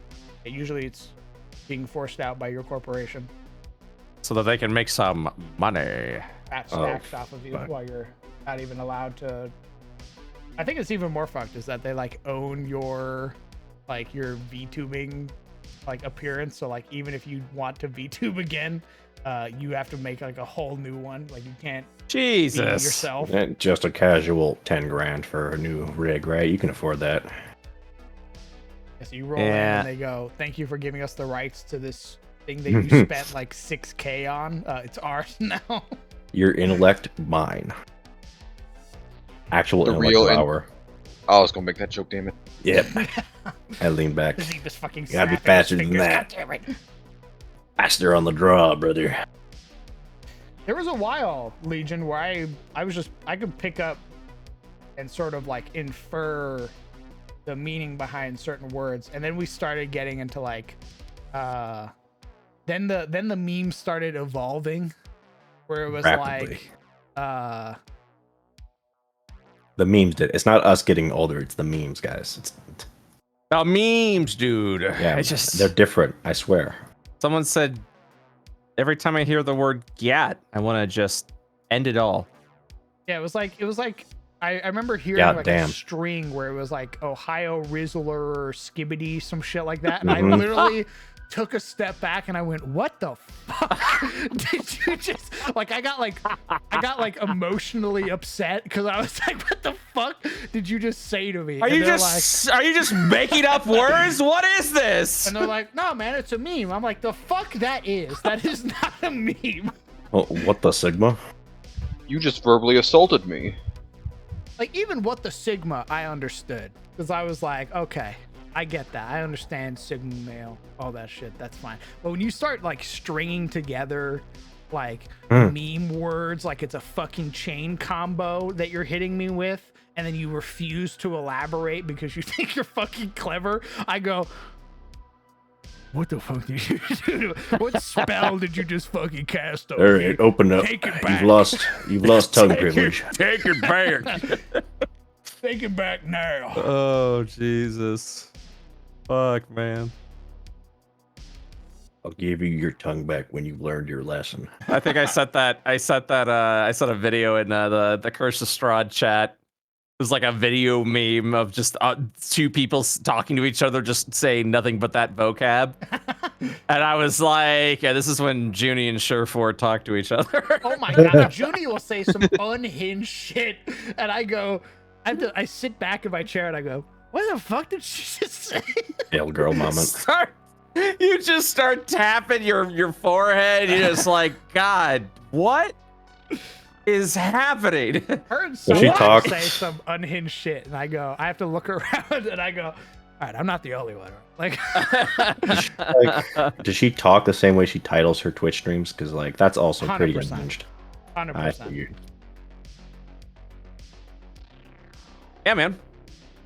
It's always a treat whenever I see your stream. Not because I watch your stream, but I just want to read the title and go, yep, that was a stroke. Anyway, Favorite.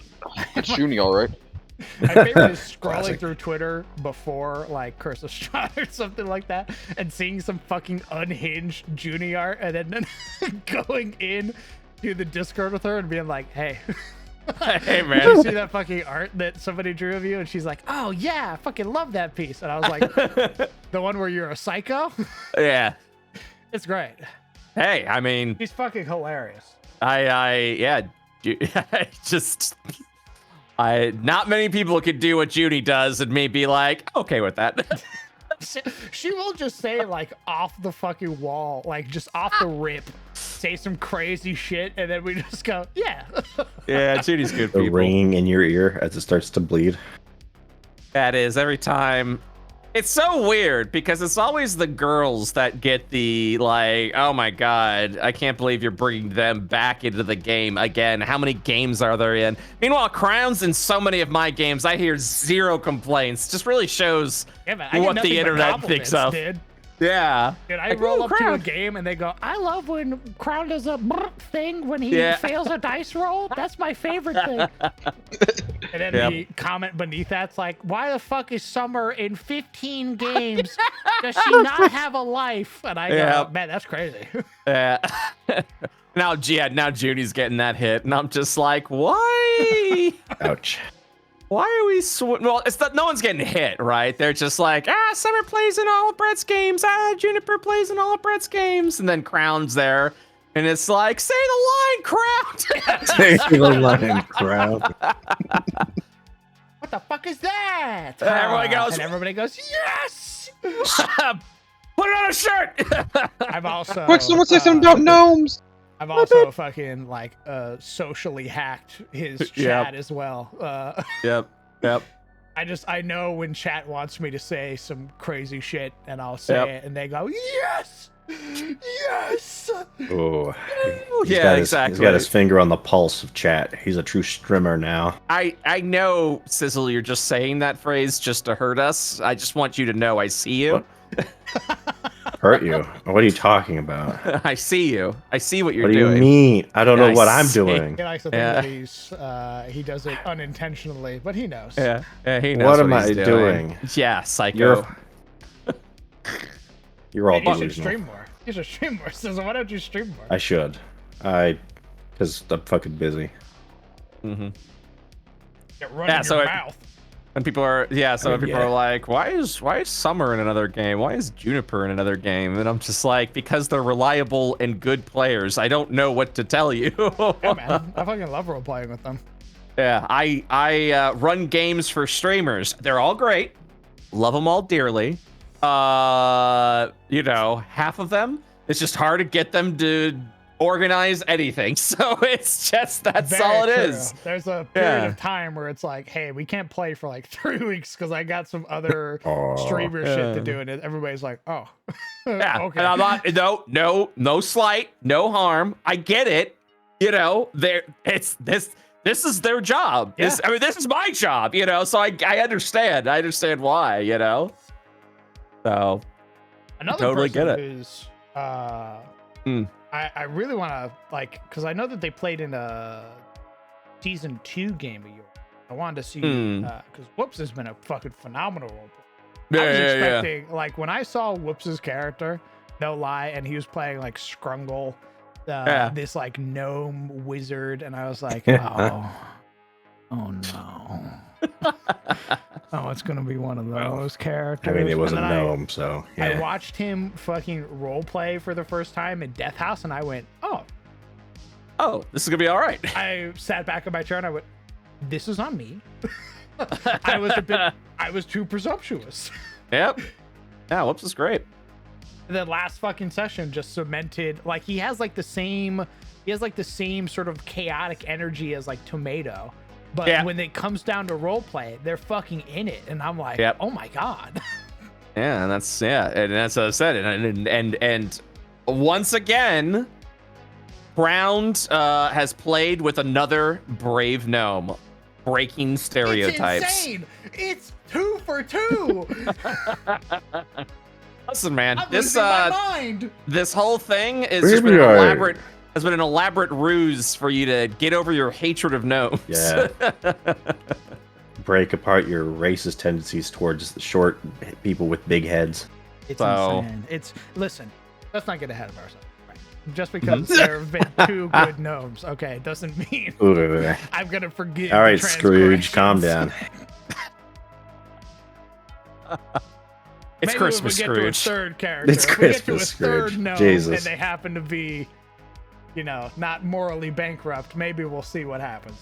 Oh, damn, everything's like maxed out. Shit. All right, I gotta get out this factory. You built a I whole Get out of base. here.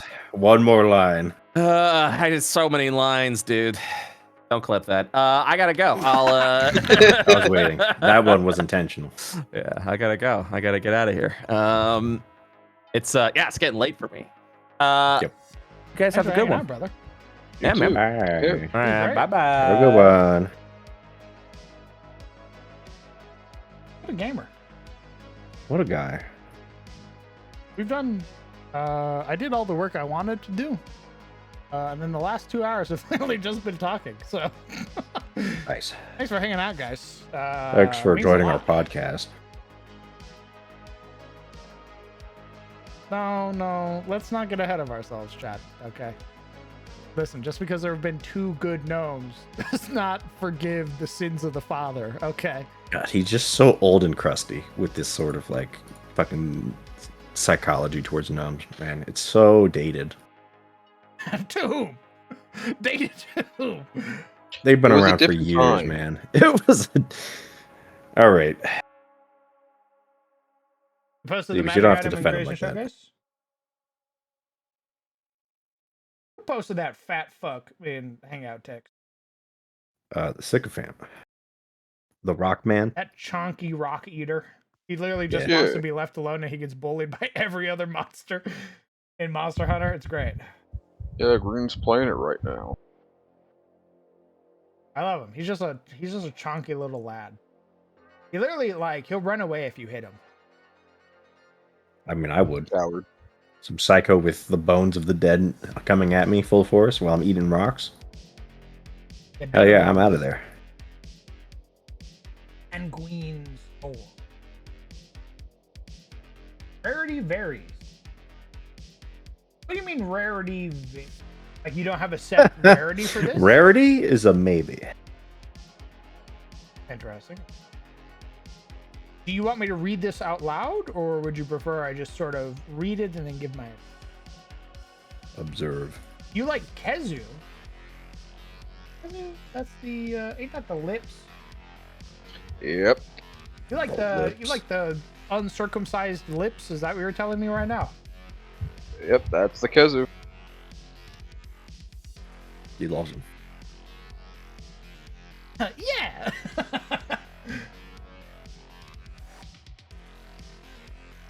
Nargacuga is my favorite.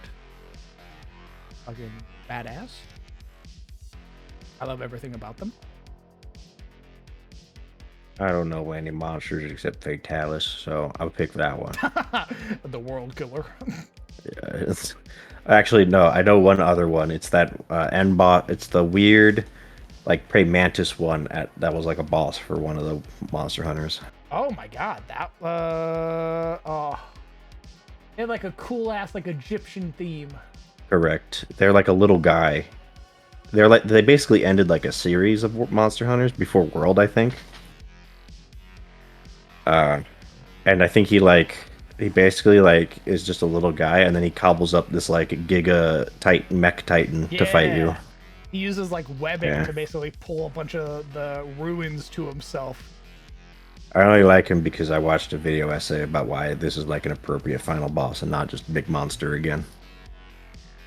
Yeah, 'Cause Monster it's Hunter's you. great. I'm really excited for Wilds. Rise was fun, but it sort of lacked.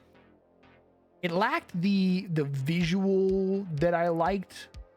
It was a little too Play-Doh-y, and that sort of put me out of it. Which one? Rise. Mm, World was fucking that's phenomenal. the only one I have. I did find Rise to be kind of. It had that Nintendo crust to it. Yeah, that's a good way to put it. I It had the deserve to be on a Switch Switch. energy. And I'm like, no. But Wild. And then I look over at Wilds like, was yeah, fucking hot. Wild seemed way better. Also, actual food, not For real, watch not my guy. dongos.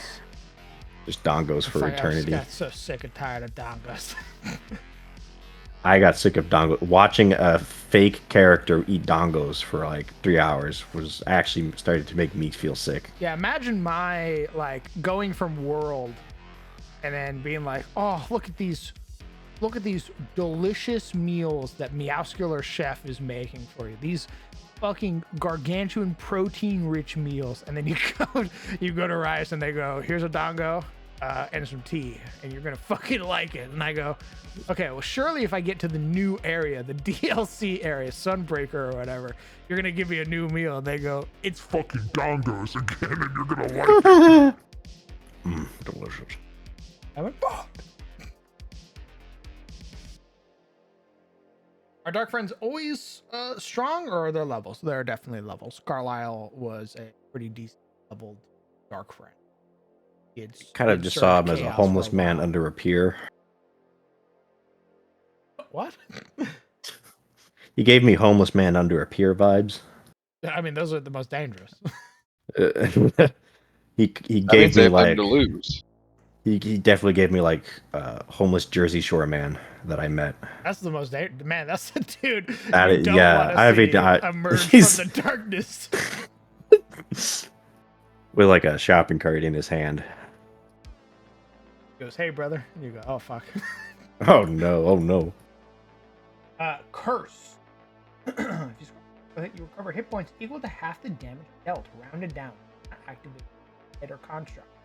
You're not unattuned from this weapon unless you cast remove curse. Ornament Oh. also with a red dyed blade and decorated with rubies. Weapon is cursed and is like an onion. It has like, okay, well, you sort of took me out of that with the onions bit. I get what you're going for, but each layer is labeled Surface, Awakened, and Revival. First comes with its own set of abilities and subsequent upgrades. Sanguine Sword absorbs the blood of creatures slain by the wielder of the weapon and transfers the life hitting creature that grants the wielder this sword power. Default example: Vampire Lord Sanguinius the Blood Forger. In the process of rebirth into what he believes to be higher life form. Process of consuming and bathing in a pool of dragons.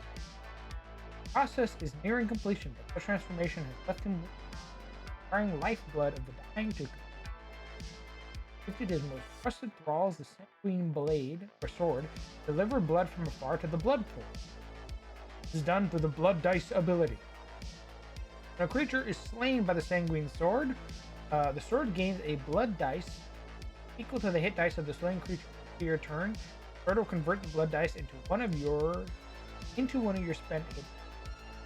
The sword can hold multiple dice. The blood pool. When the Sanguine Sword consumes a blood dice from a at the end of the turn, you or GM back of the wheel. Rolls the blood dice and adds the total of points. First one. Oh, interesting. Holy shit! I just scrolled down. You sent me a thesis. Got him. Okay, brother. You need to put a rarity on this. You have sent me 5 paragraphs. What? And there's a lot here. If you're gonna hand this out to a player, holy. First off, you need to pick the player very wisely, because there are some players who will look at this and they're gonna go cross-eyed.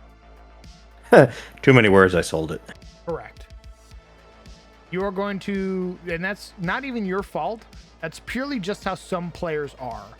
Like, handing out artifacts is incredibly dangerous, because players, when you want to present that information to them, sort of go cross-eyed when too much is presented.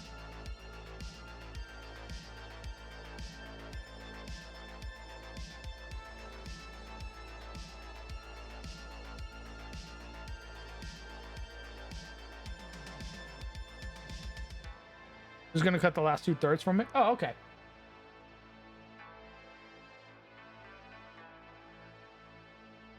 Yeah, I would almost say just keep the fact that it has layers on it and make it a +2 like you're going to, and then very much describe how it's sort of absorbing the energy and all that stuff. Leave it up to the player to inquire further. And if they don't, that's even better. If a player has like a magic item like this and they're gaining power from it and they're just like, I don't really want to look at this any further. I like the power it gives me. That is perfect. That is a premium setup material for you, is when a player goes, too long, didn't read. I would say only really explain the curse in so much as you can't unattune from it unless you remove curse, and it gives you some form of power via your hit dice. Sanguine Strike and bonus action. Range self duration 1 minute. You convert your life energy into the Sanguine Sword to empower your next strike. The next time you hit with a melee attack during the ability's duration, your attack deals an extra your hit dice plus con modifier and necrotic damage. Oh, nice. Bonus action. Range self duration instantaneous. You convert your life energy through the Sanguine Sword to heal your wounds. And 1 hit dice. Regain hit points equal to your dice plus your con modifier. Sick. Yeah, I would leave it at literally that. And then make it so your players have to go and have to like really delve into the magic item and its lore and its history to really learn the rest. Like, give them the power, but then bait them to like follow the story. Wielder the Sanguine Blade does not slay a creature before finishing a long rest, and they do not recover hit dice from completing the long rest. Ooh, nice. I do like that. Yeah, that should be a warning to your player that they need to learn more about this magic item. Like the moment that they like go several days without killing something, and they're like, guys, I've been on like 4 out of 7 hit dice this entire time, and my hit dice don't go up. Like, hey guys, something's wrong. Curious. And I have to spend hit dice to heal myself during our short rest, but guys, they're not coming back.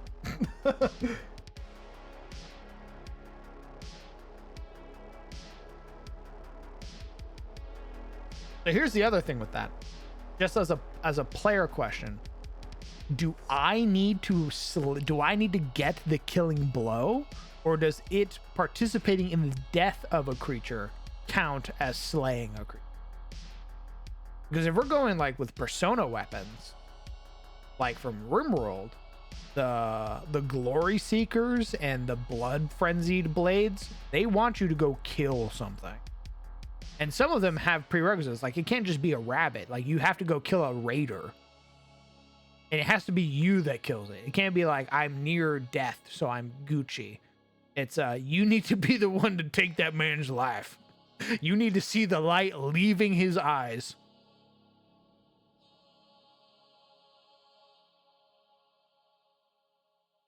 Usually, Little Raptor, what happens when you remove curse is you nullify the magic on the item.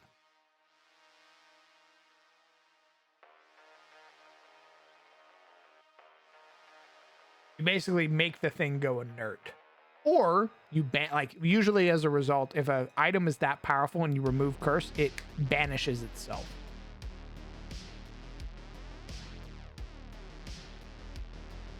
But sometimes weapons are powerful enough to do that.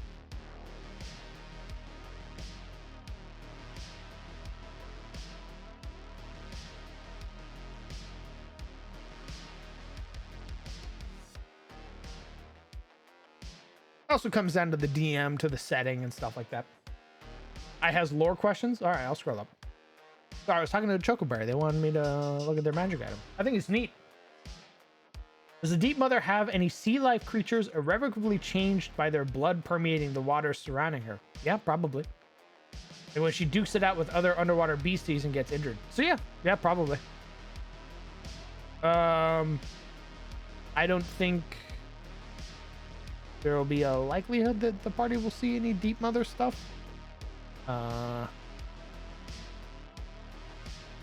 Yeah. Shark bears? Oh yeah, I saw you guys talking about that in the Discord. I forget where we were supposed to. I think it was me.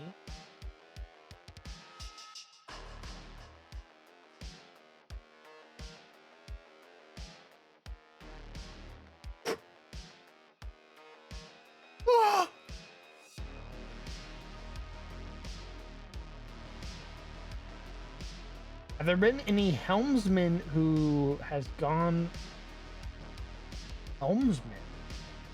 Like on a ship? I'm certain that there are plenty of helmsmen. I don't want to say plenty. I'm sure that there are some helmsmen who have served aboard of ship who are dark friends.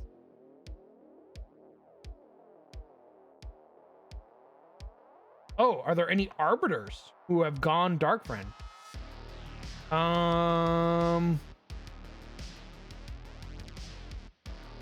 Maybe.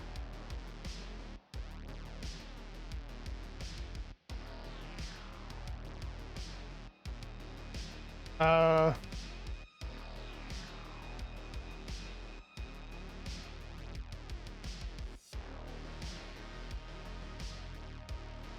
the reason I say maybe is because the Arbiters are a very tight-knit organization.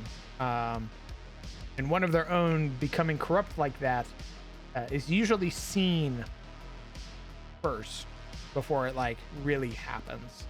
That's not saying that people can't keep secrets and can keep secrets very well and like turned in the moment.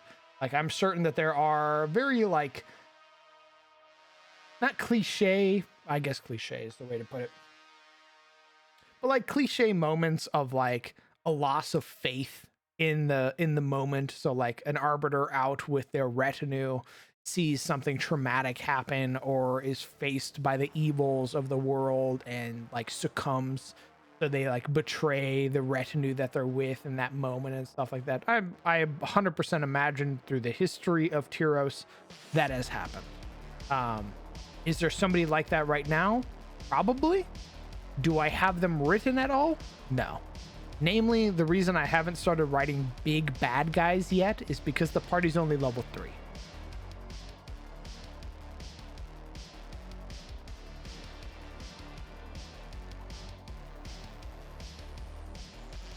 Like when a Fed defects, yeah, like you wouldn't know.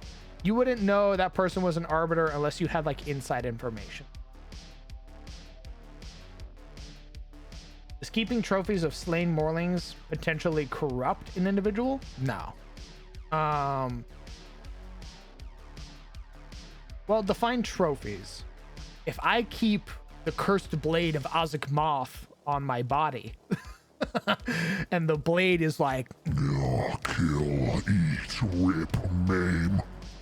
and I go, oh, that's a weird sword.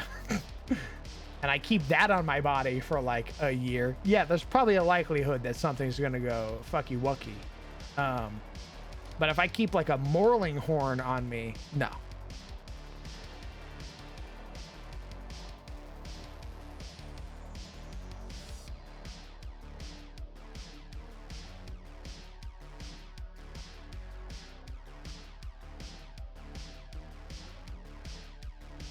Have you considered making little game diaries? Yes, I have. The issue is that I have to learn how to do video recording. I would love to do little game diary. Again, as Sizzle put it, MCDM is my patron saint.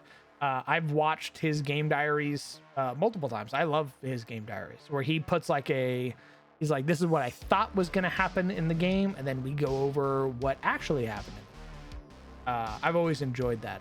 And I used to do little write-ups of my campaigns and stuff like that, but it's very time consuming.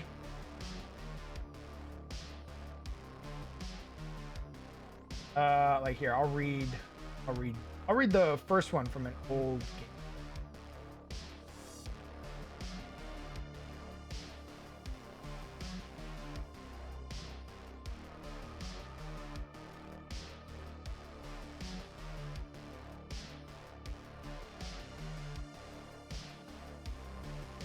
I'll read a little excerpt from it. Riding the Stars, Session 1. Arriving separately to the eternal capital of the Aldacian Empire, the party finds themselves in the company of their friends and compatriots who have gathered to see them off on their voyage, the island of Eris. As the party gets to know one another, they notice that the current crew that was in the process of finishing up the journey ahead were dismissed and instead replaced with a different one. Approached by the Emperor, he bestowed upon them their directive: to find the crown of Eris and ascertain the reasoning for the darkness, why it consumes the land, and to find a suitable landing location for where his army may land when the time comes. Having finished their farewells and their objective clear, the party joins the crew upon the Star of Elysium and rise high into the sky, setting out upon their 8-day trip to the Shrouded Islands. It's here that our party is further introduced to one another. Kalanos, a rough half-elven gunslinger, Blake, a dutiful human fighter, Kadric, a studious human wizard, Umbriel, a zestful wood elf monk, and finally Ibrahim, an enigmatic elven rogue. There they meet Sky Captain Oswald, a burly Goliath man with a warm smile and confidence behind his steps. For days, the party interacted with one another and the various members of the crew until the 4th day. Crew members became sluggish, more lethargic in their routines, struggling to keep their chins up as they wandered through the ship, clinging to consciousness. Even the Sky Captain had begun feeling the same effects, assisted only by Kadric with the help of a sleep spell to give the man a proper semblance of comfort. This persisted, however. Well into the 7th day of their travel, where finally, Kadric began casting the spell over the whole crew, who were under this lethargic effect. As the party began to finally settle down for the evening, Ibrahim, with the assistance of Blake, patrolled through the ship to perhaps find clues or gain a better understanding of what is happening. Finding out the crew's sleeping quarters were bereft of them, however, they questioned what had occurred. Searching another chamber, they were met with a ghastly sight. 4 of the crew lay dead with in their own bunks, blood decorating the floor and walls of the chamber as their throats were slit, eyes wide with fear and pain. Another chamber revealed the same fate for even more crew. Pandemonium breakout. Ibrahim panicked and threw the alarm of the ship and began alerting those aboard. At the same time, alerting the nearby vessel, which had been acting as their escort this entire time. Awakened by the screams and the audible wail of the alarm, the party got together and began questioning what was happening.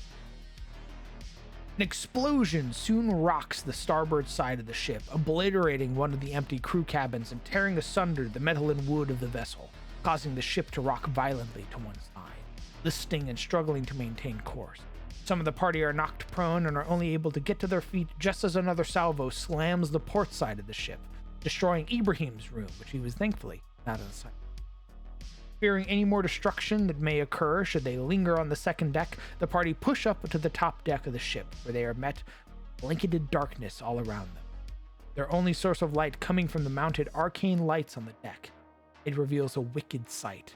The members of the crew have been twisted into that of undeath, clad in darkened robes and brandishing gnarled, blackened sickles. The shepherds of death were aboard the Star of Elysium. A red glow holds the eyes of the cultists, their expressions that of regret and agony, lips pursed and pulled into deepened frowns. Beset on all sides by cultists and undead hounds alike, the party waged battle against the shepherds, thundering flesh and felling cultists who charged forward to meet them.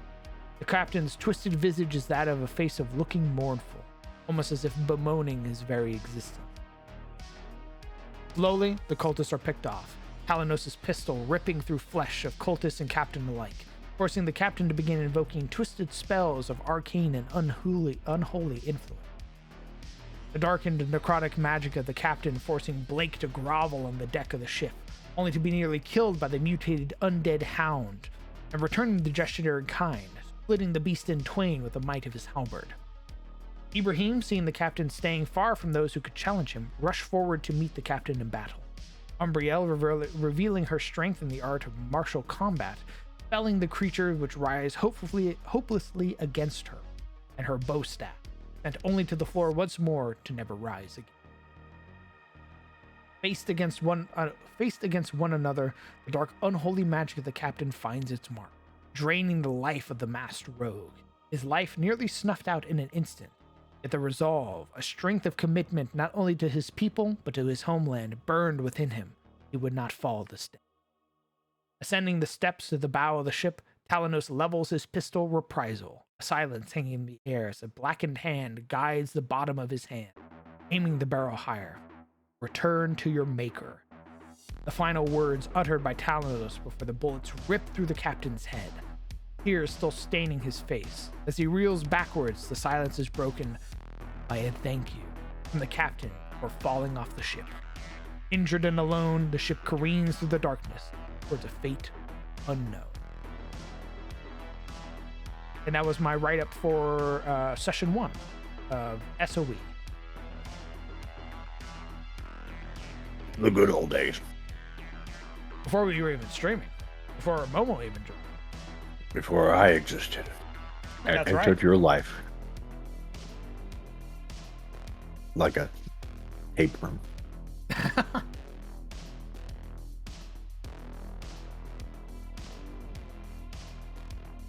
Are all Slaughter Lords merciless? That would be unfair to say that they're all merciless. There are plenty that have their own personalities and differ from one another entirely.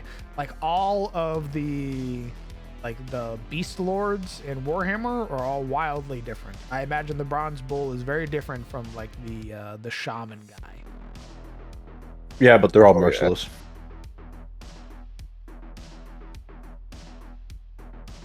They're different. They're still evil. That's fair.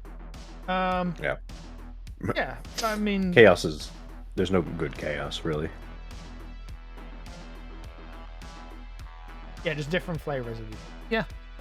I can see a very prideful Slaughter Lord beating the shit out of you and being like, well, I fucking knew that was gonna happen. It takes your weapons, kicks the shit out of you, leaves you at like 9 points of exhaustion, and then throws you into some ditch somewhere. There was Kazric One Eye. who lost his eye to one of the Emperor counts. Electric Count. Boris, Elector counts. Thank you, Boris Todbringer, who's he's the Elector Count of Middenheim, and he's a bit gruff, let's say. Okay. The Elector Count took Kazrak's eye before Kazrak retreated, so Kazrak repaid him a favor by ambushing him and taking his eye. So they kind of have a grudge now, and also both have one eye. Nice. Yep. I believe in the end times, Boris basically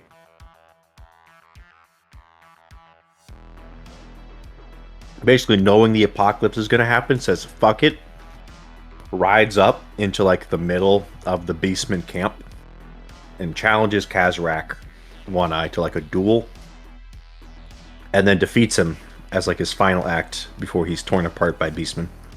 Oh, damn. Yeah, he's like, you know what? If I'm gonna die, I'm gonna make sure that fucker doesn't live either. I'm tired of you Yeah, pissing me off right in your mouth.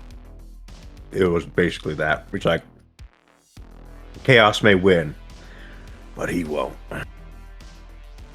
His last fuck you before death. Okay, Legion. That's a bit disingenuous to say that Chen Stormstout was a fucking overwhelming force. He was facing two dudes, two like shipwrecked sailors that had probably been like already starving, had already their shit rocked. Like, he basically bullied two like survivors is what he did.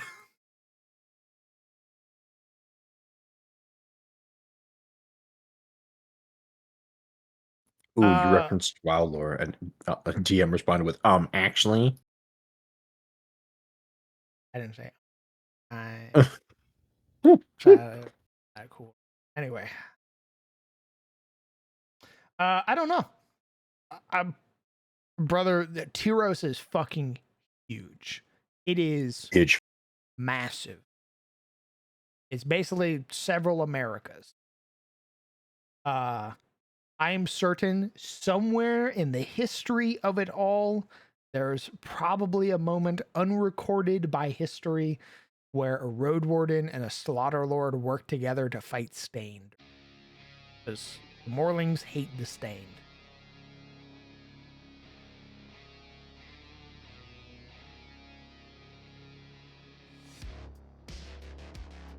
You know, enemy of my enemy is my friend type shit. I'm certain that's happened somewhere in the world. Stained. Somewhere. Stained are okay, I guess. I want to hear the story about when a Tarosian Lord and a Morling Slaughter Lord teamed up to fight the elves. That's the real deal. Yeah, you may be Morling, but you ain't Caressian. Oh. Yeah. Oh. Yeah, I was like, yeah, they're like cannibal elves. I could see something like that. No, I meant when the Imperialist Empire? Caressians rolled up on shore, and the Tarosians and Morlings looked at each other and went, yeah, they're worse. So there's something like that, and that's usually in the form of the cults. Like Tiamat's cult is still very like nationalistic. So like they're Tarosi first, even if they despise Bahamut. So based. So like if a foreign threat rolls up, like you'll see like Bahamut soldiers, and then you'll also see like Tiamat soldiers stood shoulder to shoulder to fucking thwart you. And then the moment you're gone, they're like, fucking Bahamut's good. The Caressian commander. Don't you guys hate each other? Yeah, I hate you more. What the fuck? Get off our land.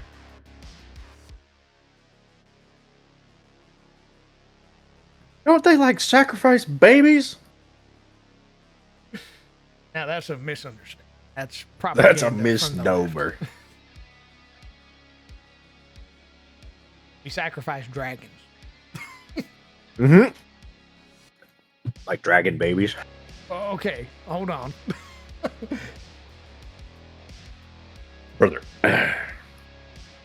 I don't know how you're gonna sacrifice dragons if it ain't a dragon baby. If it's bigger than a baby, how the fuck are you gonna sacrifice it? You ever seen a dragon? Them fuckers are like, they're big and they're only a year old.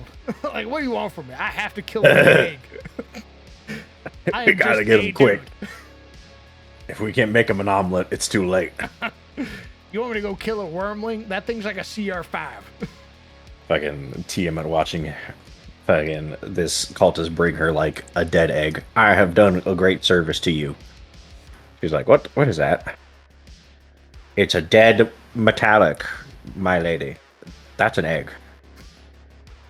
You're kind of a bitch. Good guy is a fucking omega stretch. I would not call her a good guy. I would call her a neutral entity.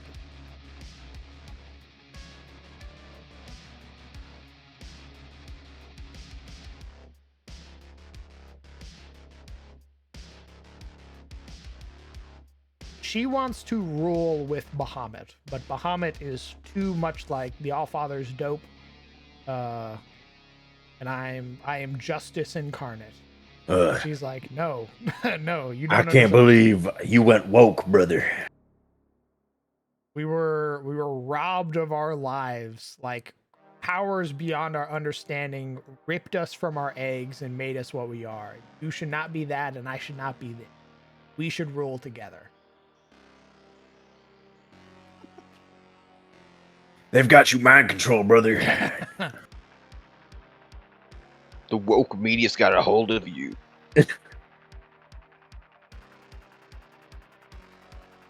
I mean, the Allfather's a bad guy. Oh, I see what you're saying. Not lovers. They were never lovers. But there is that, like, that's sort of like, I don't want to say familial. There's something about, like, the soul. Like, we were made in the same exact moment type deal.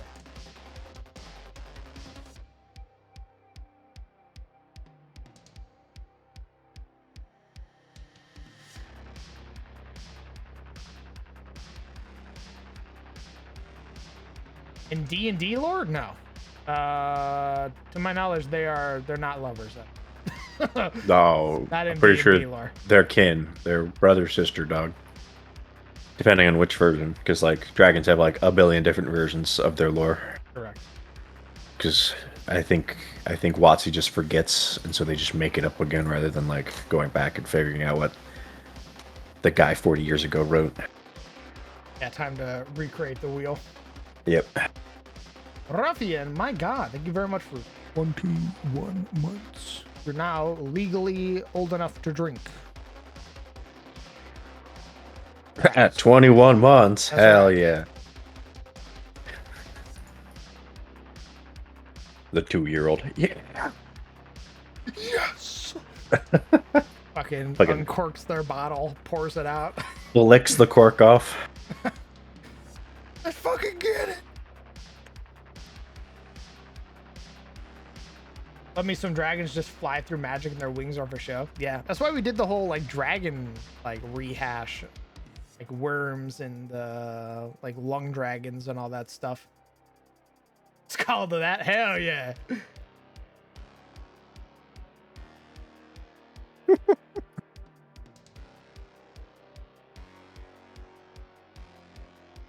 think that's what we're gonna call it off. What the I think it happened fuck? last like 3 hours. Where's my Oh, Tarkov okay. streamer? Where did he go? Well, Tarkov will probably be tomorrow because I'm gonna do Core Keeper with Brett Mazet and Tom. After Core Keeper, we'll probably do some Tarkov. Yeah, that's fair. I guess. What if you convince them to play Tarkov with you?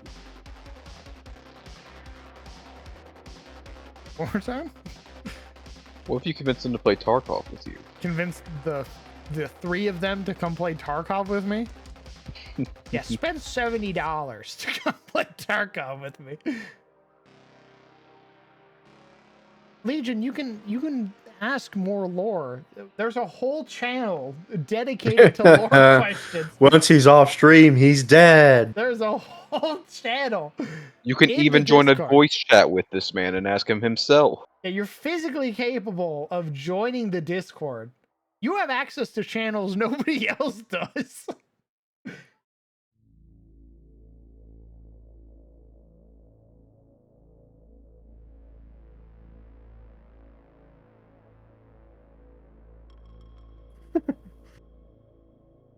That's weird. What do you mean that's weird? You're a fucking mod. I'm What's so the guy confused. talking about? I'm so confused. What does he think we do in here? Nothing changes. Like we talk about D&D shit even when we're not on stream. You've even known that before becoming a mod.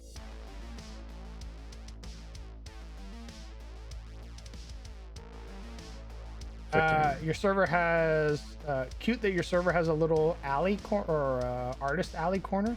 You could always use more D&D token artists for get. I don't know if did I read that right, brother? Are you saying it's dope that we have like an artist corner? Or are you saying we should have an artist corner? Like further expansion of the promotion. Oh, dope. Gotcha. Yeah. We have a bunch of artists in the community. And it felt only right to give them a place to promote their sick ass work. How funny would it be if you posted your own maps into Adis fan art? Guys, you'll never believe what I did for SOT. Guys, I went ahead and I made, I did my own version of Duran Spear. That's crazy. I got a brick thrown at my forehead. No.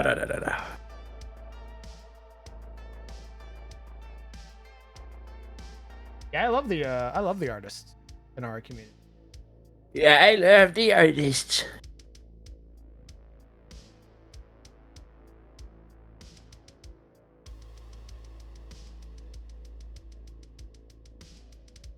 Then you get bricked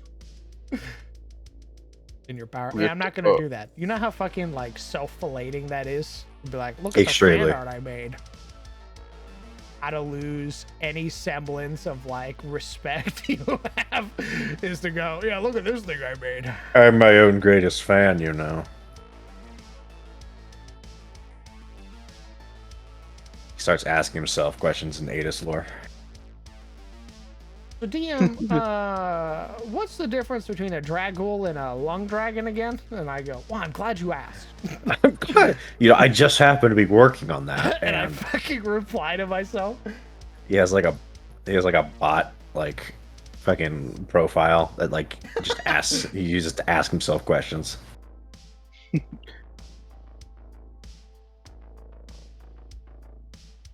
True schizo hours. Wow, this jet's so active. That's crazy. The chat being the voices in his head. I follow Every whatever day. order you give. Well, a loyal blade. That I am incredibly thankful. Praise the Emperor. Now, you can join the fucking voice chat and ask me questions, you dumb bitch.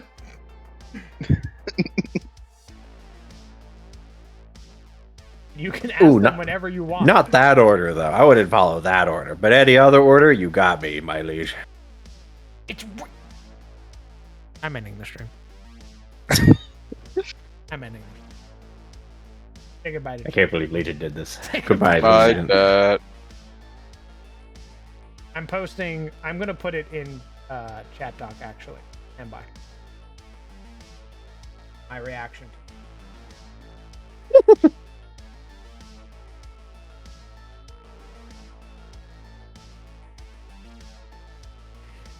Can't post Markiplier in Twitch.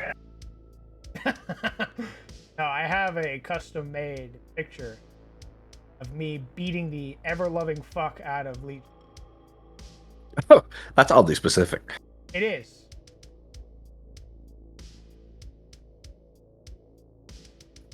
cute. Oh my god, Legion, you're being so brutalized, like, so cutely, though. Oh yeah, that's sticker material. Getting the glasses off their face.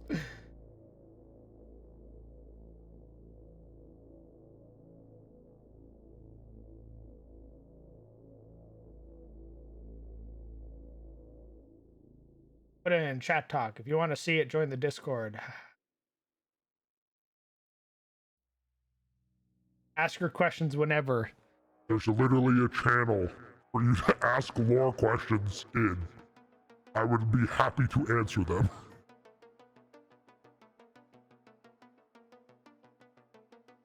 Anyway, say goodbye, chat again. Goodbye I to did chat. Perfect. I'll be back. Alrighty. goodbye the sequel. All right. Thank you guys so much for coming out and supporting the stream. This mostly just chatting stream. But we did get some work done towards the start. I realized that one of the things that I wanted to work on, I'll have to work on off stream. Just because of some of the sensitivity of, not sensitivity, but wanting to keep some things a surprise.